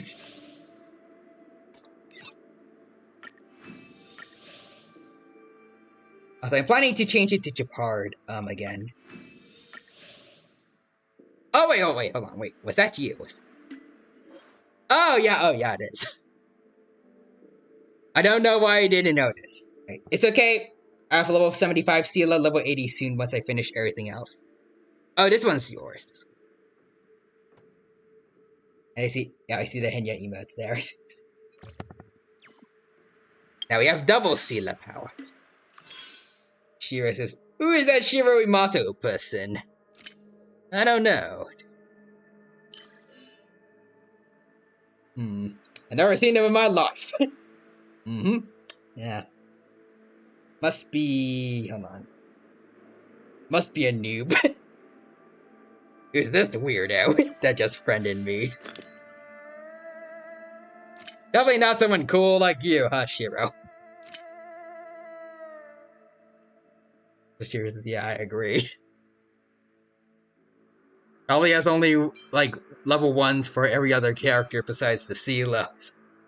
You probably don't know nothing about building characters.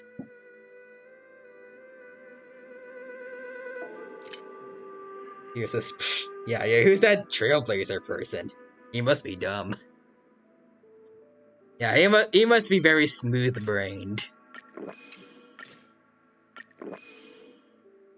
Imagine, like, someone like him being here in chat. That would be weird. Also, while we're on the subject, who is this Tyranno dude with the little dog for his profile pic? So weird. It's only on Equilibrium level 4 also. What an absolute noob. IQ must be 4. Yeah. Maybe -1 even. Probably doesn't even know how to increase, like, how to properly build people. Only just goes for all attacks. Oh no, you said Trailblazer's IQ must be 4. Well, this Tyranno dude, whoever he is, must be pretty dumb too. Also, she says, Tyranno? More like Tyrannosaurus. Like, who shortens the name of a creature? You know, just go all the way and just take the whole name. This Tyranno dude must be a real weirdo. Anyways. Which one? Let's go. That imposter had the audacity to carry out her nefarious plans right under our noses. How utterly despicable. How did she do it without you noticing, though? Like, you can see the future. Also, Quadrus says, I like how we all collectively roasted each other. That's the fun of being with friends. There are people that you can actually enjoy being roasted by. Also, Shiro says, Fu Shuang so short. Is that why she's short-sighted? Perhaps. Also, now that I think about it, I don't know how short Qingsha is, but... Queen? I really am bad pronouncing her name, but like, I feel like a lot of Quantum characters are fairly short. Seela's average, but I think that's about it. In terms of exceptions.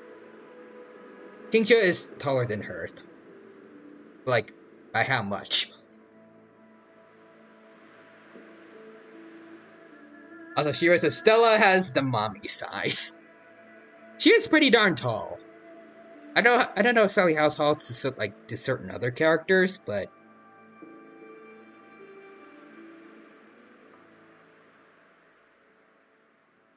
yeah, Chingcha.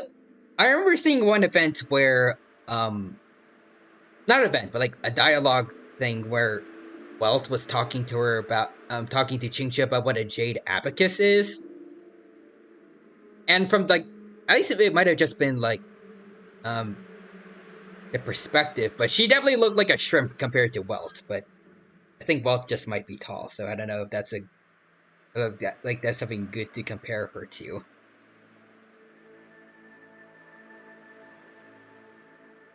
Anyway, Squadron says, also, can I just say how glad you were gone for 2 weeks? Because the Star Rail spoiled the surprise. Star Rail Twitter spoiled the surprise?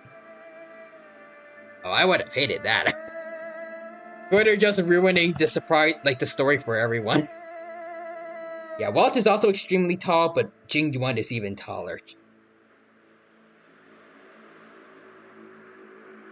And then Blade reveals a transformation where he grows even taller than Jin Yuang.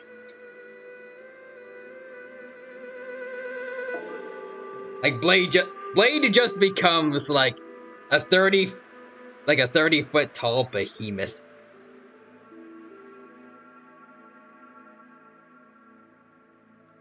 What worries me more is just how many more antimatter saboteurs are at large. Also, Shiro says Blade doesn't even have a stand, so -5 points.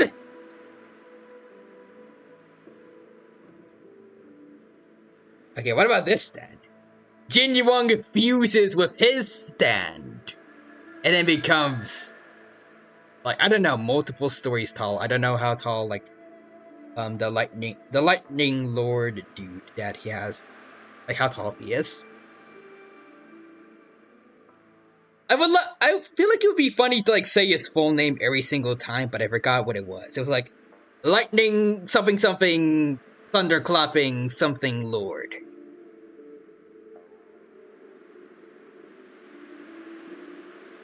Yeah, stand user Jin Yuan, stand name the Lightning Lord.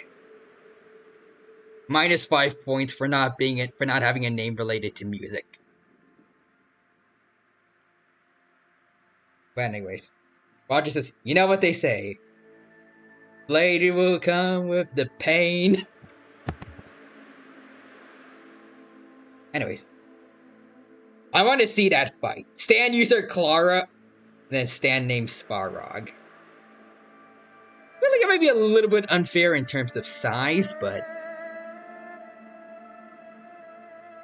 actually, yeah, also in terms of power too, because Sparrog is like he was defeated by us. I don't think the Lightning Lord would be like it would take too long to defeat all of us, even together.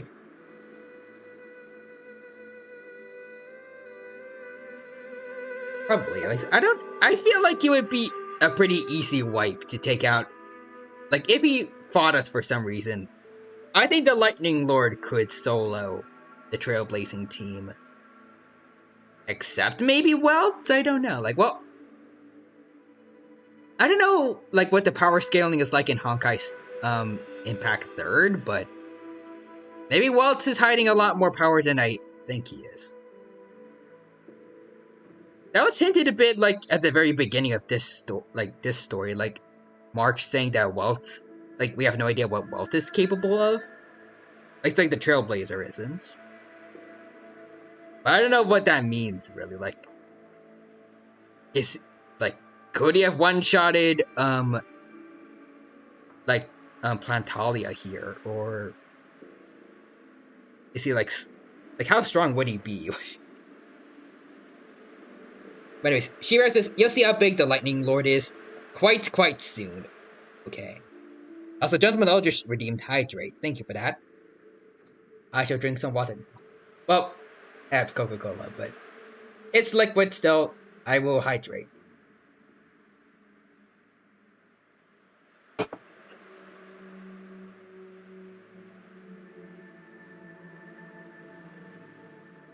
Also, Shiro says, "You remember the Coca-Cola fight?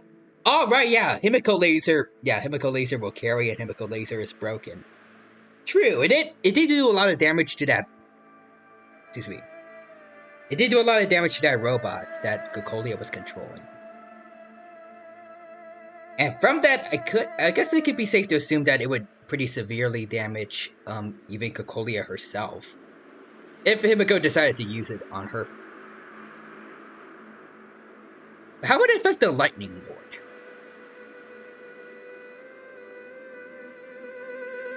Like, we've only ever, all I've seen of him is, like, being used by Genuine for attacking. Like, I don't think I've ever seen, like, his durability. Like, if he's, like, a ghost, would the laser just, like, pass through him, or? I don't know. Yeah, it did, yeah, it broke the huge Gundam, dude. Like, how does the Lightning Lord really work? Like, assuming we take the whole stand idea to a further level, I don't think he can be affected by anything else other than, like, a god that would be similar to him. Like, I think the laser would just, like, kind of phase through him. If the Lightning Lord is a ghost, it shouldn't be able to do damage via contact amount. I mean, it could be a thing where, like, it can attack you, but you can't attack it for some reason. This was something that happened in, like, the Godzilla anime trilogy. Like, Godzilla Earth fought, I think it was called Void Ghidorah. Like, for some reason, whenever Godzilla tried to attack it, like, his claws and everything just kind of phased through. But the Void Ghidorah was able to bite him.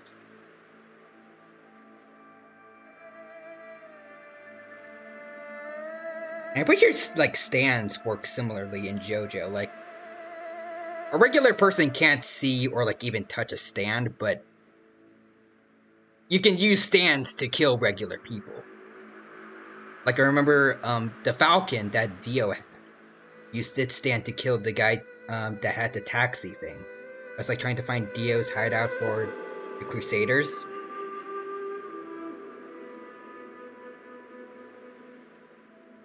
Also, Shimura says, because even stands are affected by physical things when they choose to be solid.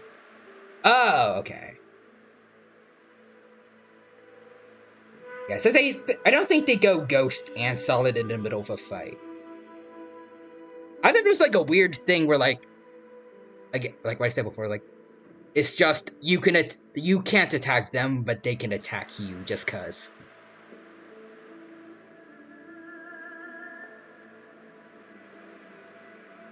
Quadra says, fun fact, the current VA of Frieza voices Blade. Oh. So, wait, is it Chris Aries or Chris Aries' brother? I think Chris Aries was the first, like, was the previous voice actor of Frieza, right? Wait, Damian Mills.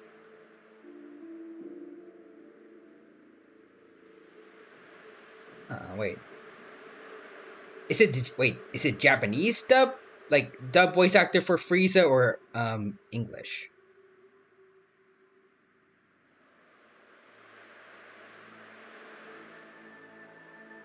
So Shira says, since I don't think they go good. Wait, I read that.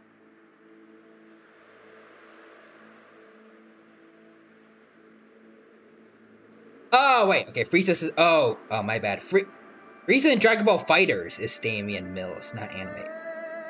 Oh. I didn't know they have different voice actors for Frieza. I just thought they would have gotten all the Funimation voice actors for FighterZ. Well, except for the thing that happened with DBS Broly.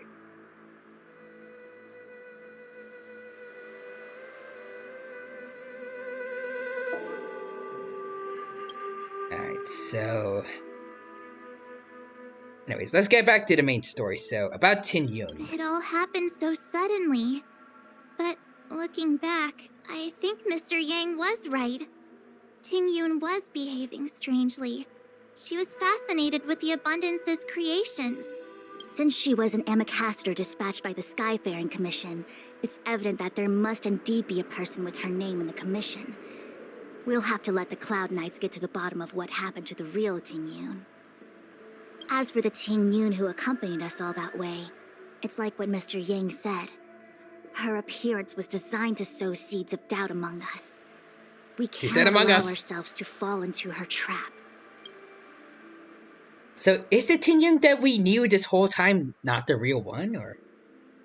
Well, the Quadra says, oh, it's because at the time Chris Ayers couldn't report for Dragon Ball Fighters due to health issues. Yeah.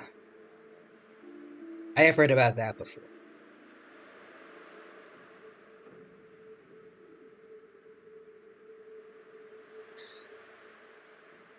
It is a delve governed by the Vidyadhara. Oh. Supposedly an ancient oceanic region transferred from the Vidyadhara home planet. Okay, so that's where the ocean came from, but... Huh.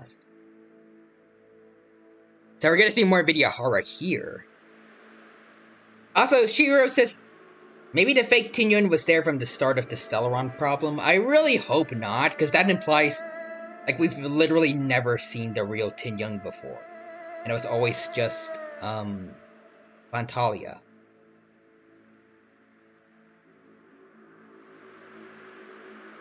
Yeah, that would make more sense, but then that means, like... that would mean, like... Assuming Tin Yun might actually be dead, or, like... She's just forever trapped, somewhere...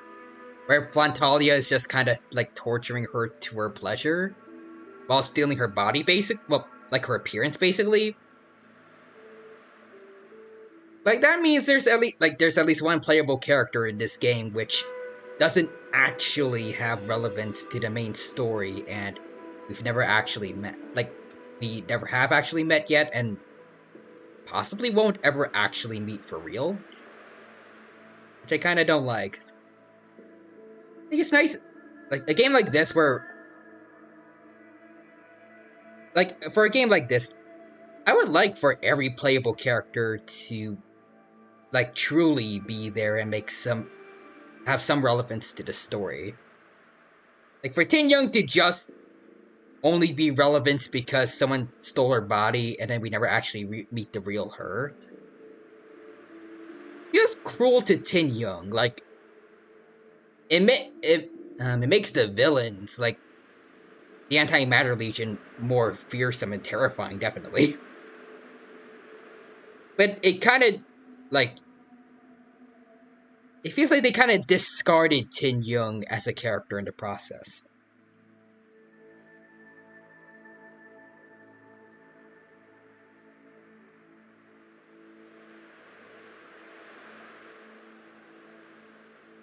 I don't know. Also, Shira says Tin Young not in Trailblazer Harem. I don't know if people really are, like, shipping Tin Young and, like, other female characters with the Trailblazers, like what they do with Aether in Genshin. Maybe there's a couple people doing that, but I still, like... I wish Tin Young, like, the real one had... I hope later on down the line she has something, like, real to do in this story. Like how Sushang and Luocha in the story so far, they haven't met us, but they have relevance in, like... They have relevance in that they're helping Dan Hong come over to us. Presumably. Or maybe they're just looking for Blade, I'm not sure. I kind of forgot what they're trying to do.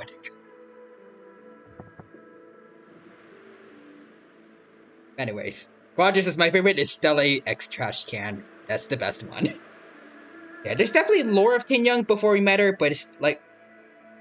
It's not like she doesn't exist, yeah, but... I feel like it's a letdown to people who like Tin Young, like... If she hasn't actually shown up in the main story.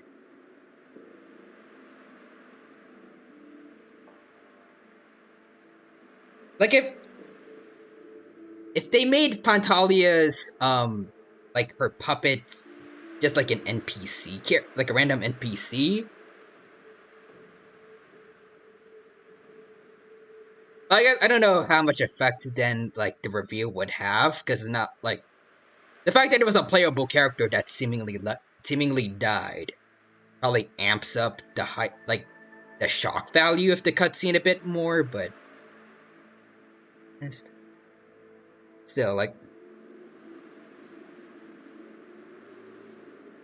it feels like they did people who were hoping to like really see Tin Young in the story, they did them a bit dirty.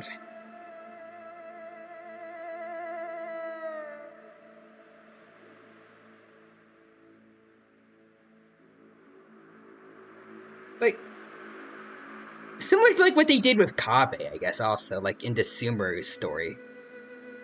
Like, he literally just shows up at the end after everything happened with, like, the Academia's sages being taken out. Like, while we're trying to gather everyone for, like, the celebration feast, we go try to look for Al-Haytham, but then we see him talking with Kaveh for a bit. Kaveh's, like, questioning him about, like, what happened while he was gone. And then he just leaves, and that's it. No Kaveh in terms of main story, basically, outside of that.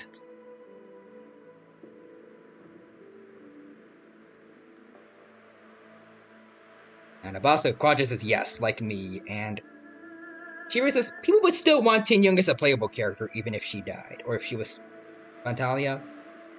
True, but like, I just feel robbed when a certain playable character doesn't get like any real spotlight in the main story.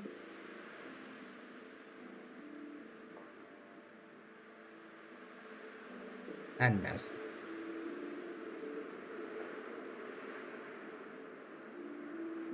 It's like I don't know. It just feels like they, at least to me, like they aren't really getting real respect. They're like, I don't know about that, but like, I'll just say like they got done dirty if they don't really get to have some kind of real relevance to the main story in some way.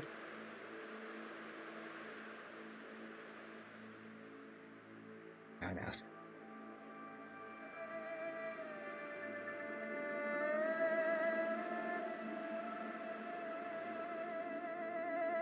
I don't know how to describe it really, but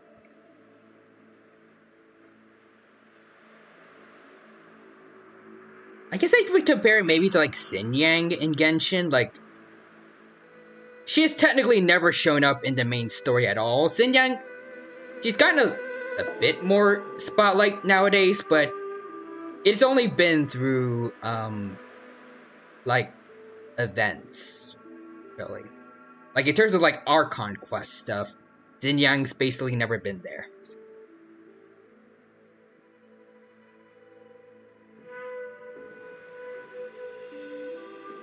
Anyways. Yeah, there's always a possibility that it was Tin Young until Fantalia just stole her body, or that you saw her kind of just poof out of Tin Young's body. I don't know, but also Xin Yang's mainly known from events, yeah, and Mao and her kid is lackluster. But like, regardless, like she's still a playable character. Like,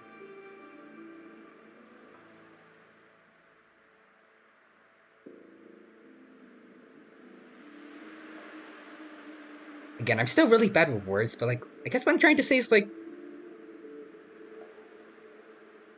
every playable character, I feel like I want them all to be special, like some way, like get the chance to get a bit of spotlight in the story somehow, in some way.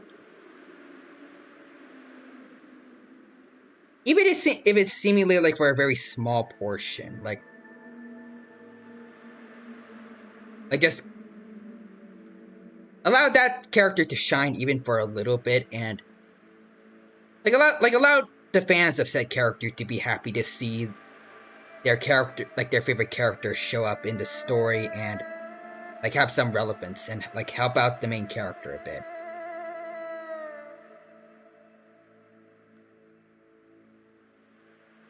Like for me, there's Yoimiya, giving people fake visions and helping the guy that made fake visions get out of jail. Because also I think Sayu also helping out a bit in the Inazuma story. I forgot exactly what they did, but I know she was there. And like for Sumeru, another small character moments.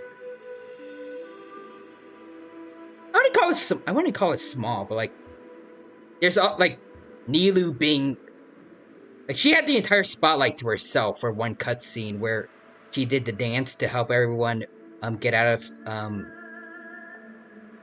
like the weird eternal dream thing. And also like helping us distract the guards in front of the academia.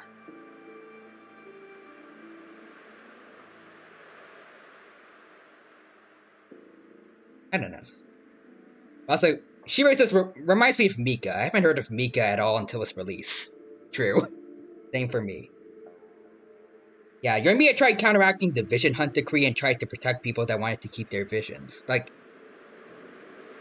even though she got less, well,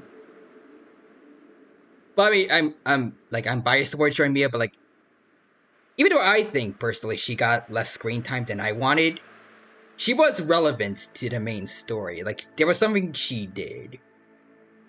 And I feel like every playable character should have that, at least a little bit. Like, they should be able to do at least one real thing in the main story. Tin Young, though, I feel like she got robbed here, because everything that Tin Young, quote-unquote, did, it was just Fantalia. It wasn't really Tin Young here.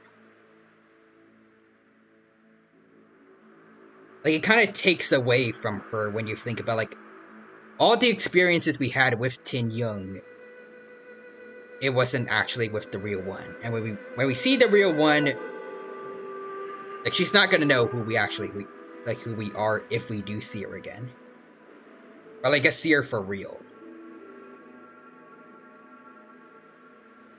Like, I remember when I first saw her in the main story when we first showed up on the Danjo Lofu. I was excited to see her. Like I am with every playable character. When they get a chance to get spotlight, but I kind of feel robbed of that now. Also, Gorgeous Nilu is also extremely broken right now in Genshin.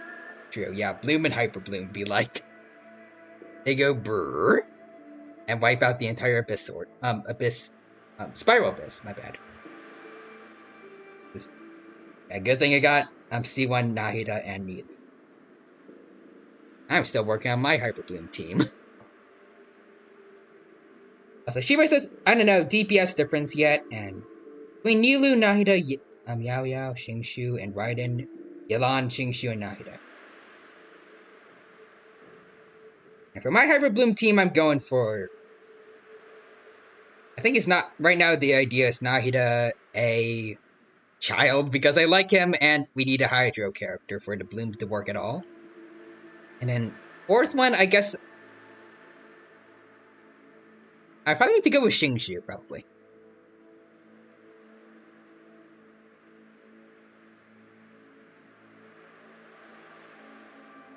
Or I could get a healer like Barbara, or...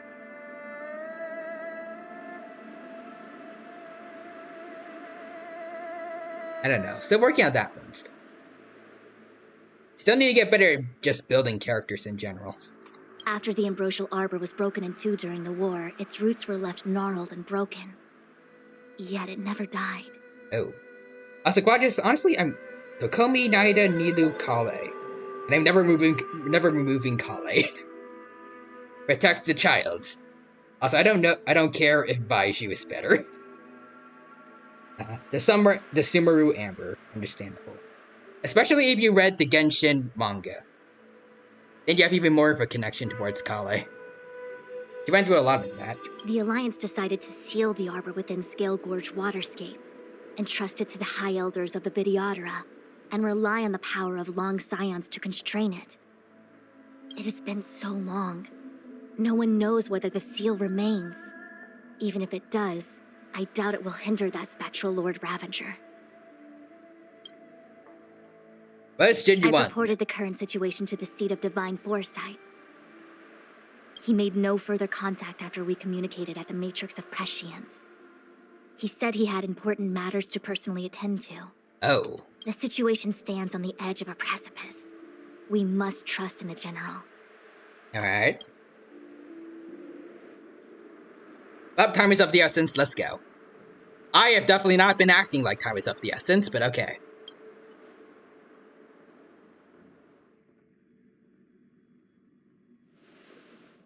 A little while ago. Oh! Sushang, Luocha, and Dan Heng. Nice.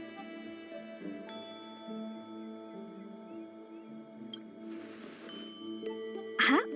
You're pretty familiar with this place. Mm-hmm. Ascot, just listen. Kali is my second favorite and great in Bloom. I'll keep her in a team that uses her, god dang it. Alright. Yep, it's the Alchemy Commission. No wonder we were getting those military broadcasts on the way over.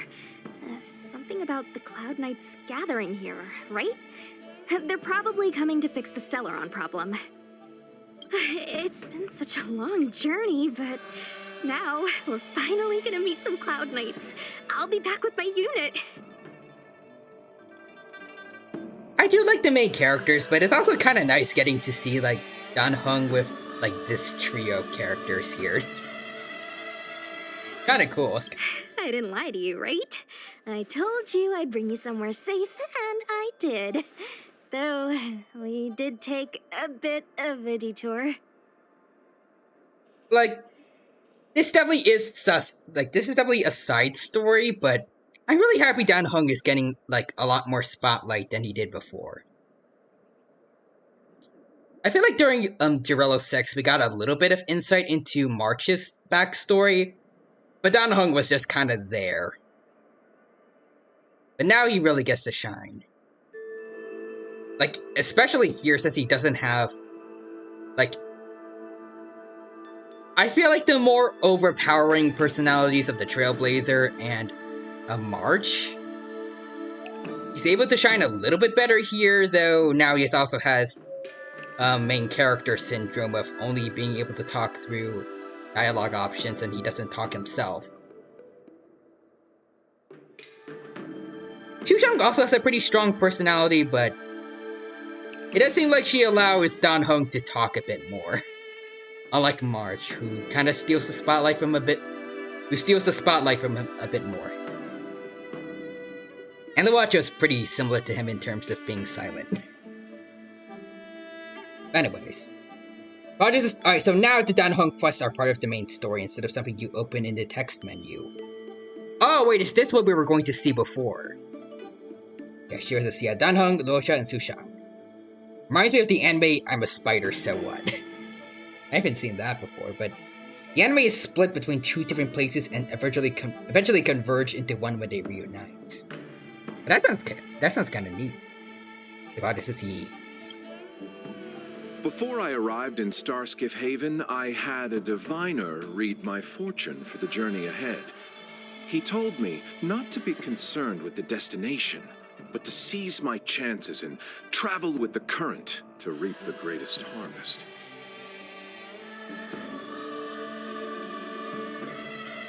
I should have seized my chance to get Luocha, probably. I don't know if that was a mistake or not, still. Meaning?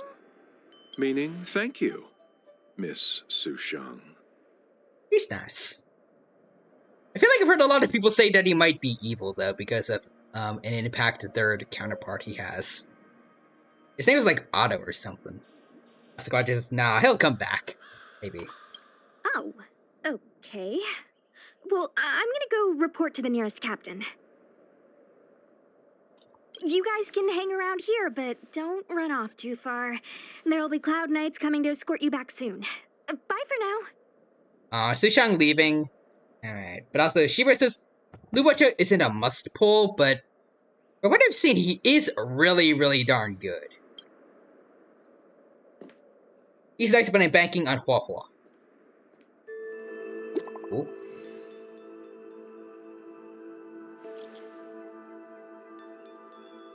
But actually, now that I think about it, what happened to the person that was like part android that we saw before in one of these events? Like, the person that Luocha tried to heal, even though she was part mechanical.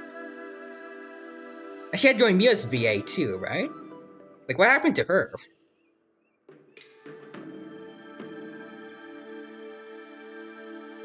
She was a Suye? I think that's her. Also, but as most limited banner characters, he's better than the standard banner counterparts.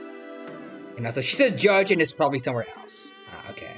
I should probably be playable later, but I'm wondering why she isn't here though.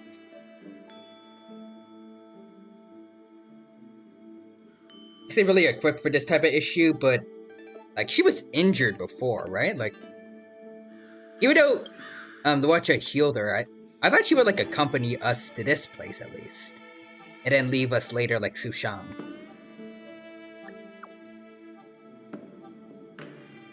Message failed to send.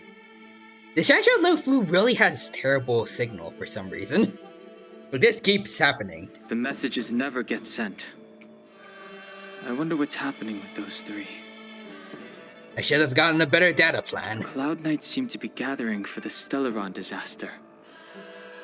But why did Kafka want us to come here? What happened to them?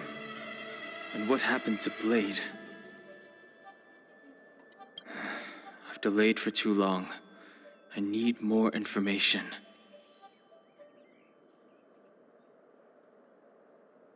Yes, Shira says Jin Yuang probably told her to stay away since she'll get in the way. And Quadra says she's more of a judge instead of like out on the front lines. Fair enough, but like she really doesn't escort to safe places, and I can get that, but like, it's my thing is like, why did she leave the three? Like, wouldn't it be better to like, I don't know where she needs to go, but I feel like it would have been better to like travel in a group to head back to somewhere safe like here. And then she could like contact the people she was trying to get to at least. Like if she's not built to be out on the front lines, then why would she go off on her own again after being healed from being injured, like severely injured? Presumably like from a fight against something.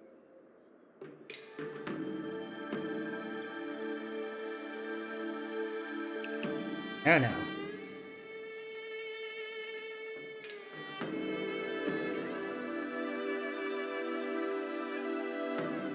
Anyways, Rogers is done hung. Dang you, Verizon.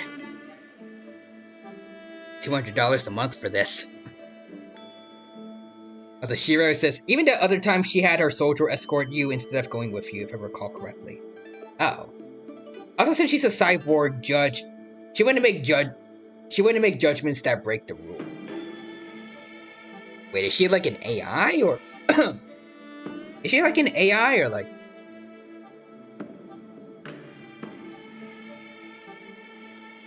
I thought it was like just like for whatever reason she had like cybernetic enhancements. I didn't know she was like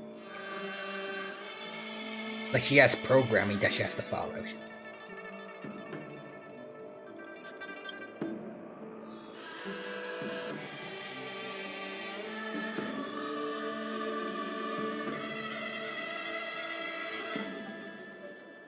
Also, Shiro says, alright. Oh, when you first meet her, Sushang says, oh, you're a puppet. / cyborg. Ah, so she's a Scaramouche. But anyways. I thought she was like. Wait, so does that mean like she's completely artificial? Cause I thought she was like a person that like just lost some body parts and had them replaced.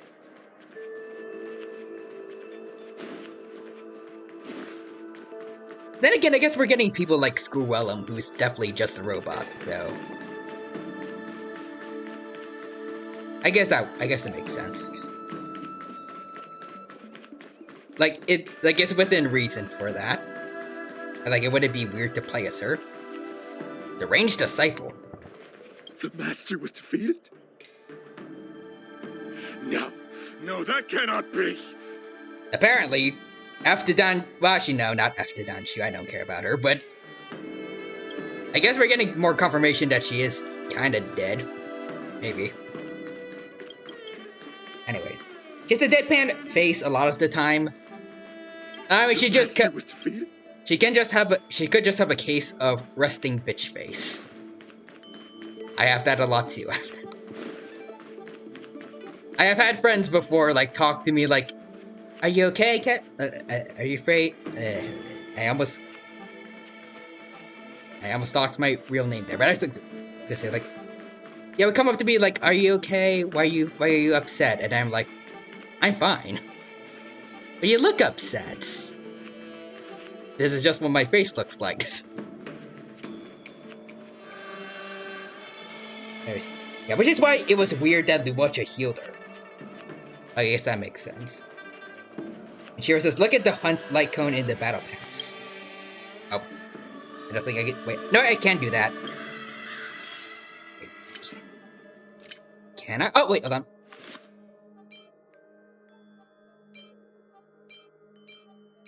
Wait, no, dang it, that's not it. Wait, this is nameless honored. And Scrollum and Herta. And then Quadra says, "What do you mean? Your real name is Ty?" Yeah.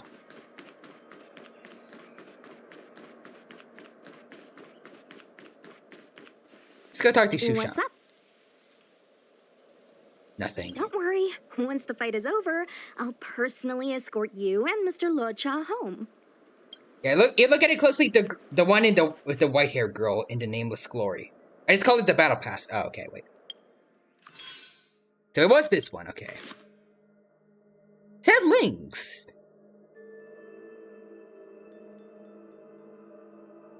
Like, is that who's with Pelas? Yeah, there's Silverwolf with Scorellum. Nice. Alright, Quadra says yes. Oh, he looks cool. Yeah, there's March and Himpico. Oh, is this her? Okay, yeah, that looks about right. Who's that person in white? Yeah, the Hunt's Light Comb. But yeah, that's Lynx. Let me see. Oh, they're sisters. Okay. Huh. They didn't mention any names, but okay. Look closely at the brown-haired girl. Yeah, she should look similar. So that's is that her? It looks about right. I just remember that she had black hair and like underneath she has red. Like a redder, like basically a redder version of Stila kind of. Like instead of having like light purple, it's red. On the underside, like on the underside of her hair. And the light cone has lore, and that's her. This one looks a lot. This one is a lot worse upon revisit. Well, not really revisiting, but in hindsight, looking at this one, it hurts now. At least her neck is okay in this one. Oh, Down Hung and Blade. Okay, that one looks awesome. And then there's Xingsha making a little thing with the Celestial Jade pieces and Fushong watching.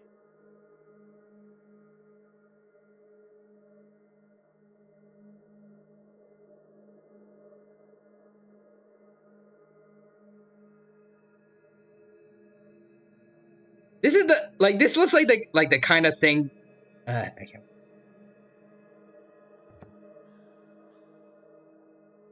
don't know how to word it, but like this looks like one of those like pictures taken before the disaster things.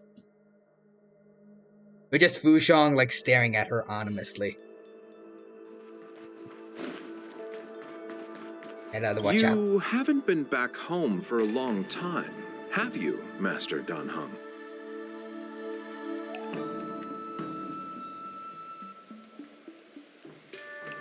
This isn't my home.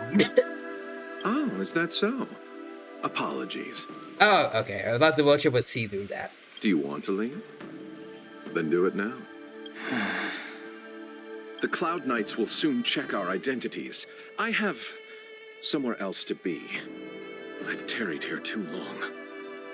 Okay, the Watcher his voice seems a little bit different now when he's talking like this. Because of what happened with Ting Yung, now I'm less trusting of people. I'm starting to actually believe that Luocha might actually not be, like, possibly might actually be a surprise villain, like some have said. Like, why is he scared about the Cloud Knights right now? And, like, where does he need to be? Luocha is so weird for me, because he acts like his counterpart, but he's genuinely polite and kind. Where are you going? I'm a traveling merchant. I have one more deal to see through. Does it involve the coffin? You haven't been back home. Oh, we can see everything. Okay, how did you know? As home draws nearer, so our feelings grow stronger. I can see it in your eyes. Do you want to leave? The Cloud Knights will... I'm a traveling merchant. What's up? I'll see the other option then for Sushan. I need to go. Go? Go where? The Luofu is under lockdown. The Cloud Knight's operation isn't over yet. Oh, okay. Relax. When the fight is over, I'll personally escort you and Mr. Luocha home. Shira says Luocha doesn't have the coffin with him, but he probably has it somewhere, right? Because he was carrying it around. He was carrying it around before. I heard the Starskiff connections are being reinstated. The people stranded at the Alchemy Commission should all be able to leave soon. About that, someone that works for the Skyfaring Commission has been put out of commission. Yeah. Asakwa just says, I need to go. My planet needs me. But this is your planet, sir. Seems this road is guarded by the Cloud Knights. I need to find another way. Also, he probably delivered it already since he was on the low food to deliver it in the first place. I think that would be like where he's trying to go, like right now though, like... Oh. This dude again. Anyways. That might be Tin Young's fake body? I doubt it. Like she just died. I don't think it would be in this coffin. The Master must have failed to summon the protection of Sanctus Medicus. Her will must have wavered. Just you wait. I'll show you the blessing of Sanctus Medicus. And I don't care what you have to say, dude.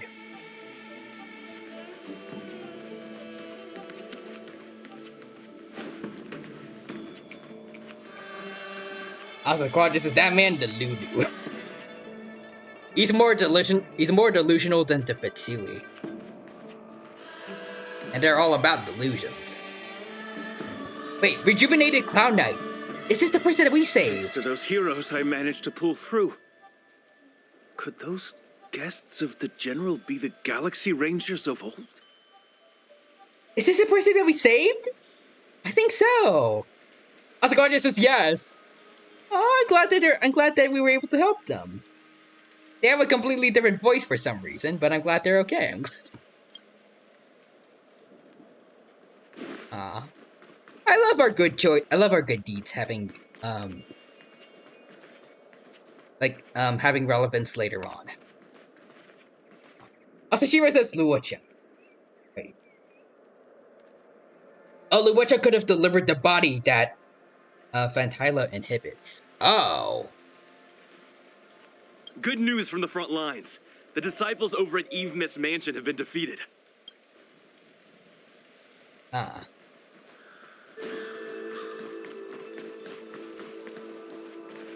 mean, it's possible, but I don't know. Those travelers defeated the disciples of Sanctus Medicus. Won't that make us seem incompetent? The Trailblazers are exceptionally strong. You're okay, dude. I need to find a way to make this report sound more Impressive. Alright. Better not lie, though. The disciples of Sanctus Medicus started a rebellion in the Alchemy Commission. The Cloud Knights have the area locked down. It's not safe. Please, remain here for now. Squadron says, nah, the Trailblazers are broken. Yep. We will send someone to escort you back once the operation is over. Lunatics, all of them. Yep. You saw the Ambrosial Arbor, I assume? I heard that's the work of those sorcerers. Still, I can't say too much. Military secrecy. The Arbor's resurrection is connected to the Disciples' Rebellion. I've heard those names before, but when? How did the others get drawn into all this? Who knows? Okay, let's see this. You must be talking about the General's guests. Yes, that's us. Are they your friends? Oh, what a coincidence. They left with the Master Diviner not long ago. And it's all thanks to their courageous work that the Knights don't have to worry about the poison in Evenist Mansion. I received the good news from the front lines. They'll probably be back soon. Strange. You seem oddly familiar to me. Wait, what? Never mind. Too many misfortunes recently. I can hardly think straight. Don Hung said before, like, that he isn't allowed on the Lao Fu again, right? That's probably not a good sign for him. Alright, let's leave. I'm sorry. I have to catch up to my friends. Thank you for Now's not the time to turn back. Not bad. Now's not the time to turn. So are those guys not gonna do anything about me leaving, or okay? Anyways, Shiro says it's for a good reason. Oh, hello, Yanqing. I need to be careful. If I alert the Knights, they might take an interest in me. Why is he here? I want to see him. What's Yanqing up to? Why are you here? Okay, fine. This will strengthen our position. Oh, whoa, what the heck? What happened?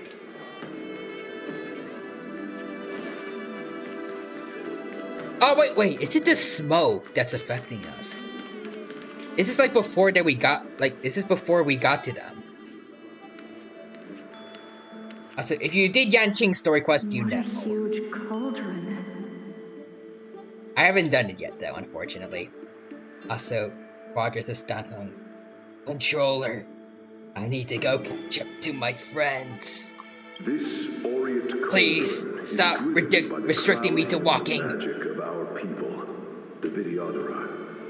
It drinks the water of the ancient sea like a whale swallows the tide and refines it into medicinal pellets.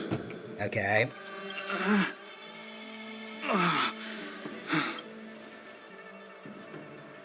You good?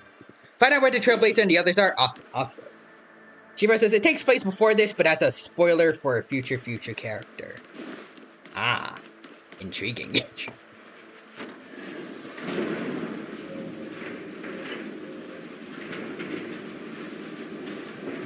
Here we go.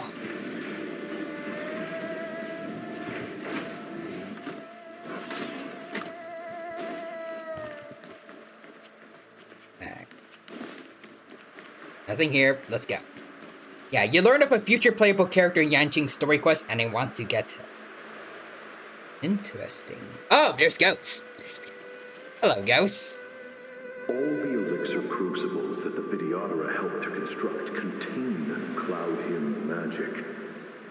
You should take this chance to learn more, young master. Uh-huh. But I don't need any sort of device to help me command water. What more is there to learn? Also, Quadra says spoopy. What's with them ghosts? Indeed, the chosen one, with endless potential. Yet, Cloud Hymn magic is just the beginning. So there's a chosen one here, okay. Of Vidyadhara Mirajako? Have these shadows of the past yet to disperse? Is the kid a Videohara? These Are they both memories. Videoharas? No. They have nothing to do with me anymore. All the elixir crucibles that the Videodora helped to construct contain Cloud Hymn magic. You should take this chance to learn more, young master. Shiro says, remember, this is the future. Wait, so this is taking place like right, like after where we last left off? Sort of device to help me command water. What more is there to learn? Right, all this. Wait, and they're both Videohara, but why don't any of them have horns? Like, I can understand not seeing their tail, because this is only half of them, but why don't they have horns on them? Also, Shiro says pain. Oh, wait, no. Okay, I'm dumb. Just, you said, I misread it. Yeah, remember this in the future. Yeah, Shiro says no, and yeah, no, remember this for the future. Okay, my bad. I'm dumb. Shiro says painage. Sorry.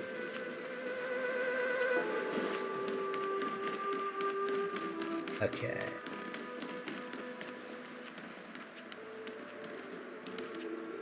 The Videoharas that again. your wounds are incarnate. Is that true? Where are your horns, kids? You're Videohara.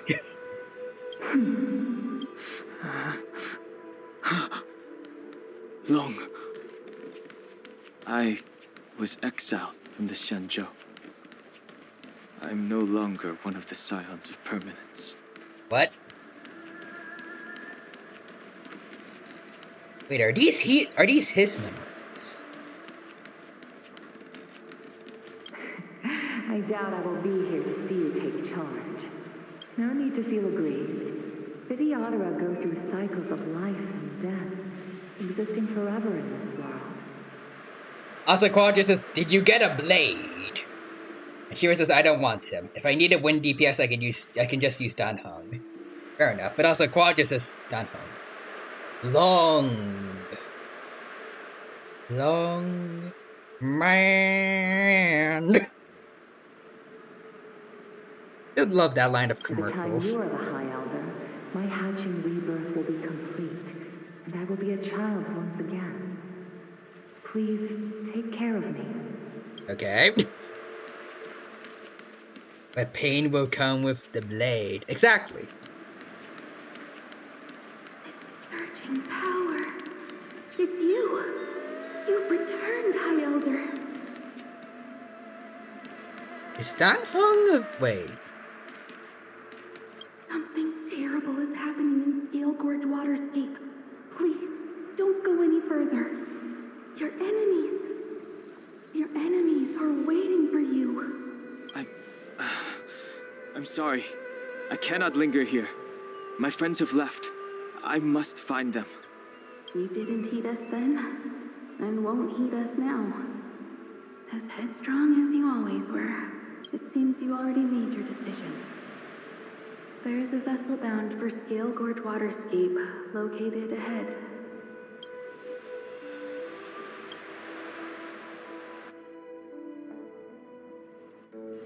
Oh! Is this a pre-rendered cutscene, or...?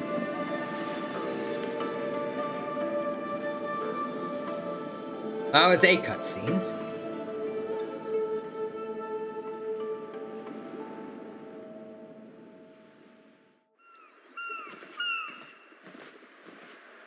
Oh! He's here. Oh, okay then. The Shiro says, I think it's been said before that Scions of Permanence are the Videohara, so... Does that mean that Dan Hung is? Anyways. We got Blade back and Kafka in tow. And Quadra says you will see. Alright then. Right on time. That feeling, Kafka. Oh. It's welling up within me. That feeling. Is it Damara? I was just saying, the fact that this, like, the guy is able to voice this, and then Frieza? Got quite a bit of range to him. Well, don't resist. Let the Mara strike you. Okay, Kafka, we don't need you to be the Emperor Palpatine to Blade's, Darth Vader. He's got this. Also, God, just it's that feeling. It's... Don't resist to let the Mara strike you. No, it's not the Mara. It's heartburn. Wait, what? Blech.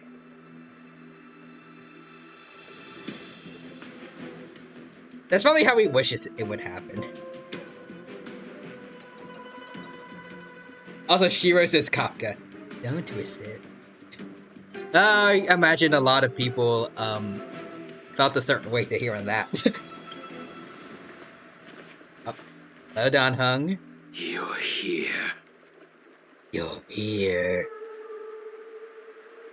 Now I can do my Shadow the Hedgehog impression even deeper.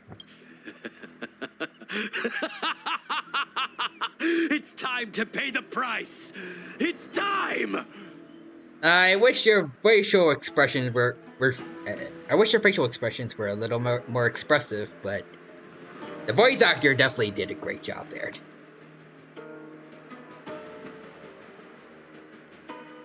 Anyways, Quadra says Kafka after Blade dies from heartburn. No, that wasn't part of Elio's script. Oh, shoot. Anyways, Quadra says, me when eBay takes my auction.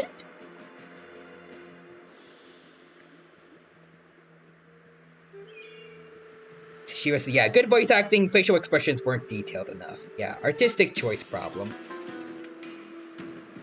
Like, I was expecting him to, for him to, his head to go down, and, he does this laugh, and then, his head would raise up, and, he would have that thing where, when people go insane in fiction, their pupils, get a lot smaller, and, it'll be accompanied with, a real big smile. That would fit.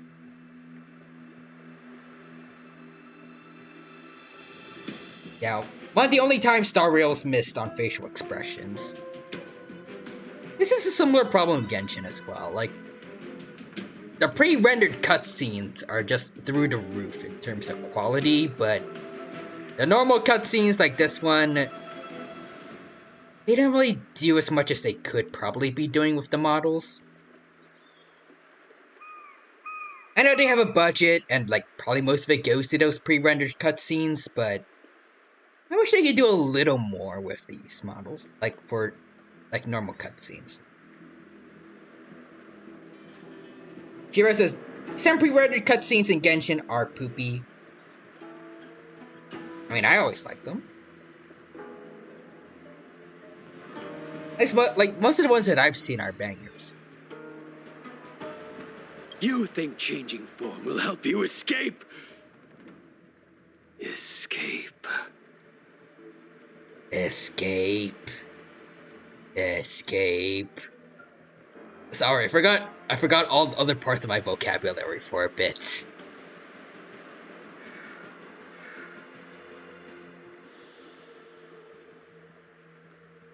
But the fact that he says changing form, I think it's heavily hinting that Dan Heng is,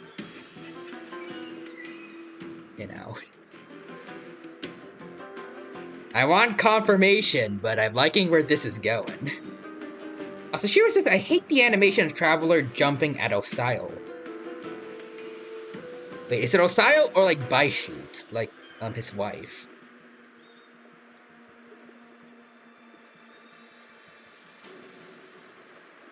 So I thought that general cutscene of everyone firing, I forgot what they're called, but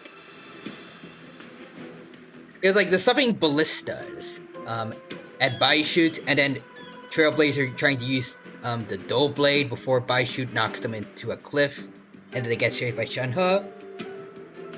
I just thought that looked cool. Yeah, okay, no, it is Osio, the big water ball boss. Okay, so not his wife. Yeah, it's been a while since I remember like the fight with Osiles. Maybe it actually has aged kind of badly. I don't know, but I always thought it was like the scenes attributed to fighting him were a banger. Like at least I thought actually it was like the grand finale of the story, so I shouldn't compare it to that. But I always thought like at the time, like the Jade Chamber falling on Osio was one of the coolest cutscenes I saw in all of gaming when I first saw it. Even though that was years ago. That's definitely changed. But still. Nice consciousness, I won't tell until it happens. Okay. Also, Shiro says Ganyu couldn't shoot the big ice arrow, but Shenna just steps on the water. I thought that was also... I did think that was a bit silly. But it was Shenna's chance to shine, so...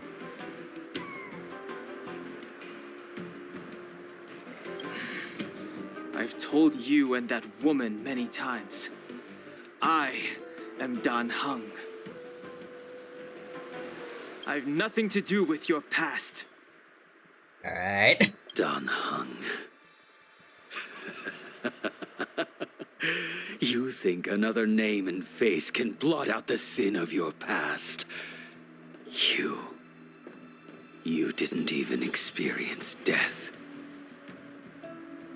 Gotta say, Blade's VA is really doing an awesome job here.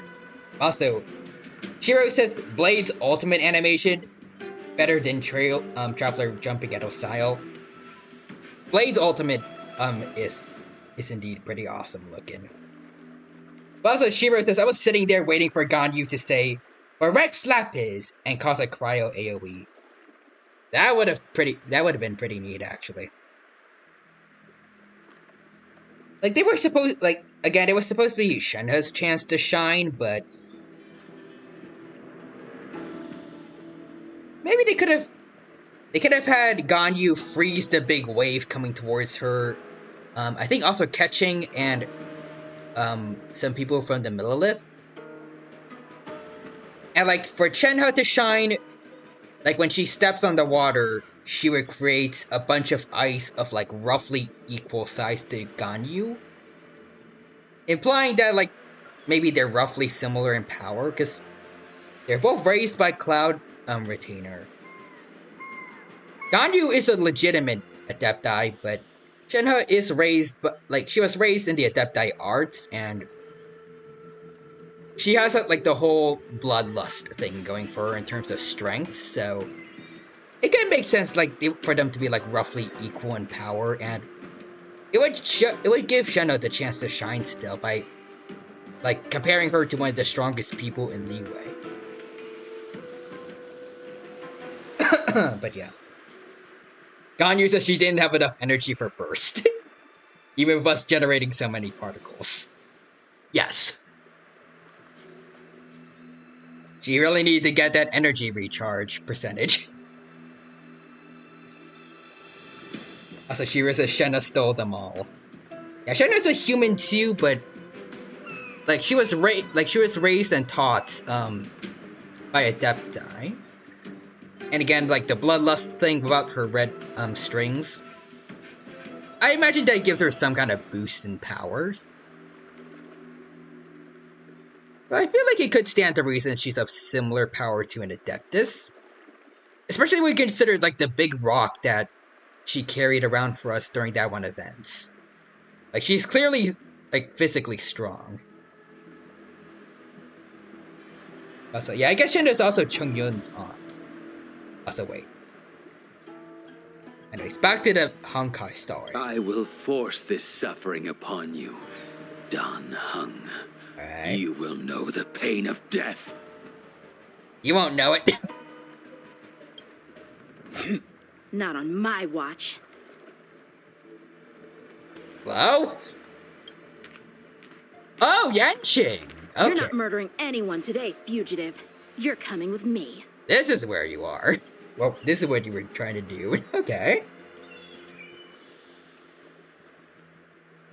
I was kind of hoping for a fight between Blade and Dan Heng before you showed up, at least, but I guess this worked. Wait, we were buffed by multiple Adepti, have the ability to control at least 2 elements at that time, and we still got slapped away by Osio.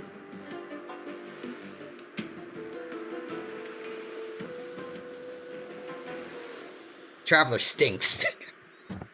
Anyways, Quadra says, Yanqing, did you bring your ice, oh wait, Yanqing, did you ice bridge here? You just called up some peeps from Genshin, taught them how to, they taught them how to cross an entire ocean. Shiro says, Yanqing was chasing after Blade, even though Jin Yuang and Jinglu warned him not to. I recognize that name, but I don't know from where. But yeah, Jin Yuang did mention, I remember, Yanqing said, do you think I would lose to Blade? Like when he's talking to Jin Yuang one time. I forgot all the context related to that, but I think he went against orders. And I highly doubt he's going to... I highly doubt that's going to turn out well for him.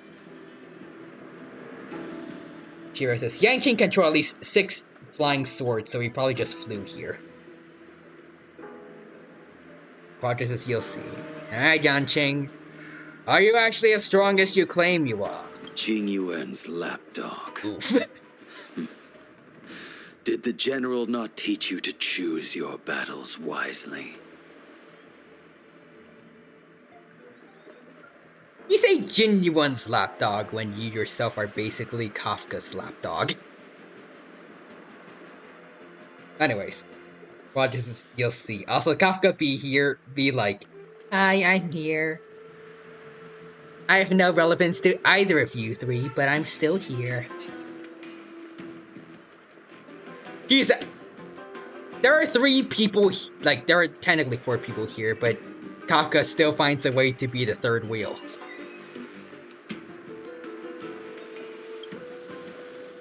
Hey, move back. Things are about to... Huh? Hello?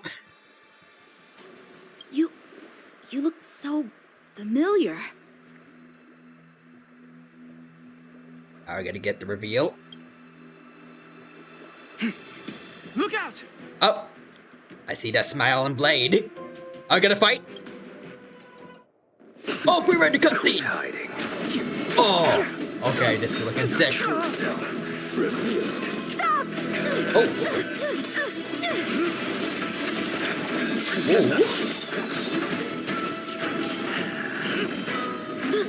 Oh! You... Oh. I have news for you, boy. Behind you is none other than the traitor of the Xianzhou. A criminal forever banished. Oh! Oh! That's... Oh. Videodora. Imbibitor Lunae.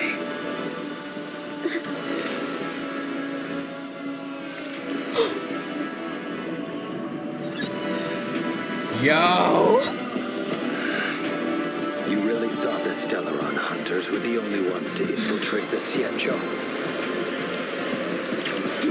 In that case, I'll bring both of you to justice. Yanqing, you're fucked. I'm sorry for cursing, but Yanqing, you're not surviving this. I've heard of you, Imbibitor Lunae. First it was the Stellaron hunters. Now an exiled criminal has infiltrated the Xianzhou. Sword, heed me. Okay. I have no interest in stoking conflict. I came to ensure the safety of my friends. Save your excuses for the shackling prison. Okay. I need to stop here to say that, one, that was awesome. 2, I think we found the video horror you were talking about, Quadra. I was not expecting that before, but I love this. I can barely make out a 3rd, but okay. 3rd, I love the idea of this, and I hope that Dan Heng has this access as like a path. Like what the Trailblazer has. Fourth, that cutscene was absolutely amazing. I have like a billion other words that I probably could describe it, but that is all I can make out right now.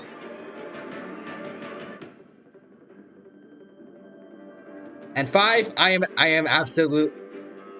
Actually, I think you mentioned he has a banner, but if he is a separate character for whatever reason, I am absolutely pulling for him. F Kafka, I'm going for this. Alright, but also, let me see some more messages. Yeah, Shiro says, Dan Heng is indeed the chosen one. Yep. He's achieved the legendary butter vision. I feel like I would add on to that. This is the High Elder of the Videohara, Dan Heng Imbibitor Lune. Yeah, here he is finally. I can say this is the character I was hyping up. He deserved the hype, damn. Also, Shiro says, no, dang it, it's not. They're doing what they did in Honkai Impact 3rd. I have not played Impact 3rd, but I'm guessing it's not good. But no more DOT niche woman. It is time for Dragon Boyo. The mommy that everyone simps for is temporary. Dragon Boy is literally eternal. He's literally immortal and will just keep on rebirthing and then like coming back to life. Alright, let's see this. Out of the way! Do not be afraid. Like, is he seriously fighting both these two on his own? He ain't surviving this, buddy. That looks good. Better, but I'm afraid you won't be seeing your friends. They're caught in their own bitter struggle. Silence! You're not getting away either! Is that so? Let's heat things up then. Kafka. Oh? Lady, listen to me. Unleash the Mara. Oh no. So it begins. Okay. I think Blade is gonna wreak havoc now. Oh, he's losing HP though. Descend you.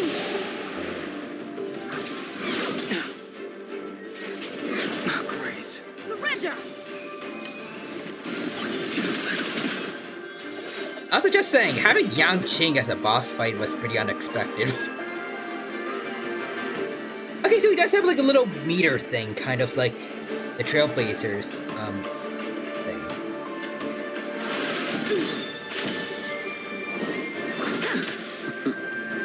What's wrong? Afraid to hurt the boy?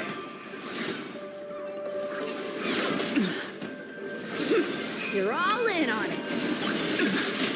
That feels like these two are holding back for Yan Qing. I wonder if the others are okay. Gotta make this quick. Oh, we can attack everything with this one, okay. Oh! Nice.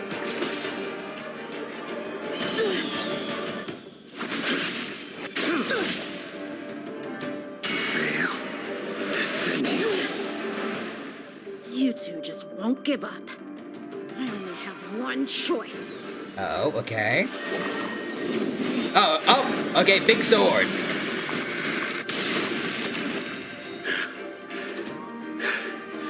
So familiar.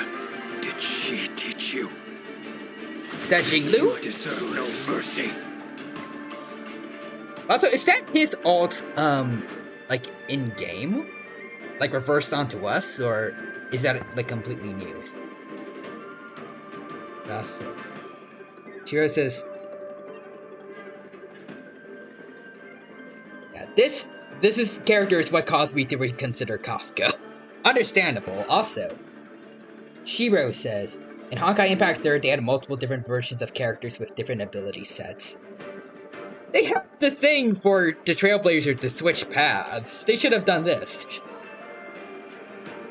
Ah, well. Squadron says, also I like how Blade and Dan Heng formed an alliance to beat up a child. I've been hunting you all my eternal life. But right now, let's beat up this kid. Also, Shiro says, listen to me. And remember that the text was in a different color. I did see that, but is that important? Also, Shiro says, it's been speculated that Dong Heng has a second energy system. Click his skill 3 times. Right now, wait. Completely new, and that makes me angry. Angry face. Yeah, Trailblazer and Traveler are different too. They're outliers of the rules of the world. But also... Still, like... In terms of gameplay, that's just that's... Can't delay any longer. Alright, wait, use the skill to enhance Dan Heng. I didn't wish to harm anyone. Okay, wait, okay, I got this. There's no other way. Forgive me. So you use skill points to enhance the normal attack, and then you use it. Okay. I kind of like that. It's a lot better than, like slowly stocking up the Trailblazers thing all the way to 8. With one skill after the other and again and again. It's a lot faster and more efficient. Alright, but here we go. No. Oh, failed. Looks neat. This isn't over. Sorry, kids. All of you listen to me. Stop. Wait. Listen to me is colored again, but for some reason Kafka was able to affect everyone. Is that why this is important? Why you said it was important to remember this? Arguably, the Fire MC stacking is faster. Maybe, I guess, like in terms, I don't know. Like, here's like getting like the skill point. Also, Quadras is here we go. Yeah, but also listen to me. Wait, listen to me. It's probably her ability to manipulate. Oh yeah, that's true, because she took over Cloud Knights earlier in the Lofu story.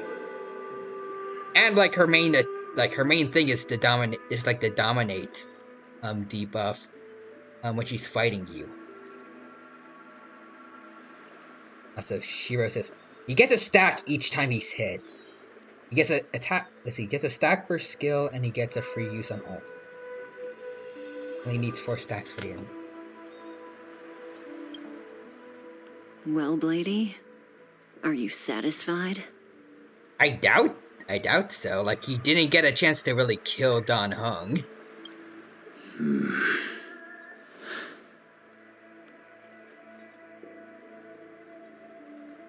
Oh, wait, this time she said... Wait, Kafka said all of you. Last time she said Blady. That's why it affected everyone. Oh. Okay, that makes sense now.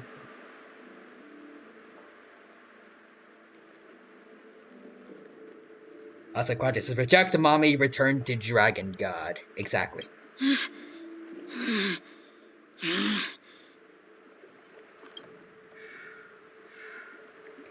I can see, like, Dan Heng feeling a bit sad for the kid. Are you not gonna fight him again, or... You can't be satisfied with just this, right? What did you do? I'm just clearing the stage for the grand entrance. Can't have you 3 misbehaving in front of the Lawfu's hotshot general. Oh, wait, what? Is Jinyuang here?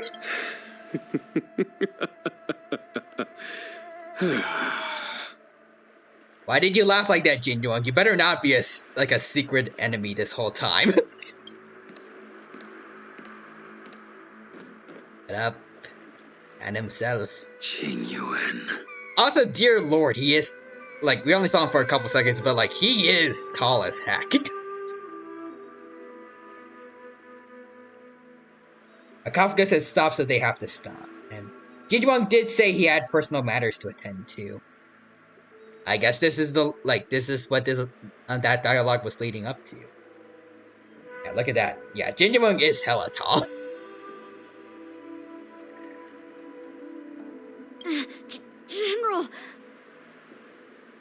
I told you to stay out of this. Anyways, Cloud is genuine. Hello, I am the final boss. Gotcha, I'm not. Sino is.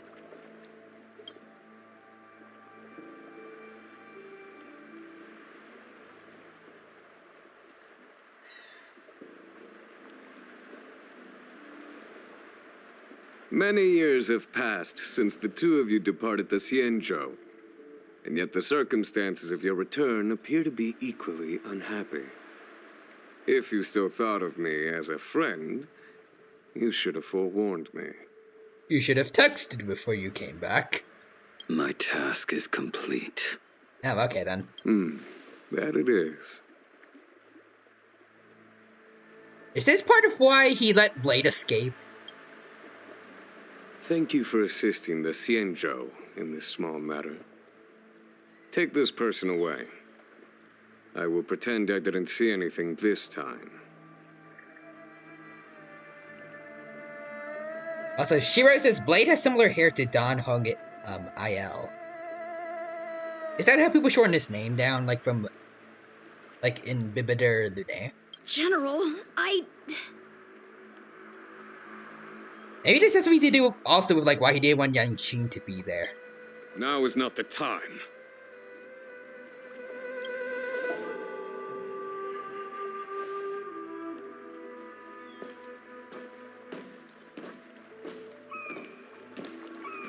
Okay, so they're just kind of leaving.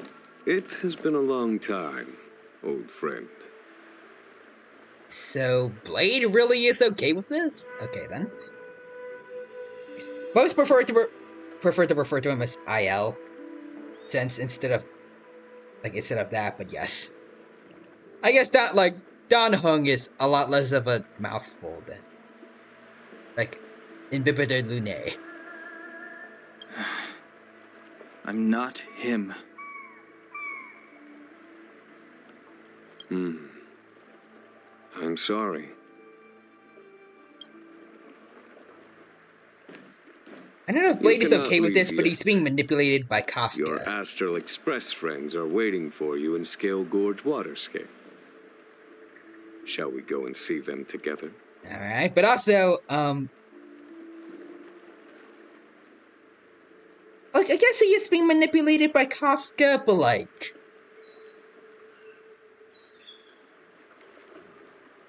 how strong is her control over them? Like, the Cloud Knights, I don't want to be rude to them, but they're probably not that strong. Like, it makes sense. Like, she's able to completely dominate them, but like Don Hung was able to like question what she was doing a little, like, not too long ago. So like, I feel like they have some kind of resistance to it. Like Blade has been, like, he said before, he really wants Don Hung, or I guess Imbibitor Lune, to pay the price for what they did in the past. He has his opportunity, finally. Even if Kafka has some manipulation over him, like, does he have enough control over him that, like, he will completely abandon, like, his life mission? I don't know, I feel like he would pull, like, a Majin Vegeta, basically. Like, he would be under control, but he can break out of it, basically, while remaining, like, somewhat under the influence of the mind control still, but, like, he would be able to act on his own will, like Vegeta did, because he just wanted the power boost to fight Goku. I feel like Blade would at least, like, make one more attempt to fight Don Hung again. I don't know.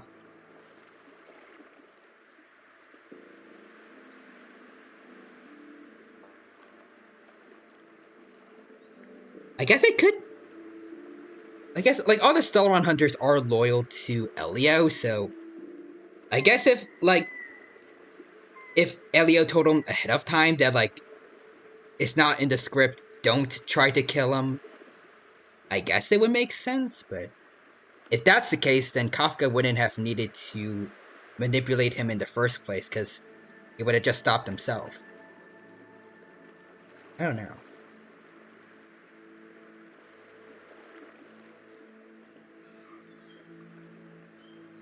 Also, Shiro says Blade said his mission was complete. Yeah. He probably... Shiro said, yeah, he probably just wanted Imbibitor Lune to repay for his sins, and Jinron will convince him to do so. Manipulated, but not being manipulated without words. And also, Blade just wanted him to pay the price, but it probably wasn't his death. Probably closer to pay the price by making up words. That's not really the implication that Blade has when he says it. Especially with like the cutscene we had just before the Lofu story began, like Dan Heng having the nightmare of Blade. Like saying, of 3 people, 1 must pay a price. You are one, Dan Heng. Like, it feels like there was a lot implying he wanted Dan Heng's, like he wanted his life. I don't know.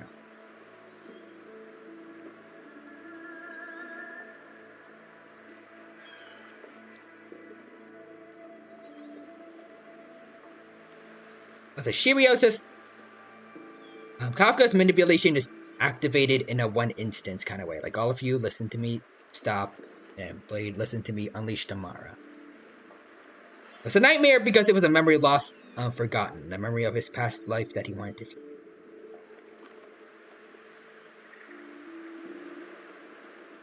I guess that makes more sense in retrospect, but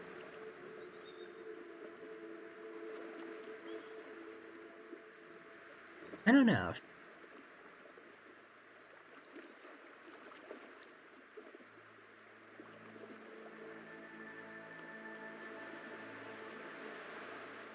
I guess I don't know what he did exactly that, like, that made Blade upset at him, but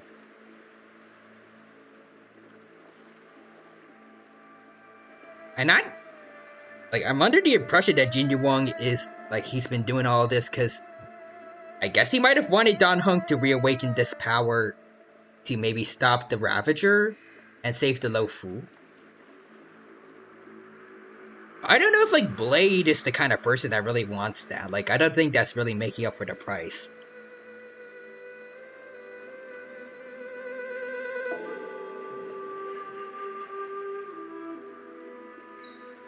I guess I felt like it was probably something personal to Blade.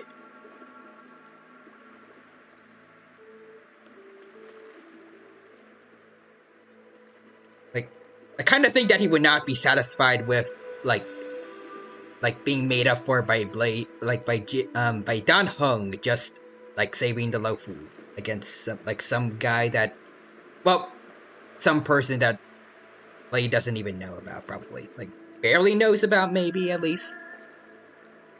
I don't think the Stellaron Hunters have any real connection, like good or bad, towards the Antimatter Legion.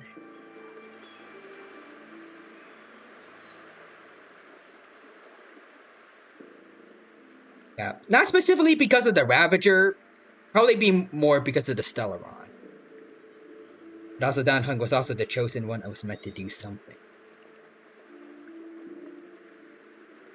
Oh yeah, I guess that's true. Did he get upset at Dan Heng because he deserted then? Or something, like maybe he pulled like an Aang, like from Avatar The Last Airbender. He didn't want the responsibility and tried to run away. And Blade wants him to pay the price for that.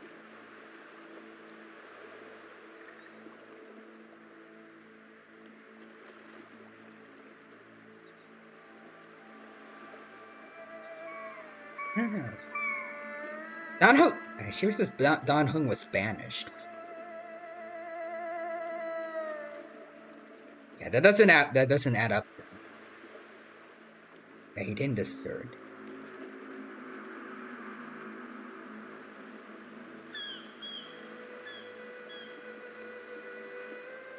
But then, like, what price does he want what price does he want Dan Heng to pay then? Like if it wasn't like him messing up the whole Chosen One thing, then I don't see like how else like whatever happened, like what happened in the past that Blade could be upset at has any relevance here.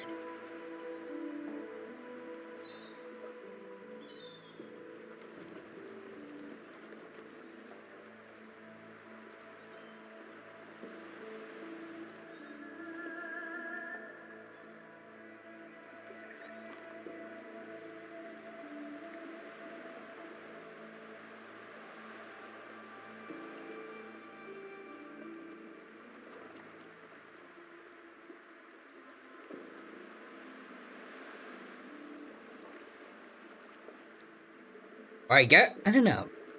Maybe if Elio told Blade like eventually he might get a chance to fight Dan Heng again. Maybe that's why he's okay with leaving this time, but I don't know. Maybe he wanted Dan Heng to like reawaken his past self like this, and then fight him again later once he's like, I guess, reaccustomed to this form.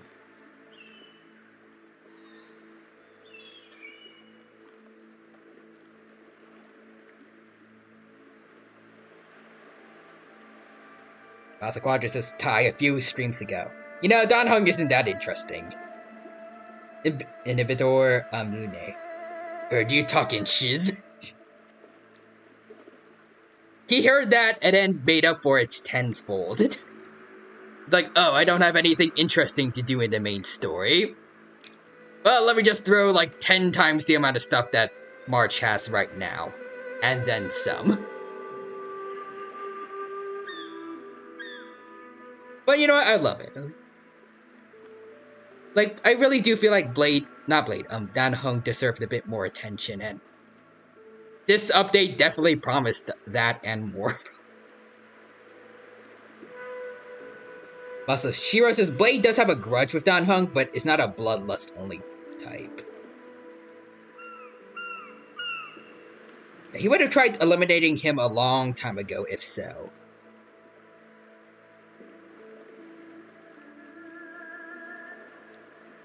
Like, I thought it was that, like, he did try to do that, but has just been unable to find him, really.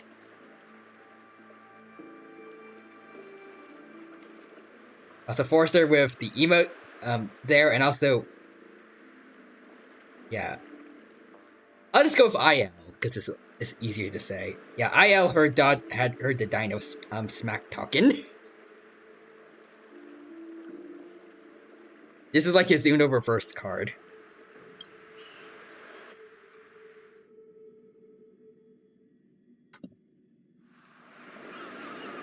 Oh, Cloud Luminescent Knights. depths, a realm of singular beauty. Skelgord's waterscape is the same as when I last laid eyes on it. And here we stand so different from one another. The flesh of long-life species may be immortal, but the constant of heaven and earth eludes them. Squad says, so another funny fun fact. IL is also really good with Welt, so you get a Welt with 2 Dan Hengs. It's like he has 2 adopted sons now. Also, Shiro says, is he? And if I recall correctly, yes. You know the Vidyadhara hatching rebirth cycle, General. The waters of the ancient sea have cleansed Dan Feng of his past sin. The person that once stood here alongside you is no more. So does this happen with, like, to every Vidyadhara that hatches to rebirth? Like, does Bailu constantly forget who she was in the past and then, like, just get sudden flashbacks to past memories? Like, does that get in the way of, like, her job as a doctor? Or is Dan Heng, like, an exception? Like, something happened to him while he was rebirthing, like, causing the memories to be messed up? Or...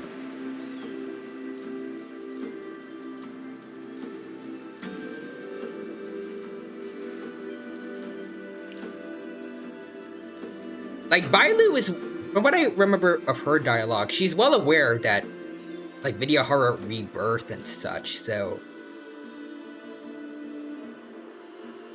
Actually, I guess she hasn't really, like, I guess all video horror probably learn about that later on in life, but... So, she hasn't... I guess she also hasn't mentioned anything about her past life yet. I guess she could not know anything about her past potentially, but I don't know.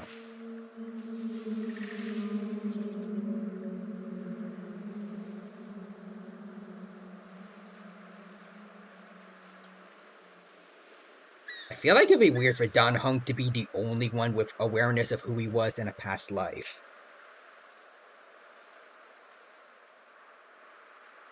Anyways. Yeah. It could be different on actual release though. Oh. And I thought he'd be better in a team with IL, Yukong, Luocha, and then Silverwolf / Pella. That's also really good, and most video horror forget their past life. Ah, okay. What is this? My thought it was like IL, Welts, and then Silverwolf and Lynx, so Quantum and Imaginary. That's kind of neat. Also, High Elders also have lost most of their memories. Lost, but Dan Heng is the chosen one. Oh.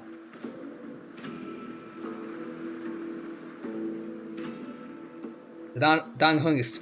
Well, I mean, we knew he was special, but he's the only one that gets to keep memories of his past. All video horror know they had a past life, and some even have items from their past. But, like, they can't remember any of it, like, any...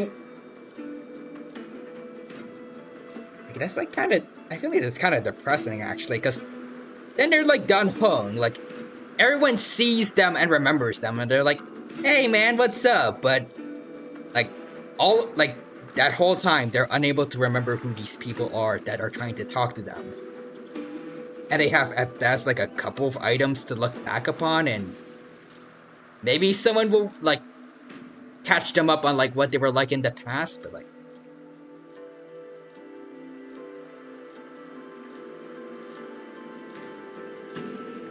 Kinda sad. So Shira says, all video... Wait, I read that. Madeline knows what she is and that she has a past life. She even says she dedicated this life to medicine. So people don't see and remember them. They aren't born the exact same.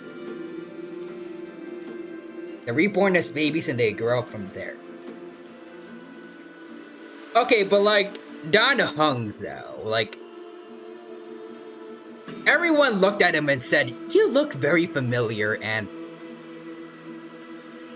Like, when you look at the two different versions of Dan Heng, outside like the different outside like the elongated hair for Dan Heng's video horror form, they're basically the same person. I highly doubt that like none of the people that are still alive when they get rebirthed would not recognize them.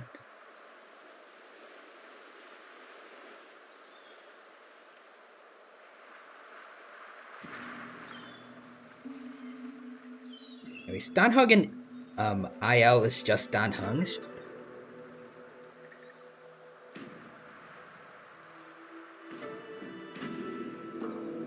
So is like is IL not just Dan Heng? Like Dan Heng in a previous life? Or...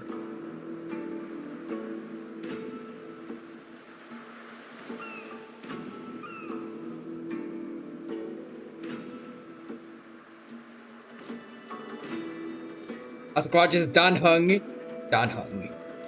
And then IL is the cooler Dan Heng.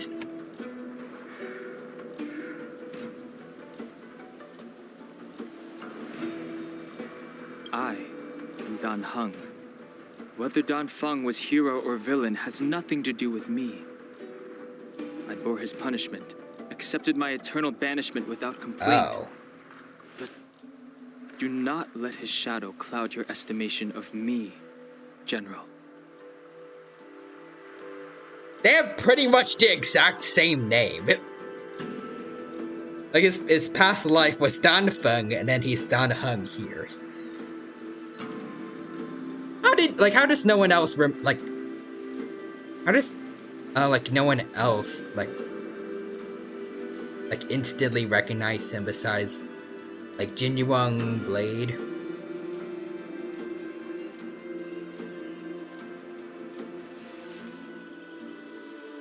Alright, Shira also says, okay, Dan Heng's previous life had a different name, slightly different. Looked a bit different and actually looked like a video horror.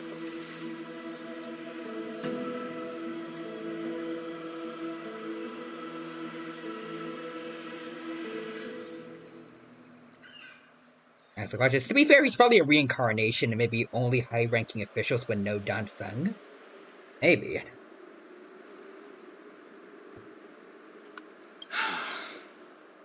Raising old nets only darkens the water, an exercise in unhappiness. Perhaps it is your visage, the horns on your head, or the unmistakable air of the High Elder that makes the separation nigh impossible for me. Okay, also just gonna say, the eyeshadow on IL looks awesome.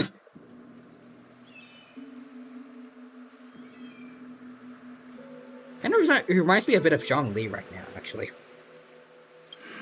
I already told you. You did. But to what effect? If words alone were enough to change the heart, this world would be without quarrel. If you wish to rid me of the illusion of Don Feng, you must do something for me. Alright. Before I can let Don Feng die and revoke your banishment edict, I need him to do me one final favor. I can guarantee you that when it is done, you will no longer walk in anyone's shadow aboard the Lo Fu. And then one day someone says, "Oh hey, is that Don Feng?" I may not be capable of the things that Dan Feng was capable of. Also, Shira says, if words alone were enough to change the hearts, this world would be without quarrel.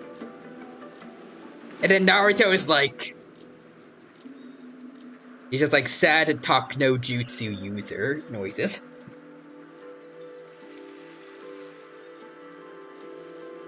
You must do it, or my promise will count for naught. If you wish to blame someone, blame your previous incarnation. Had he not committed that terrible sin, had the power of dragon transmutation been passed on intact, I would have no need to compel you. So something did happen, but what? And what happened, power of dragon transmutation? Did something happen, did he mess up a bit when he rebirthed, or what? Also, Shiro says, Naruto, that's about. I need to look that up.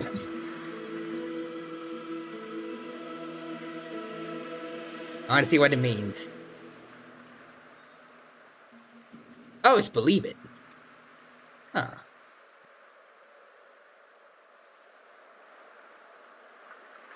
Roger says, I saw a really funny video of Naruto trying to talk to Kid Buu, only for Kid Buu to blow up the planet before Naruto even talked.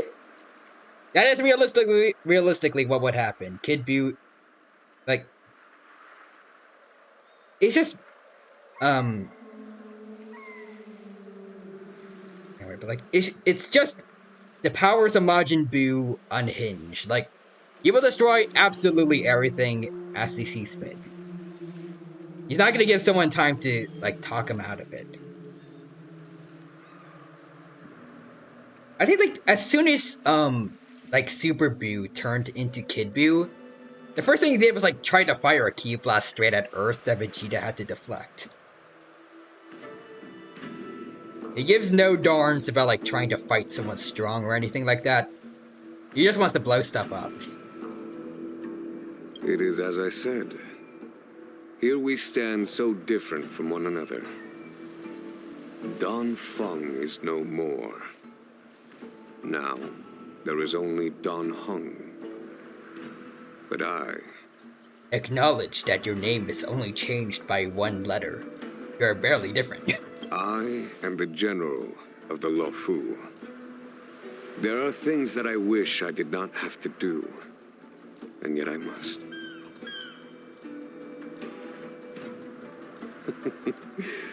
Let us talk of happier tidings. The friends you made on the Express are here. Do you wish to see them? Probably. You brought them here? Yes. They are waiting in the Dragon Vista Rain Hall. Go. Your friends are waiting for you.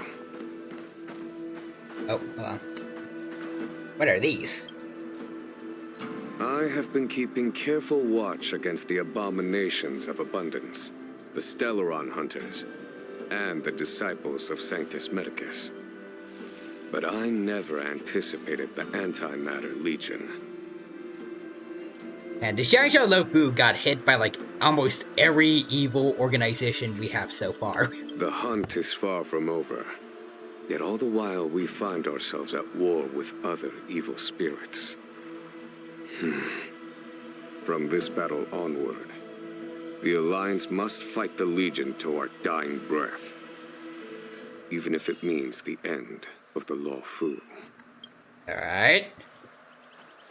I don't know how many citizens are okay with that, though.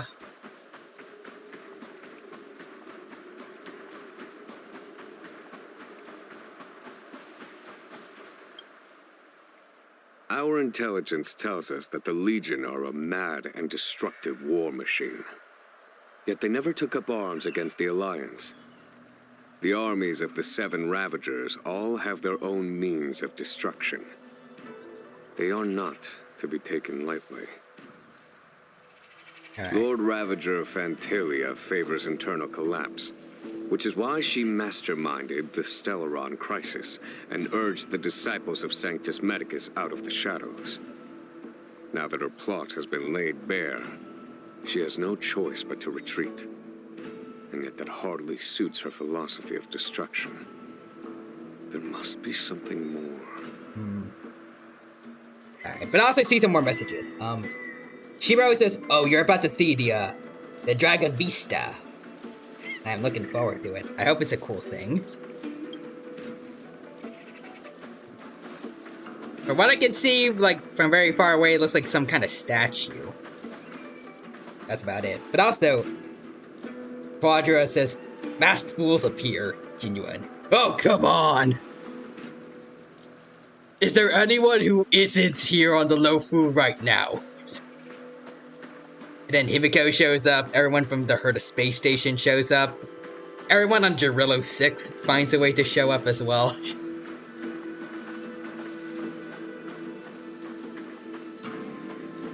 And then everyone from the Genius Society also shows up. Alright, also. Shiro says to probably take the citizens off of the Lofu. Fair enough. The Xianzhou is a bunch of ships, and the Lofu is the most offensive one. Ah, I see. Also, I see Shiro, I'm just doing a lurk command. Alright. Thank you for the lurk, Shiro. If you're still watching the stream while you're lurking, I hope that you have a good time here still. And good luck with whatever it is you need to take care of.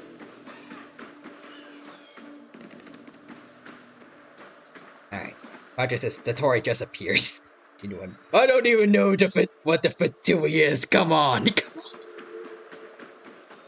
What is security doing? What is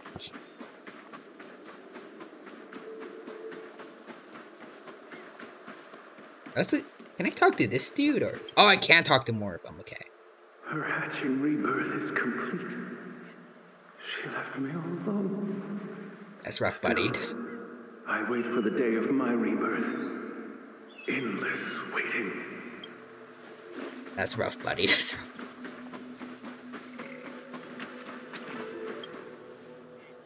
As recorded in the ancient texts, this body of water was brought by my people from our homeworld.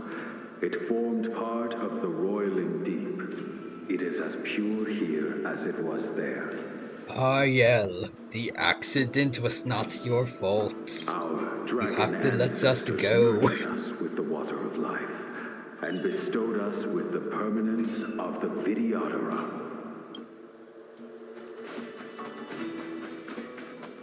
Also, the shame of not having a real water element in this game.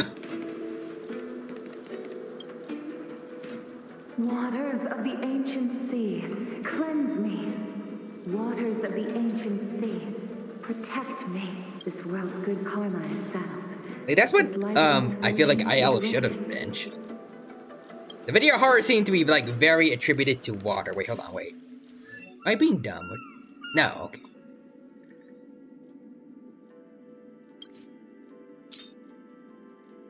Okay, yeah, I just wanted to make sure I wasn't forgetting. Yeah, there is no water elements.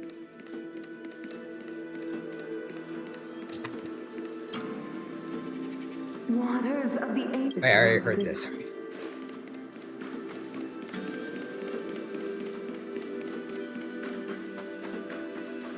Alright, there's nothing here.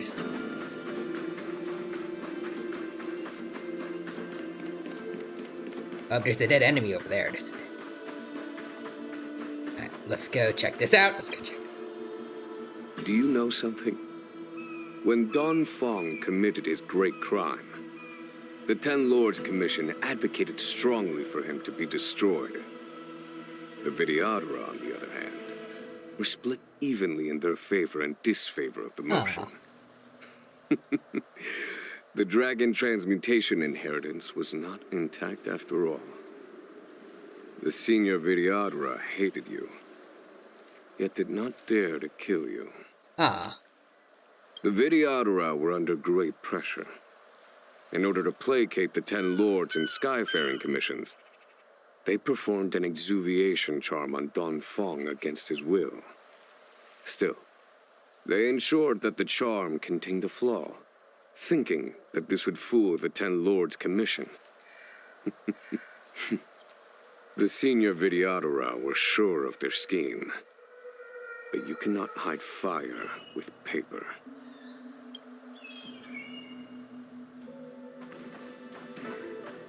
What happened to them then?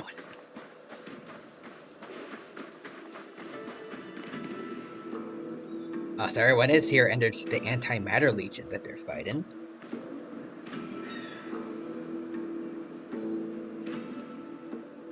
Also, Quadra says, do you know how imaginary is yellow? Let's see. IL has imaginary. Butter is yellow. Dan Heng has achieved the true butter vision. The prophecy has been fulfilled. He truly is the chosen one. What would that make the original Dan Heng then? Would that be like expired butter because he's like green?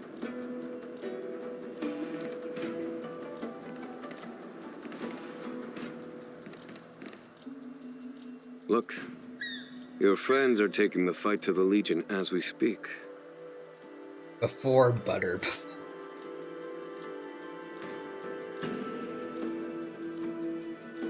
We need to help them. Let's go. Alright, here we go. It's kind of cool actually that like the main characters were doing stuff like while we were gone. Like while we were dealing with this, I guess. Heaven's Surge. Alright, here we go. Cloudfairy Dragon. Rise! This is our chance. Wait. Okay, wait. Two things. One, did we not? We didn't use up the skill points when we did that. But second, why is the Trailblazer back to their physical form? Like, well, not physical, but like, not the Fire Lance version. Like, what happened to my lance? Am I using the baseball bat again?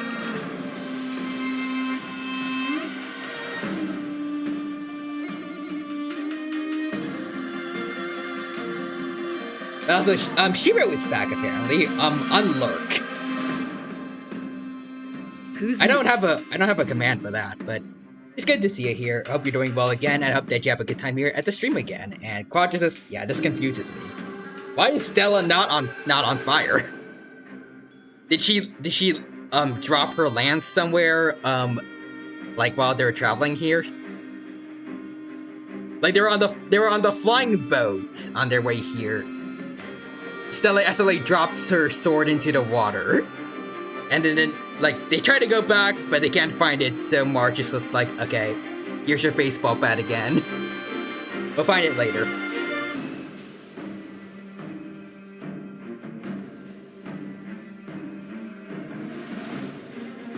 Anyways, Shirio's trial. Also, I also guess the preservation blessing was temporary. Maybe. Also, I think for now, Dan Heng doesn't use skill points to show off his skills. That sounds kind of cool. I wish it was permanent. Also, IL has a separate energy system. Also, Forrester says, I have to turn in for the night. Have a good rest of your stream, Dino, and good night to everyone else.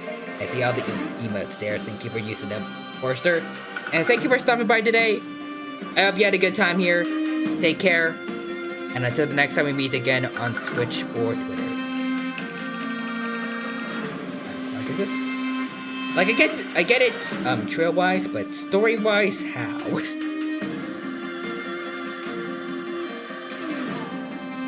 So Shirio says the stacks next to his icon counts down every time he uses his skill, right? Apparently.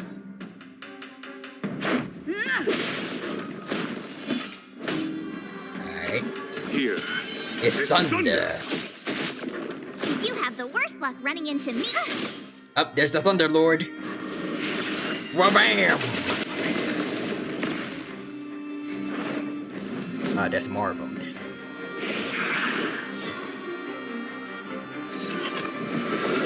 Just a scratch. I sense a storm.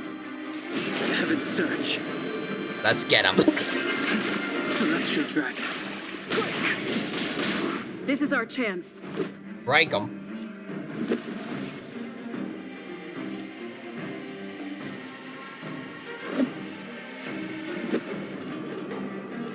I'll take care of this one first.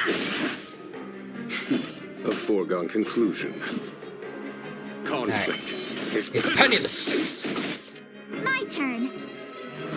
Alright. Can you take care of this dude? Yes, we can.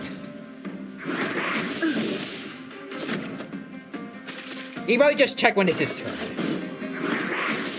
I forgot to check, but next time though. There's one more thing, right? Yeah. To use the strength. Heaven's surge. It just goes straight to like the 3 bars. Whatever second energy system he has, I think at least for this trial, like it just auto goes up. Big dragon, come on in. Let's make it quick. Rules are made to be broken. I miss this voice line. You don't trade your welcome. Wobble. There we go. Don Hung. Heaven's surge. There we go. Celestial dragon. I'm willing to bet this isn't going to be how he works when he's fully released, You have but the worst luck running into me. a man can Time dream. for the Master's radiant spirit. Heed my word. Show no mercy. Well, bam. Alright, take this one out.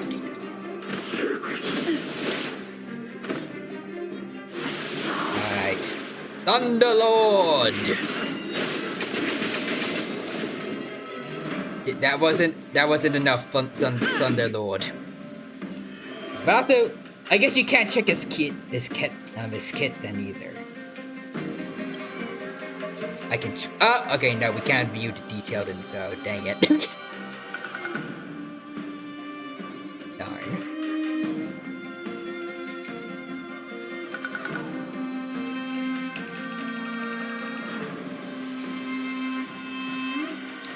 Now, well. Hunts and hunts and then hunts.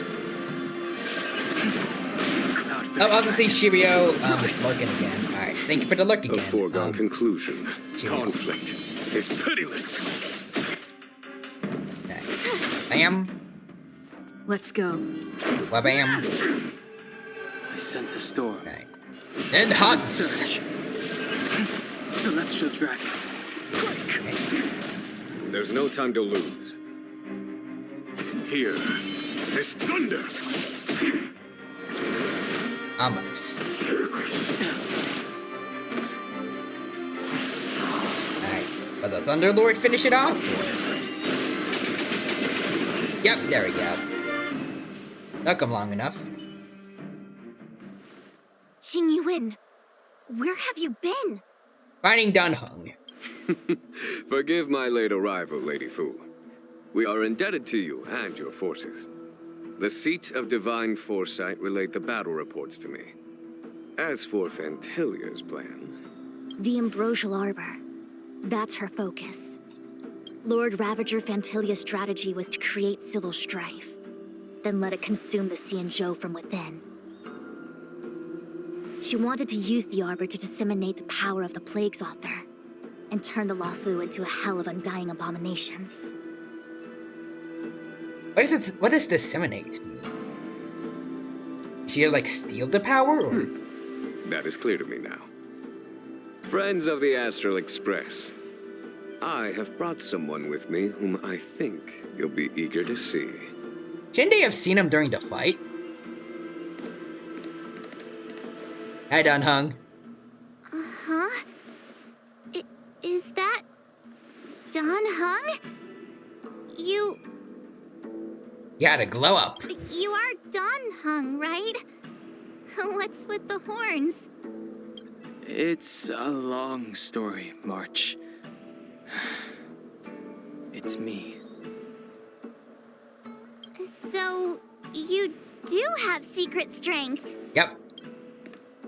Let us save such reminiscence for later, shall we? My astral guests. When you first appeared on the Luofu, your stated aim was the resolution of the Stellaron crisis. I was concerned that the Stellaron hunters harbored ulterior motives and refused your offer.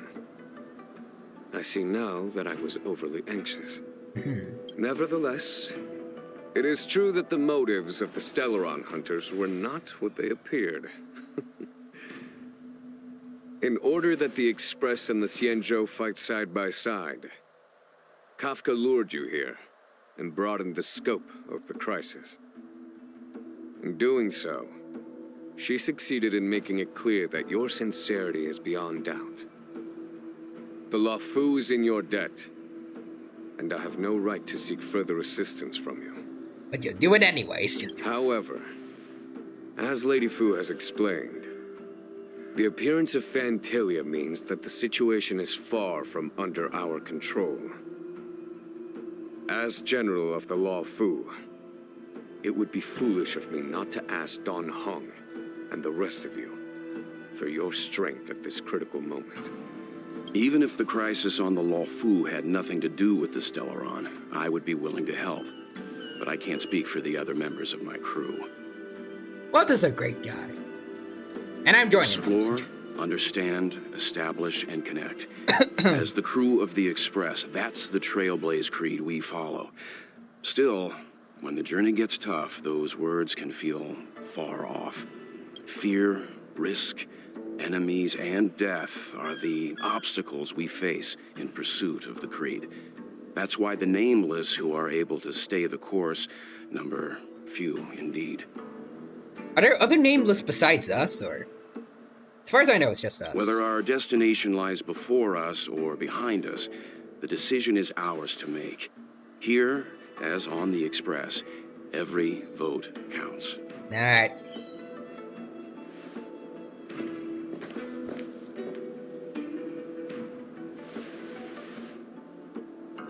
Dun Hung?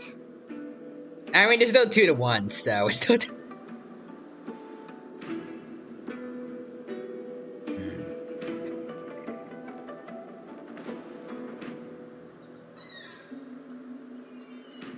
You know, Dun Hung gets to go... I don't know. He he's going into a character arc, I feel like we should have him like hold the hand out, but would it be? It's going to be funny dialogue if he remains still or no? I don't know.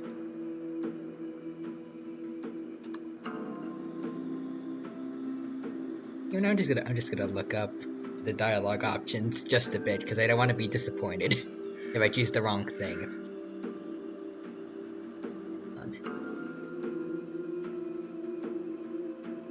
It's still Desolate Depths of Despair, right? Or nope. Okay, hold on.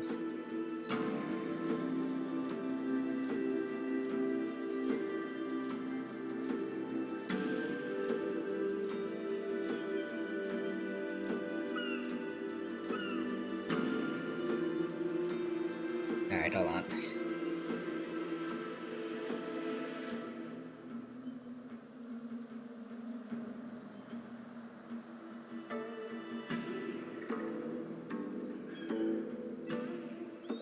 Let's see. Okay. Okay, it's basically the same, I guess. Like, just a slight choice. Okay, we're like. One slight bit of dialogue from Jin Yuang, and that's about it. Otherwise, it's still the same. I think. Yeah, okay, let's hold out the hands. There we go. All three of us agree. Don Hong. How am I still one of the nameless? I stand here at the mercy of others without true freedom to speak. I mean, you had a choice. But as a descendant of the Vidyadhara, I will fulfill my duty to the Law Fu. Great! Everyone's just as heroic as when they arrived. So, what's the master plan, General? There is no master plan, only a bet. A bet on the senior Vidyadhara's incomplete exuviation charm. And on Dong Hong's ability to access the memories of the High Elder. So if he doesn't have that, we are doomed. High Elder?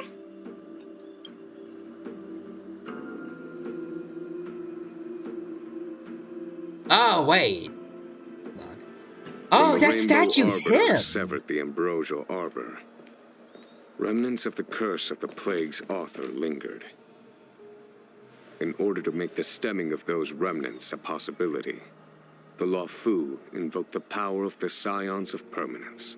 Under the direction of the High Elder, the Vidyadhara guided the waters of the ancient sea to flood the Scale Gorge waterscape delve and contain the arbor. To commemorate this magnificent feat and sacrifice, the Alliance erected the Dragon Vista Rain Monument, a Vidyadhara statue. Oh, it looks so much like Don Hong. I wonder if... the statue... is that... Don Hong's brother? Yes. I love March 7th's dialogue. Up, there's music playing. I see why you might think so. These events occurred a long time ago. Yet successive generations of High Elders have not differed greatly in their appearance.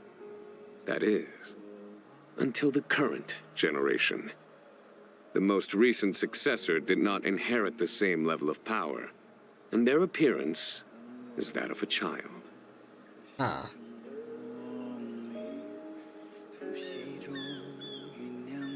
Is this just like the normal music that was here this whole time?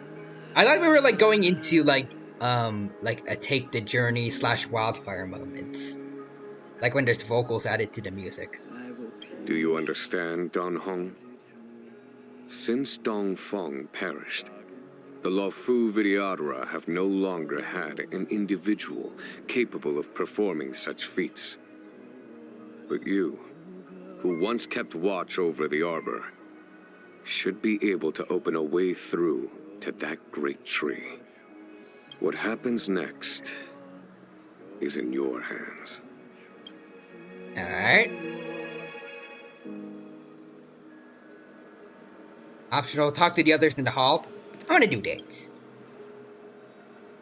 You scared the heck out of me. For a second, I thought you'd annoyed the general. It seemed like you were his prisoner. There I was, thinking up a plan to kidnap you. And it turns out What? the two of you are old buddies. So, what made you suddenly decide to come down from the express? I was worried for your safety. Aw, how sweet. But Mr. Yang and I have been holding our own. We're pretty much Xianzhou heroes at this point. Nice. I experienced that, but yeah. Anyway, it's great to have you with us, Dan Heng. I kind of like how now it feels like Dan Heng is actually the main character now. Like, we haven't been able to, like, we haven't played as the Trailblazer in a long time. Guess it feels like it. Lune's reincarnation. Dong Hong, correct? I've heard your name before. Wait, his name was erased, oh. Your name was only erased from the public eye. Fair enough. But as the Master Diviner, I know, and should know, all the records of years gone by. Such archives are of great importance in times of need. I was not born in the heroic and extraordinary era of the High Cloud Quintet. To have seen those legends with my own eyes. Go on. Your appearance closely matches the depiction in the annals. Does Videodora reincarnation really entail a complete transformation? A new life? Doesn't feel like it. It feels like they're basically the same person as they were before. Slightly different. Has coming here triggered your memory? Release your full potential. The power you carry is the key to opening a way through to the Ambrosial Arbor. The General still has important matters. Oh, okay. I wanted to try to talk to you, though, dude. The General still has Okay. So, just these two left. Welts? I knew you'd come. When we first mentioned the Xianzhou, there was a sad look in your eyes. They may have banished you, but the Luofu is still your home. Let's see. You're a member of the Express crew, Dan Heng. Let's settle this matter as soon as possible. Our journey doesn't end here. Alright. Also just saying, I'm pretty sure because of this. Oh. That looks kind of cool.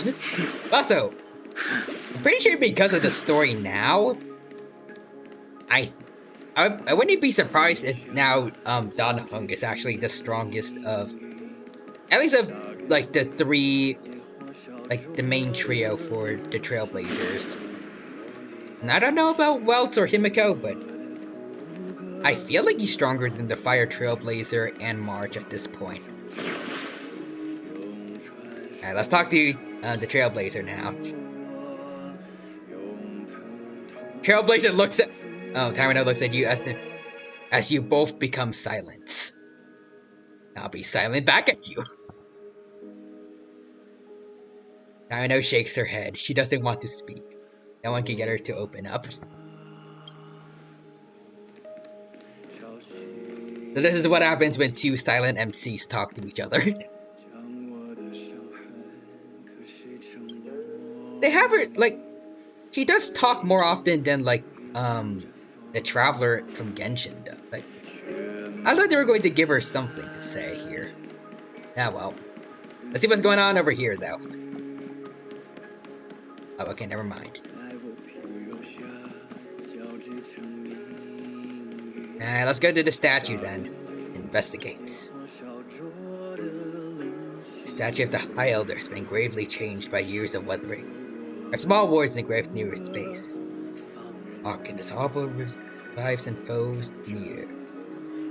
Forth the mighty waters of ancient sea to flood abodes of heaven and, well, roots of evil. We etch this in stone for all to heed. Alright, try to feel the great power. Neath the endless rolling waves, the ancient roots of the orb will blaze. Long dormant, they stir and come to life. as if a beast were awakening from its strife. Alright. I'm just gonna skip through a bit more of this. Anyways, memories from the past emerge from the darkness, tightly gripping you. Oh. Oh, it's a pre-rendered cutscene. Oh. Oh, there's music. Okay. Oh. That water looks good. No?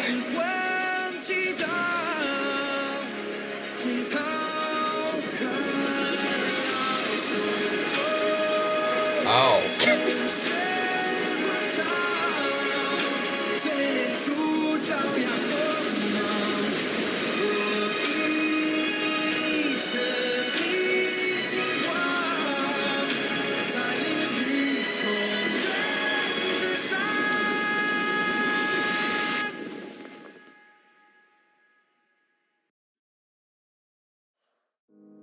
Okay, so when I was right that we were getting a wildfire slash take the journey moments. Second, that music was awesome. The annals mention that scale Third, IL slash Dong Donghung is apparently Noah now. Small wonder. They're not. Look at all these submerged structures.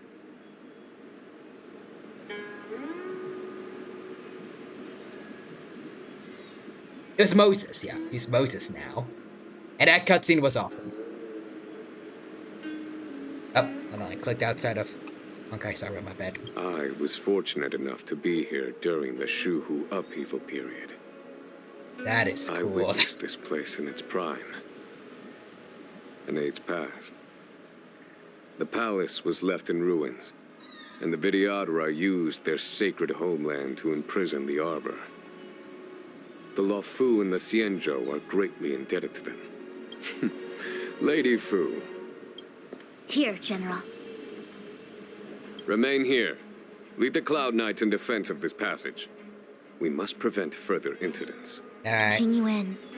General, are you planning to face Phantilia alone? I wouldn't say so. I'll be counting on a few friends for support. Yeah.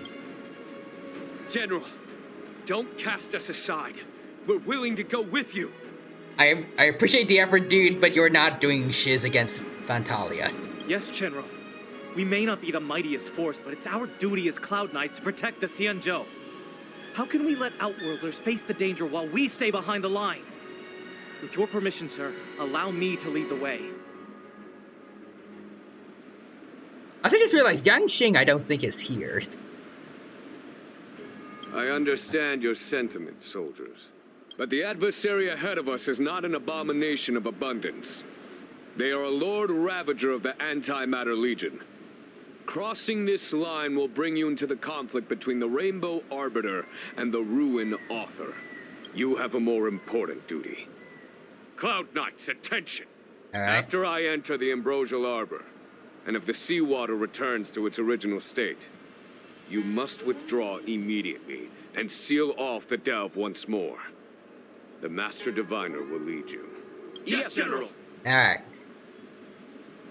Lady Fu, if I am unable to return, I entrust you with the important task of relaying the full account to the other Xianzhou ships. I trust you will be here to reissue the order in person. But whatever the outcome, I will do as you command and honor the mission. Spoken like a true general.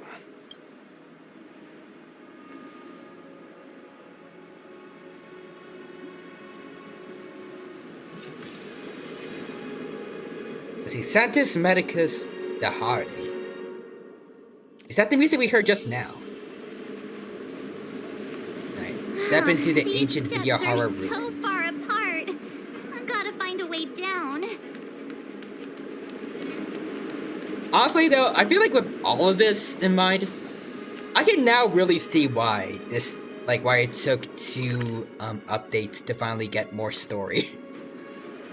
They pulled out all the stops on this one. You scale-gorged waterscape to seal the arbor. Treason! Blasphemy! You've lost your senses. You think this will gain the trust of the Xianzhou natives. Those who are not of our kind can never be of our mind. Is this what Don Feng did? I understand your misgivings, but my decision is made. That is the course we must take. Very well. In that case, I will report you to the preceptors and have you stripped of the name and power of the High Elder. This was a bad thing he did. He tried to keep the Xianzhou Luofu safe. This must be the first High Elder that accepted the mission to quell the Ambrosial Arbor. According to tradition, from then on, he said this is the first High one, Elders though. were obliged to return to the Dragon Vista Rain Hall. Maybe it's not They Don would Feng, guide but the like his tides of the ancient predecessor, sea actually. to guard and strengthen the Arbor's seal. Do you remember now? Yes. Reverence to the three talents, the path to the great roots. It's the way to the root depths. So does that mean like the High Elder has had a history of like upsetting people, I guess? Is that some kind of riddle? Reverence to the three talons. What the heck does that mean? Don't worry about it. Just follow me. Alright. Oh, what a huge palace. Completely abandoned. Ooh, a chest. Okay, grab That that. must have been difficult for them. Imagine how upset you'd be if you had to abandon me. For the Vidyadhara, it must have been a necessary sacrifice.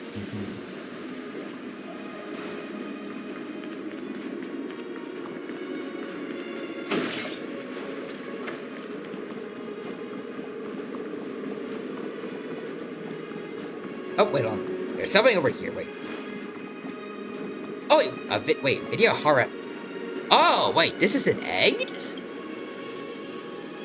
What is this? Oh. Miss March, I would advise you to refrain from interfering with the Vidyadhara. Wait, so like there are Vidyadhara in here rebirthing? Huh? The Vidyadhara? You mean these pearls will turn into people? When the life of a Vidyadhara is over, they return to the ancient sea and form a shell before emerging anew. This is the hatching rebirth cycle. Whoa. Ah. Neat.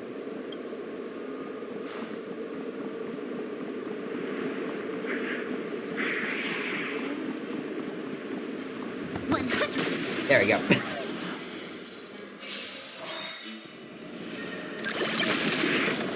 I wonder if Don Hung's looked different since he's the High Elder. This combat needs optimizing. This is double speed.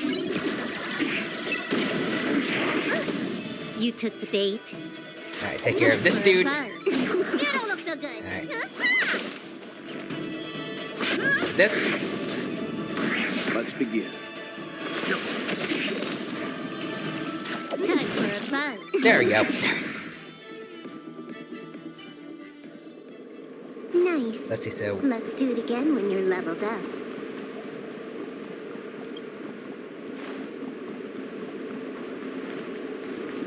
more of these guys. Alright, well, you decided to make yourself a problem, so alright. I was actually focused on like getting to more of the main story, but nothing of them survive or be destroyed. There is no other choice. If we wanted to fight, we can fight. Time for a buzz. I'm on guard. I will say though, I am kind of glad that the Antimatter Legion is getting like more attention again in the story. Nice. It didn't feel like they were Let's too do it again prevalent when you're leveled in up. Jarrillo 6.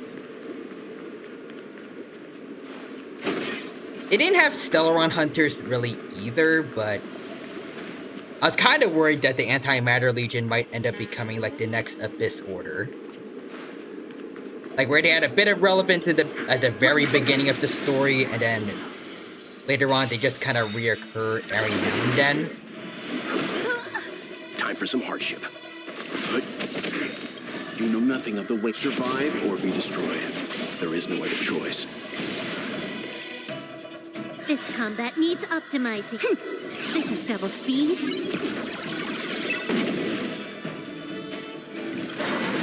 Lance ablaze! Lance forward!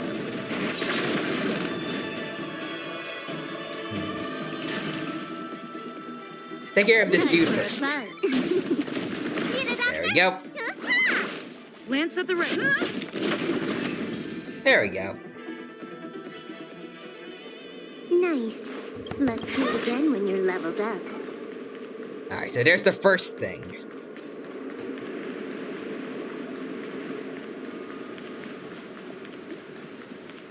Alright, so I gotta fight a big monkey for that.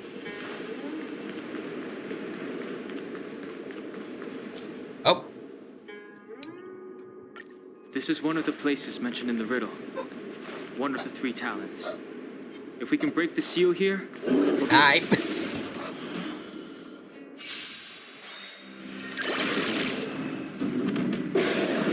Alright.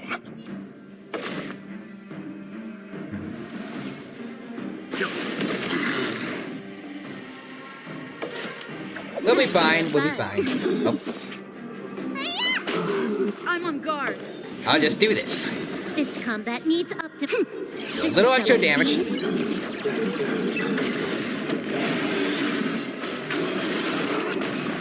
There we go.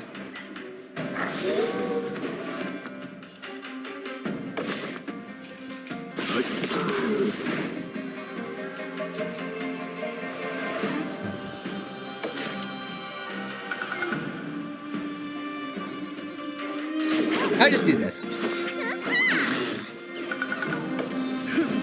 Boom. Oh, alright, hold on. Let's do this first also. There you go. Get a bunch of weakness break. It's fine. We got shields. We don't have shield anymore. Okay.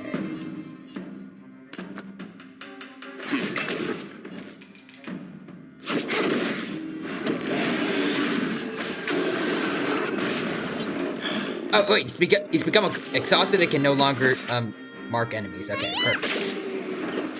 Lance at the ready. Let's begin. Slow him down then. Nothing that they'll survive or be destroyed. There is no other choice. Time for a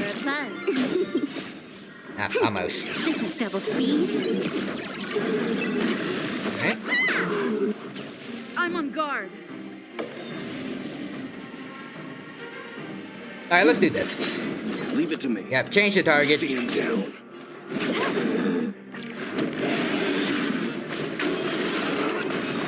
Lance ablaze! Lance forward! No, not down. Alright. Weakness break. Got him. Okay. Gotta keep a focus on the Trailblazer. Oh, okay. Oh, I messed that up. Okay. Sorry. Sorry, Bailu. I messed that up. Lance at the ready. Alright. That was down though, so it doesn't really matter. Time for a buzz. There we go. Did you notice the flagstone the creature was stepping on? I wonder if it has any connection to the seal. Let's see. Revelation stay. Okay, let's see. Something going on here. Touch. Did you notice the flagstone the creature was stepping on? Yeah, I did. Oh wait, this is giving us the order of like what if it has any connection to the seal. I think for like which of these to touch, I think.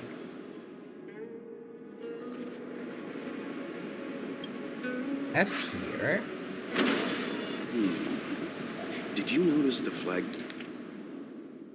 the creature was I'm stepping trying. on? I wonder if it has any connection to the seal.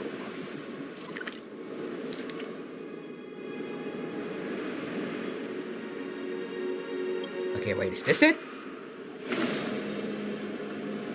Okay, let's see. So then next,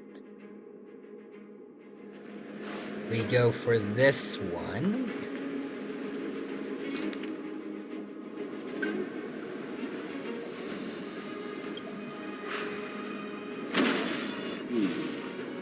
Did you notice the flagstone the creature was stepping on? I wonder if it has any connection to the seal. I'm pretty sure it did. You don't need to keep reminding me, Walt. Okay. Is this not it? Nope. Did you Okay. notice the flagstone the creature was stepping on? Yes, I have noticed. Any connection to the seal. I have noticed.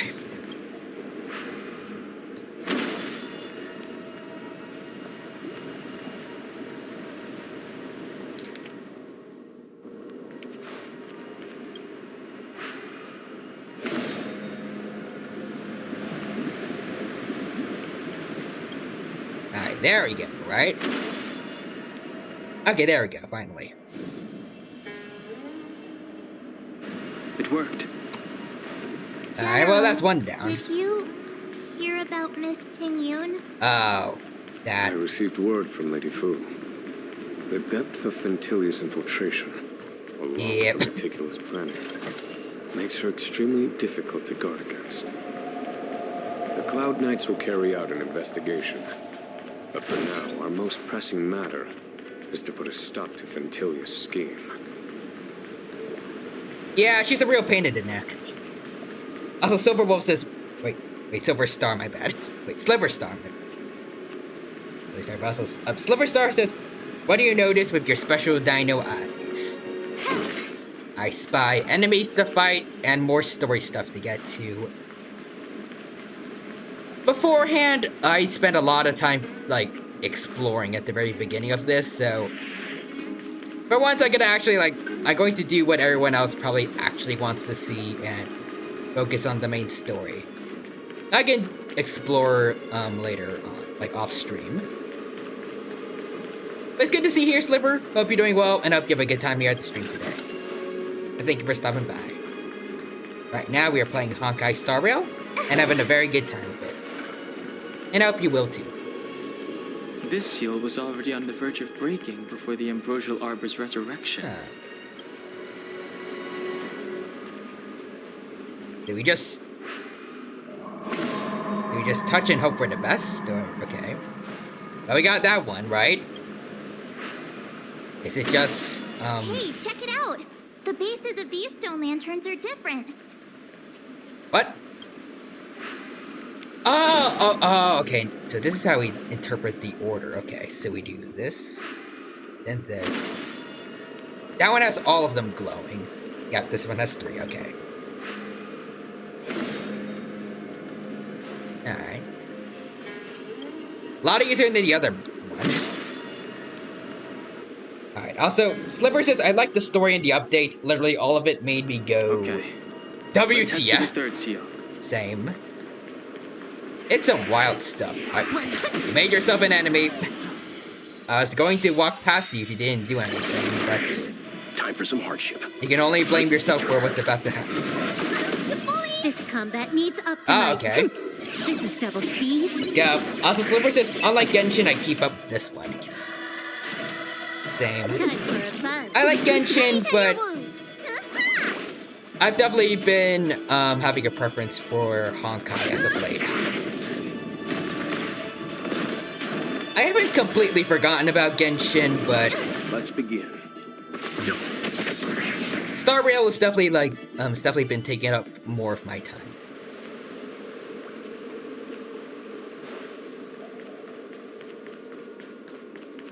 I did hear there's some more, there's been some stuff updated for Genshin. There's no main story stuff, but we got leaks of Fontaine, I think, or like a trailer. I think there's one story event going on.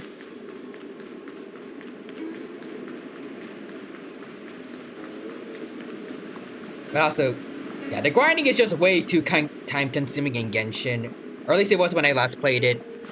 It's it's time consuming in this game too, but less so because you have access to autoplay and also like autoplay and also double speed. So it makes it a little more efficient. And because of autoplay, you don't have to be playing the game while farming. You can have your computer like just The handle. arbor is near, but Fantilios. You can just like have it handle like the farming in Honkai Star Rail with the AI doing all the work.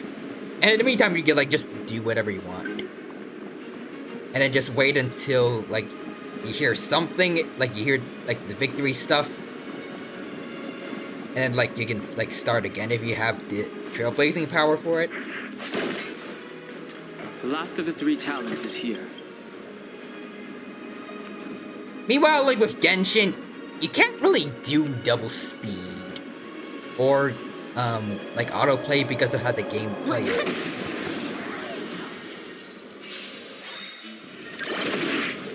Time for some hardship.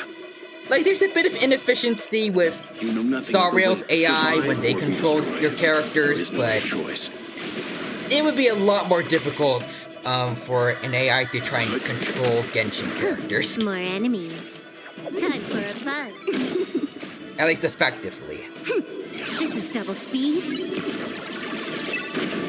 Also, yeah, I'm currently doing Honkai dailies while doing my Crafter dailies in, I'm guessing, Final Fantasy 15? I'm really bad at Roman numerals. Lance at the ready. Yeah, it's convenient. Leave it to me. Lance ablaze. The only issue... Lance, oh yes, okay, it's 14. The only issue I have with, with autoplay is that, not really even an issue, but, like, it's just a minor inconvenience for me, but, like, it's just that the autoplay doesn't carry over to, like, overworld stuff, so, like, when you're done with one fight, you have to move the character, like, you need to go back into the game and then move the character again, start the fight, the lunar glow adore, and then turn on the autoplay Diadora again. eggs begin to form, and from the ancient sea rebirth, to walk again on solid earth. This mural describes the Vidyadhara hatching rebirth in the lunarescent depths, the beginning of self-reincarnation.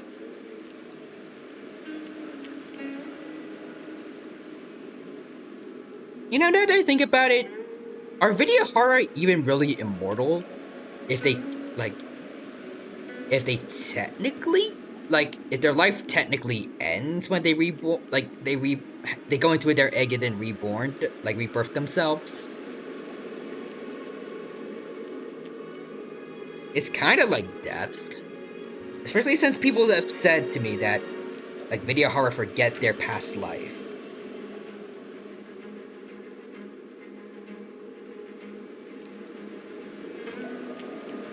It kind of feels like they kind of act like they just regular die.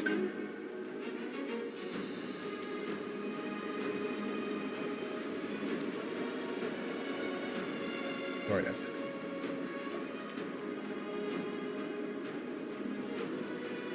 Like, it reminds me a bit of like a phoenix, where like they technically do die, like they burn themselves into ashes, but then are reborn from said ashes to become the phoenix again. This mural is pretty interesting. It looks like time hasn't Also, had Sliver any says I effect on it. finally got 2 teams of 70 after so long. Congratulations. I still only got 1. I'm working on my second team that I only use for Forgotten Hall. This mural must be related to the others here. It tells the story of the Vidyadhara self-reincarnation. Hey! Perhaps. Perhaps?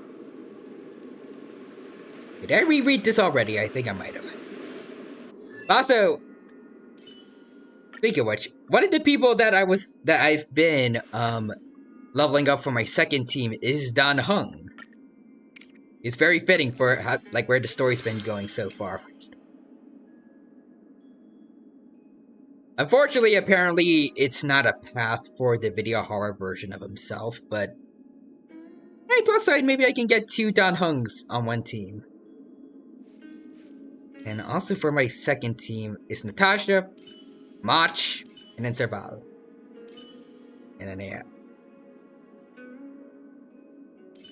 Maybe I could add Yenqing too, but I'm still upset at him for messing up one of my polls for someone else.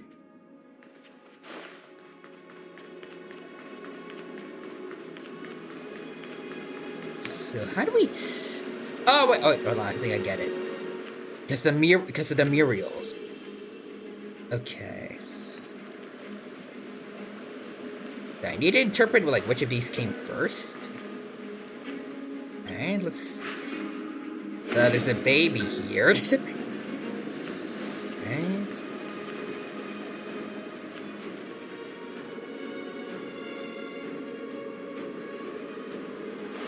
It looks like there's children here.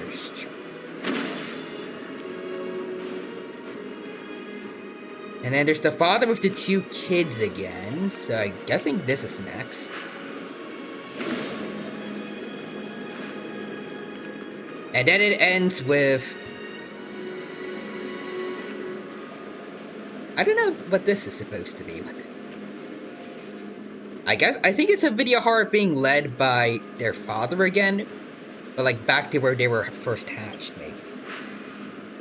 Also, Slivers says, I chose Sushang because I fully Idylioned her. Ah, I see. Oh. I thought the dragon thing over there was waking up. Dang it. That would have been cool.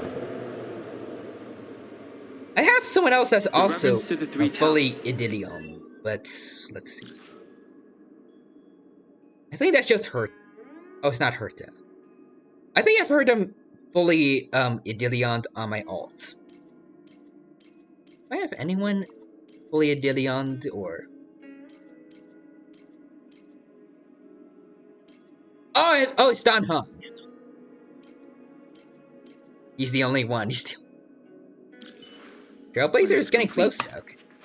Now we must head for the roots of I the guess I arbor. have the physical version of them. The roots of the arbor are still growing. Like fully Idyllion. It's Ventilia. We must hurry. Alright, let's go. Also, I didn't draw a blade, but I'm gonna save for someone else. I'm saving up for LE or IL. This story so far has a really, like, it's done it for me. I wasn't really planning on pulling for Kafka anyways, but like, this confirmed it for me. Is that a dragon? Yes. We've reached the end. These are the roots of the ambrosial arbor, where the vestiges of abundance lie. Reverence to the 3 talents, the path to the great roots. This is it. Under the power of the High Elder, the arbor's roots have formed into the image of a dragon. Oh, nice. Also, Slipper says, who? I couldn't hear what you were saving up for. Oh. IL, I think? I think that's how they shortened it. Inhibitor Lunae. Basically, Don Hung here again, but Dragon Dude. Now, I will break the final seal. I hope everyone is prepared. I guess so.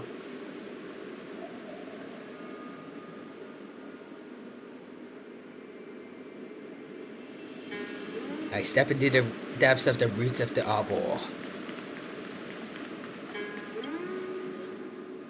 Oh, he must include Jin Yuang. I don't have... Oh wait, are they gonna give us him as like a trial character basically, or... He must include Jin Yuang. Oh, okay, so this is how they're doing it. Alright. Okay, so how does Jin Yuang... Like, how is this gonna work?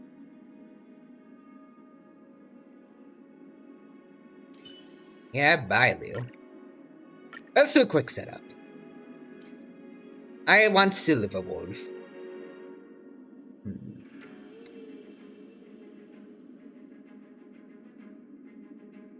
Who else? Should I have Fire Trailblazer to give, like, everyone shields just to be safe, or...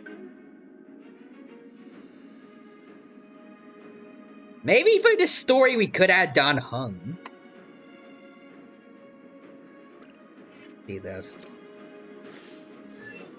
I just got Dan Heng to level 70, though, like... You ready for this? Light Cone. Can I boost it up? Okay, insufficient, but... Dang it.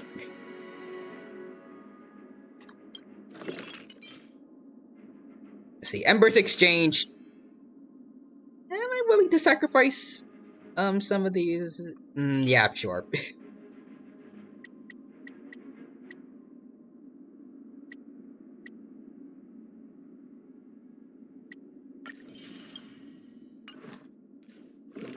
How many of these do we need?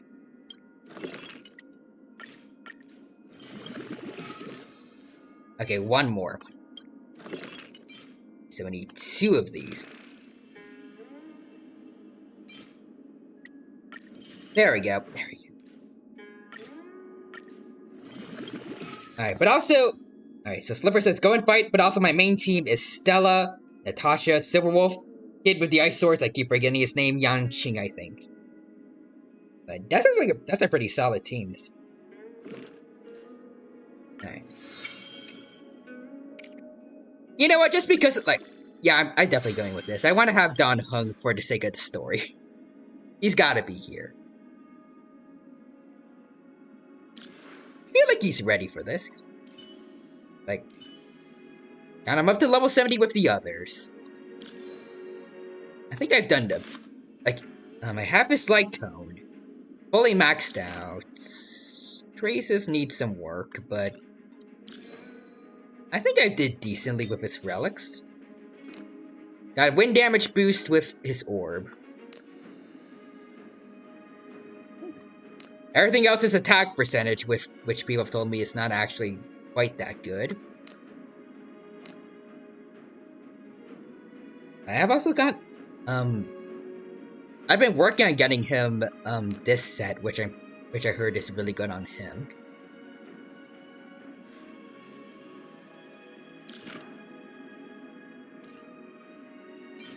Is he good for this?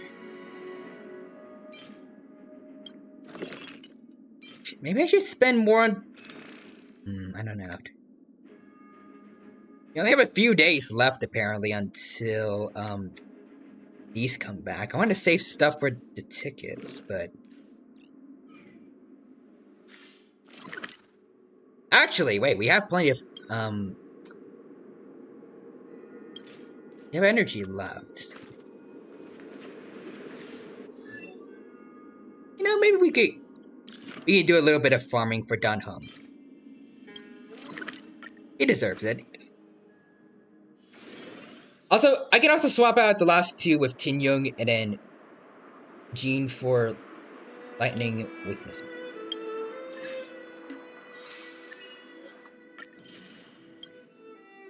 All plots shall be overturned. The Arbor snaps. My friends also. The Fuzzard. And get that level 80 wealth could have been helpful. Silverwolf.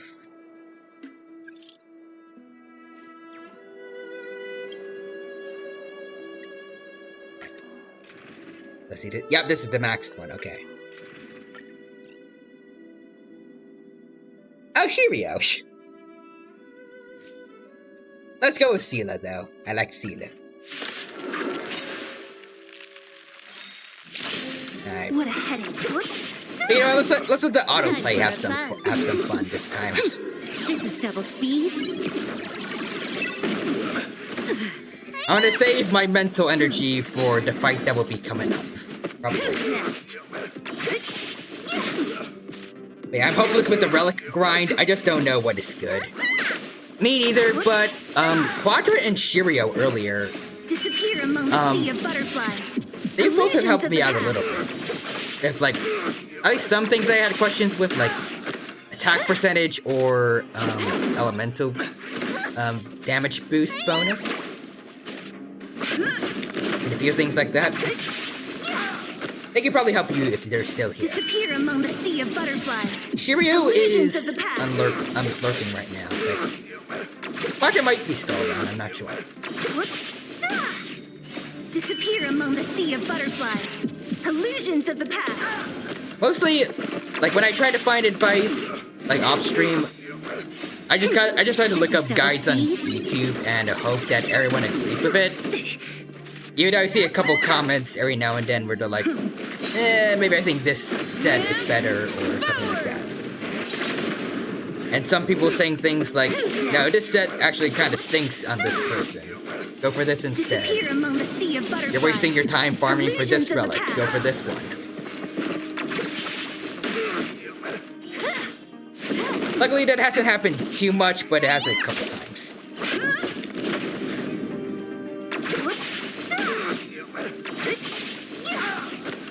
Anyways, I've been doing my dailies every day and stuff, not gone to 60. Basically same for me, but I do have the downside of like having been on vacation for 2 weeks, so that kind of slowed down progression for me a bit. I have no idea what's going on with like the people that have already made it to level 60 at this point already.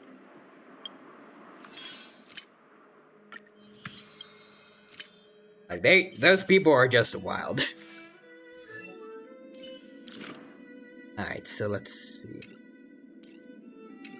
What should I invest in?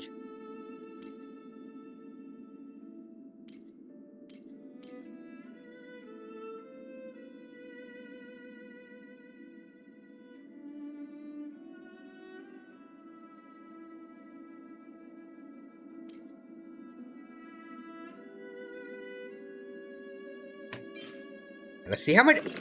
Let's just change these up right now since, like, we're definitely not gonna need the little ones at this point.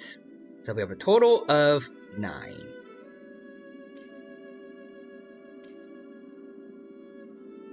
Should we spend it on getting these or increasing these ones?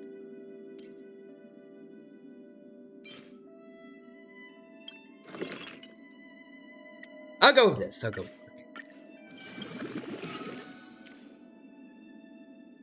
See, wind damage increased by this. Okay.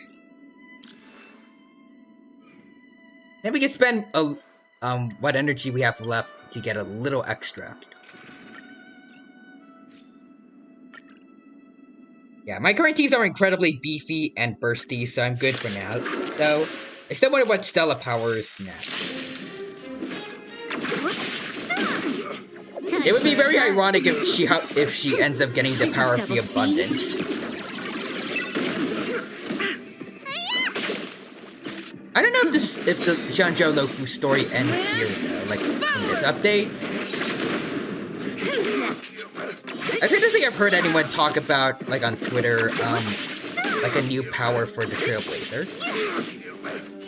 Disappear among the sea of butterflies. Illusions of the past. Also, Sliver says, I got Japard in case I need to replace the MC. I have Japard too on my alt, but I don't like him because he messed up my pity just like Yang Qing on this account. I'm very petty with playable characters for no particular reason. Okay, so I have just enough to do this other talent, or I could do some of the others, but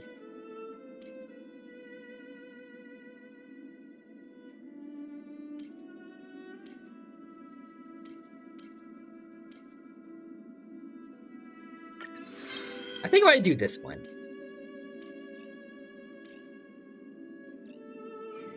Alright.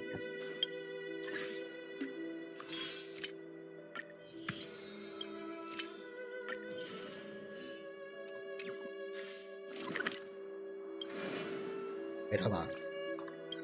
Redeemable with... Okay, let's do this, actually. Maybe there's something that can help us out over here. Also, Flipper says, I got him instead of Blady. Dang. Time to log off. I mean, It's really messing up head everyone's back. pity. Well, like everyone's pulls. I wish Herta was better since I have her with max Idilions. Same. I mean, it's not bad having her. Like sometimes it's fun to hear her say "cool" currently, like constantly on my alts, but in terms of like actually being useful in battle, she's not the best at it.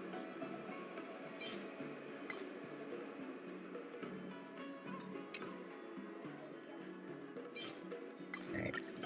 Let's get these, and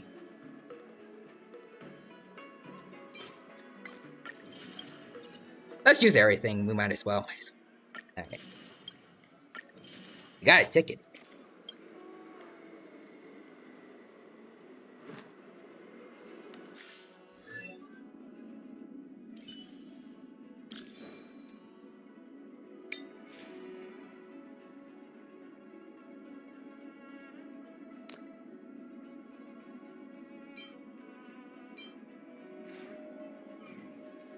I guess this will have to do for now. This will have to do. Alright.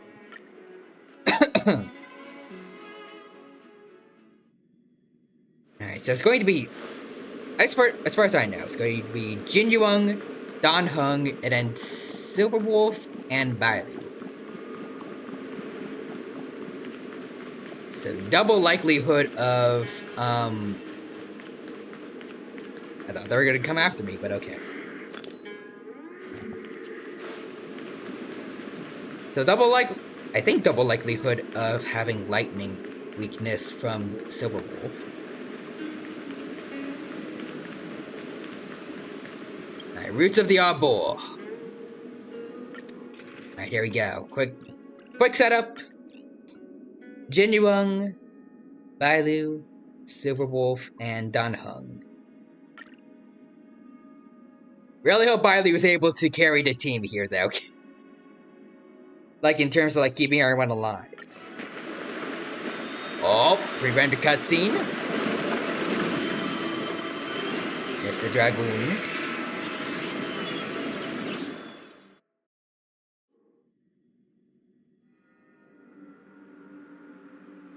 Oh.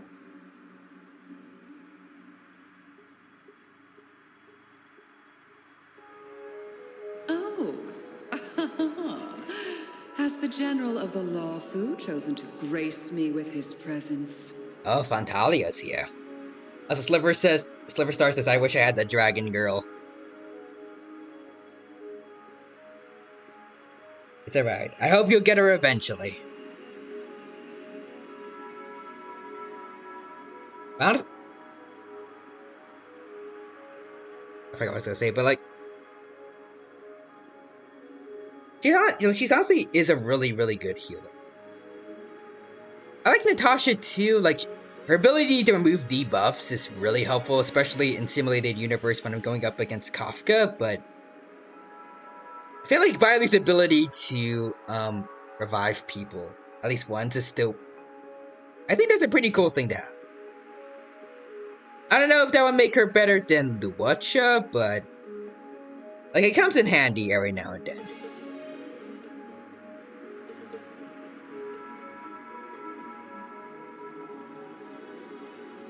Maybe you can get her if like you like for the 300 standard banner pull thing.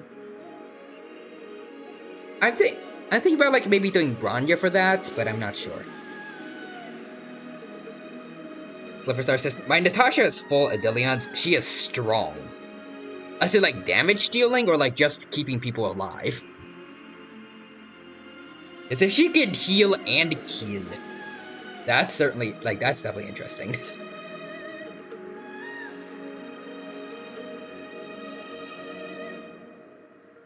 That witch! She was here waiting for us the whole time. Show yourself, Fantilia! Yeah. And the benefactors, too. Oh, patience, patience. Let me make myself presentable. Alright, is she gonna go into her true form? Now I see why the disciples of Sanctus Medicus hold themselves in such high regard.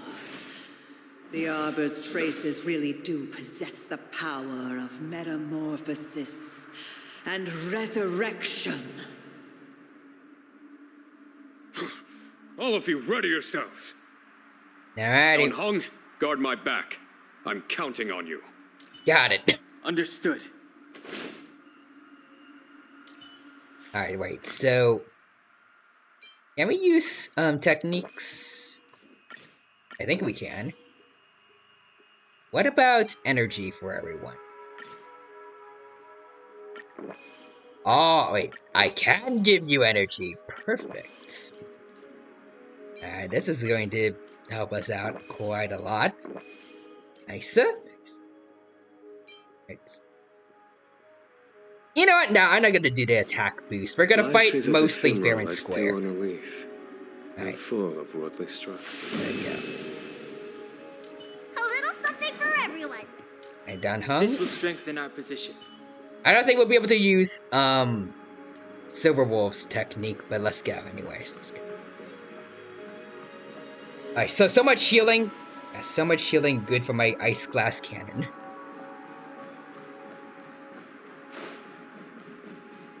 Fantilia, what is she doing?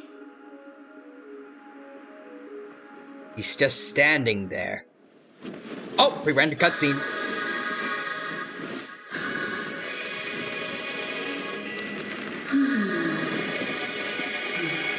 Oh! She is the lady from, like the thing we see when we open up Honkai nowadays. Benefactors, behold this beautiful body. The miracles of abundance live up to the name. So did she not have, wait. Did she not have this body initially? Like, was she initially just like, the little flame? Until she got the abundance power, or? The very power that brought the Xianzhou long life, I will use to bring it destruction. Okay, that was not cool, Miss Fantalia. Fantalia has usurped the power of the Arbor. All of you, focus on destroying the Phantom Flowers. I'll go for the body. Radiant Spirits, heed my word. Show No mercy. The truth of life and death, revealed in an instant. Alright, time for the butter vision. This sanctuary is but a vision. Alright. Silverwolf, how about that you? needs optimizing. Let's see. Let's do some damage to the little flower things.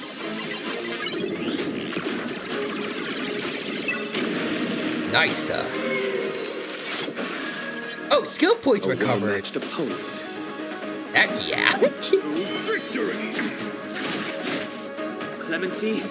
Never heard of it. Take out the flowers. They are very helpful, apparently. Yes, more skill. Oh, got so many skill points. Alright. Lightning Lord. Looks like somebody needs a doctor. Good job. So much bark with so little bite. Your attacks are futile. Yeah, keep telling yourself that. This body was born of the Arbor. Okay, so yeah, this body is new for her. Ow. I just wanted to say, the lightning lord's spear. I don't know what thing she's holding. It looks like a fan, but it looked like when the lightning lord attacked, it like cut right through that fan of hers. But also Slipper says, I like how in this game, the goddess of healing is this multi-eyed eldritch horror that overheals everything into horrible abominations. True. Like, it takes the idea of like a goddess of healing being like a good, like benevolent being, and well, possibly she and also her like her disciples are all like pretty horrible people. Wind! Arch, careful! Oh, that's just rude. Just flicked her finger at Jin Wan. For the Shinjo!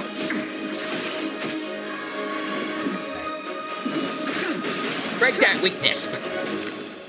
You took the bait just like that. Let's see. Yeah. Good as new.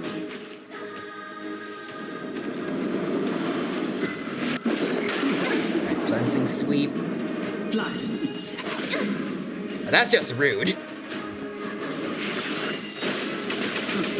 Yeah, come right through the fan again. Actually, that looks like you cut her shoulder, actually. That's got the abomination. Hey, Dan Hung, you got this? Oh, alright, here we go. The truth But of a life vision and death, time. revealed in an instant. This sanctuary is but a vision.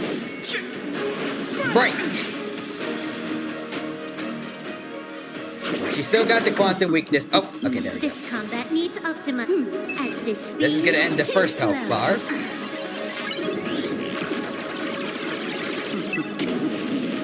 Crushing an ant with the weight of a star. Oh. How indulgent. Oh, okay.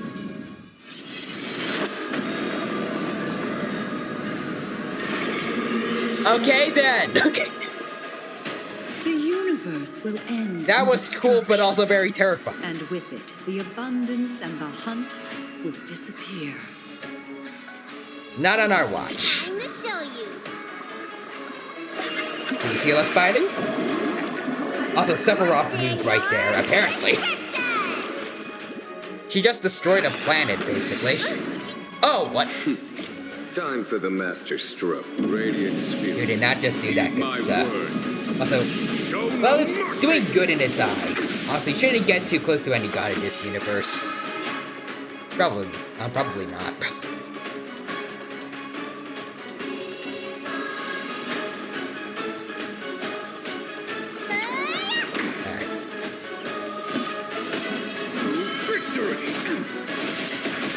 Flowers are kind of tanky.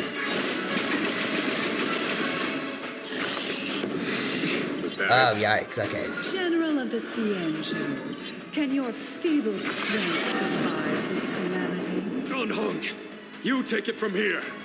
Oh, wait, what? Did you think it was over, Fantilia? Oh! Okay, that's cool. Alright, so we're getting help from IL. Other Don Hung, do your thing. Okay, that's hot. Does this give us more, skill points, or? A scion of permanence. Yeah. Have you finally remembered your duty of watching over the arbor? Kind of.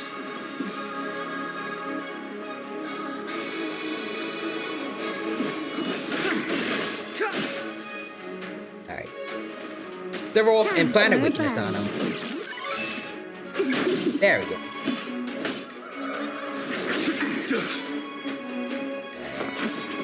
Look, listen, feel. Bam. Oh, alright, I was not expecting that. Good job, Luke. It's too late to repent.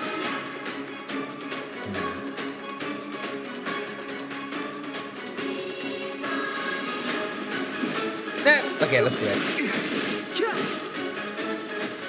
Can you let me have some fun? There we go. This combat needs optimizing.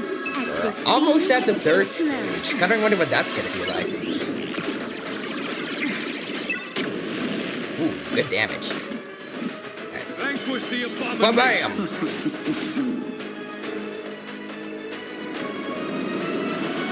Shine, celestial seeds. Oh.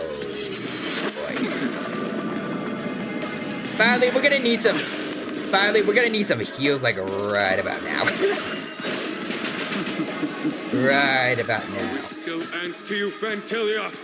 So much effort to crush us, and met with so little success. I wonder what the other Ravagers would think. Ooh. It's almost as if you can't wait to be acquainted with them. I'm afraid you won't have the chance. Oh. Okay. Oh no.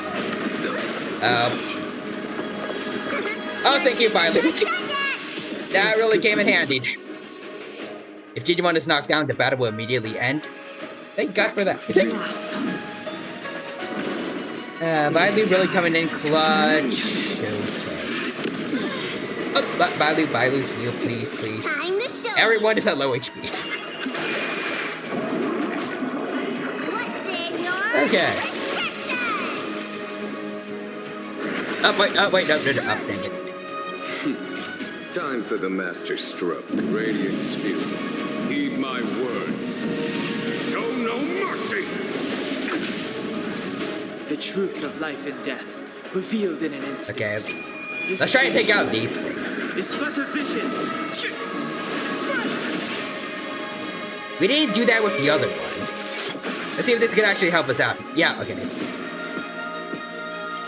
Okay, summon the Lightning Lord again.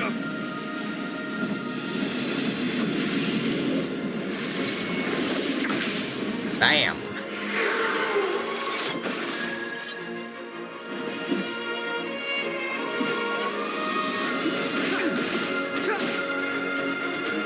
Let me tend to your wounds.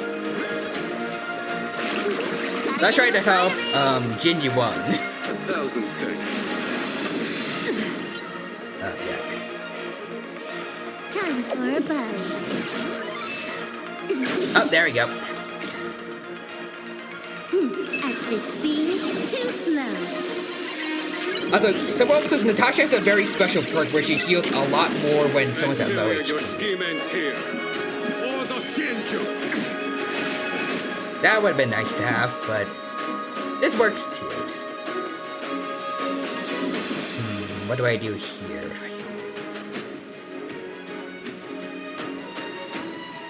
Let's keep going for her, and then other Dong Hung, you follow suit. Summon the dragon. Oh, and there we go. Perfect. I wish you destroyed the flowers, though. You don't look so good. Yeah, she does. She really doesn't be looking so good right now. Okay. I regret saying that. Time to show. What's in your prescription? It is time to put an end to this. Maybe should I save that or? The truth of life and death, revealed in an instant.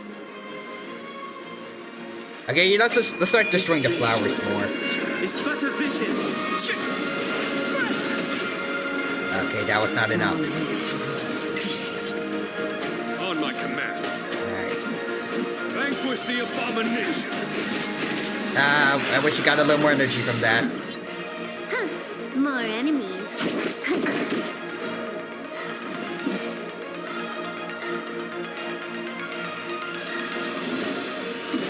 Please? Ah, dang it, okay.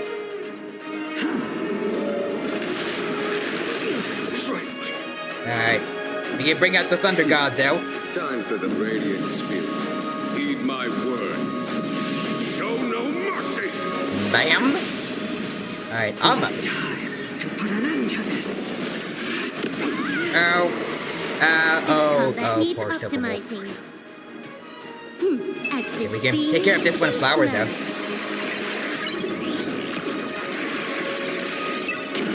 Alright. Oh, okay. But that...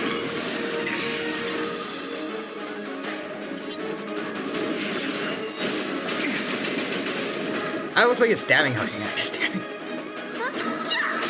Oh, heals. Silver says, I love Thunder God, I use him so much. I get it. Whenever I get to use, Jinji Wang, I can't wait, but like, nice. But like, whenever I get to use, a friend's Jinji Wang, it is a lot of fun.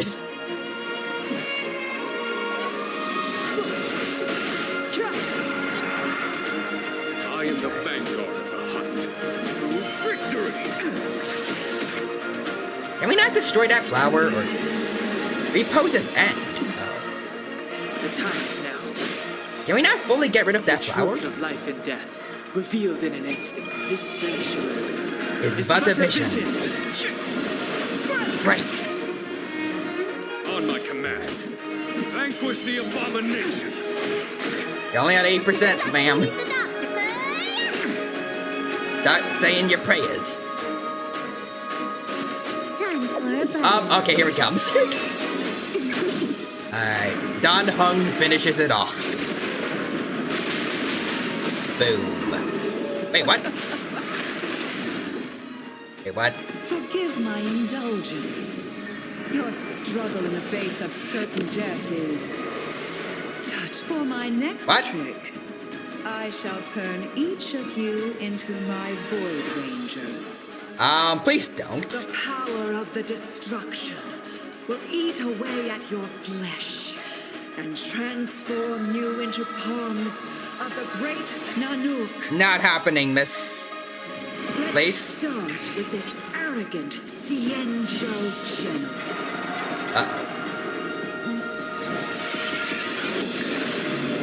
Ooh.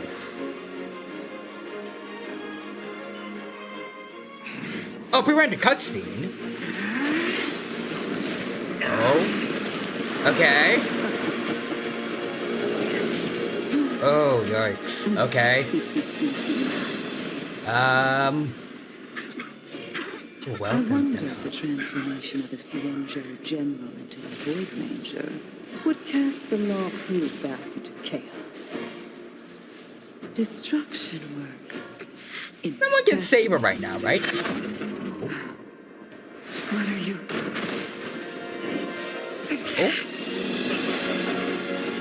Oh. He's doing something. Oh, what? Oh, wait, is that the... Oh, there's the Lightning Lord, I think. Oh! Stabbed in the back. Alright, Dan Heng's gonna finish it, I think? Wait, what? Okay, he just grabs... Not bad, General of the Hunt. But all I lost was a body stolen on a whim.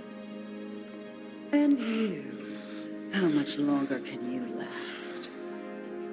The destruction of the Xianzhou is nigh. Be gone, pawn of destruction. Yeah, I'm calling her a pawn. That the vengeance of the hunt will fall upon them. Damn. Just swats away her flame. General, are you okay? Just saying, Genuine is probably the MVP of this entire story. I'm still alive. Indeed you are. And it would seem the two of us can still coordinate our efforts. Did anyone see what Dan Heng did? As far as I saw, like... I don't know why, but I was focused solely on, like, the Lightning Lord, like, using the spear on Plantalia. I didn't see if, like, Dan Heng also attacked.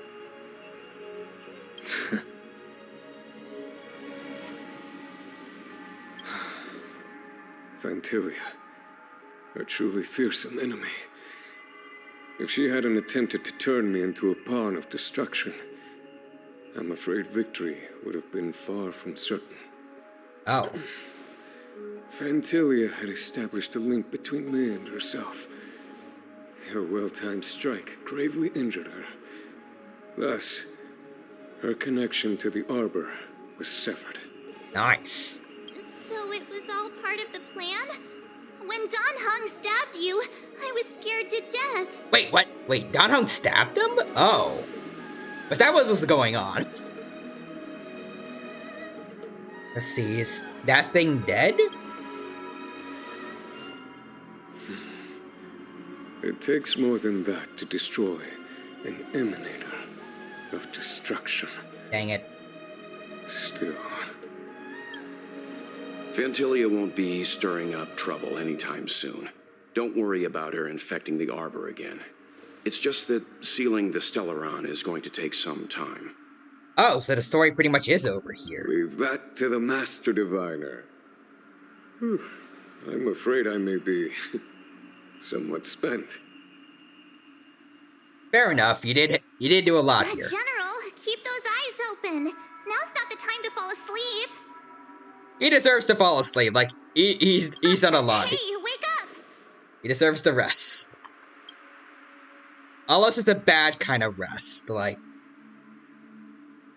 going into like a coma or something. Then please do not potentially die on us. Time to log off. Oh. I mean, head back. Oh. So as things are for now, it is over. Damn. I was not expecting that. Though, even though we did finish it in one stream, basically. That was a lot of fun going through all this story, and I dare say it was worth the wait for, I think, 2 updates? Because I don't think the 1.1 update added anything new. Alright.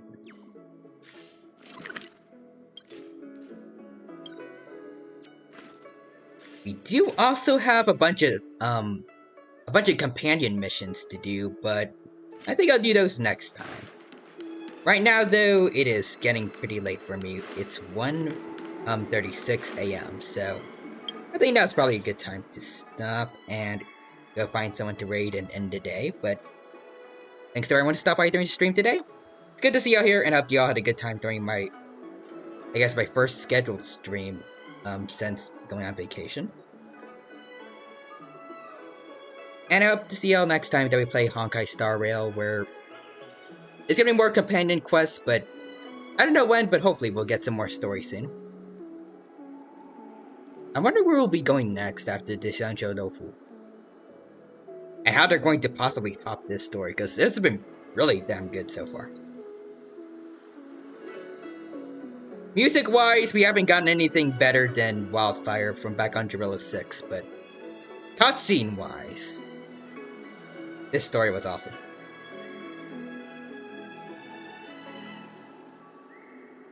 We got Damien Verde. Let's go check him out. See, right now he's playing Legend of Zelda: Tears of the Kingdom. Let's go check that out. Let me put the raid command. There we go. And now y'all should go from watching a T-Rex play Honkai Star Rail to a paleontologist playing Legend of Zelda. Before we head off, just gonna say the usual goodbye, even though I said a good half of it already while looking for someone to raid. Guess I'll just say, hope to see you the next time we meet. I just say, until the next time we meet again on Twitch, whatever it's a stream where we're gaming or watching something or whatever. Just hope that y'all have a good time then, and until then, have a good rest of your day, take care, and bye-bye for now.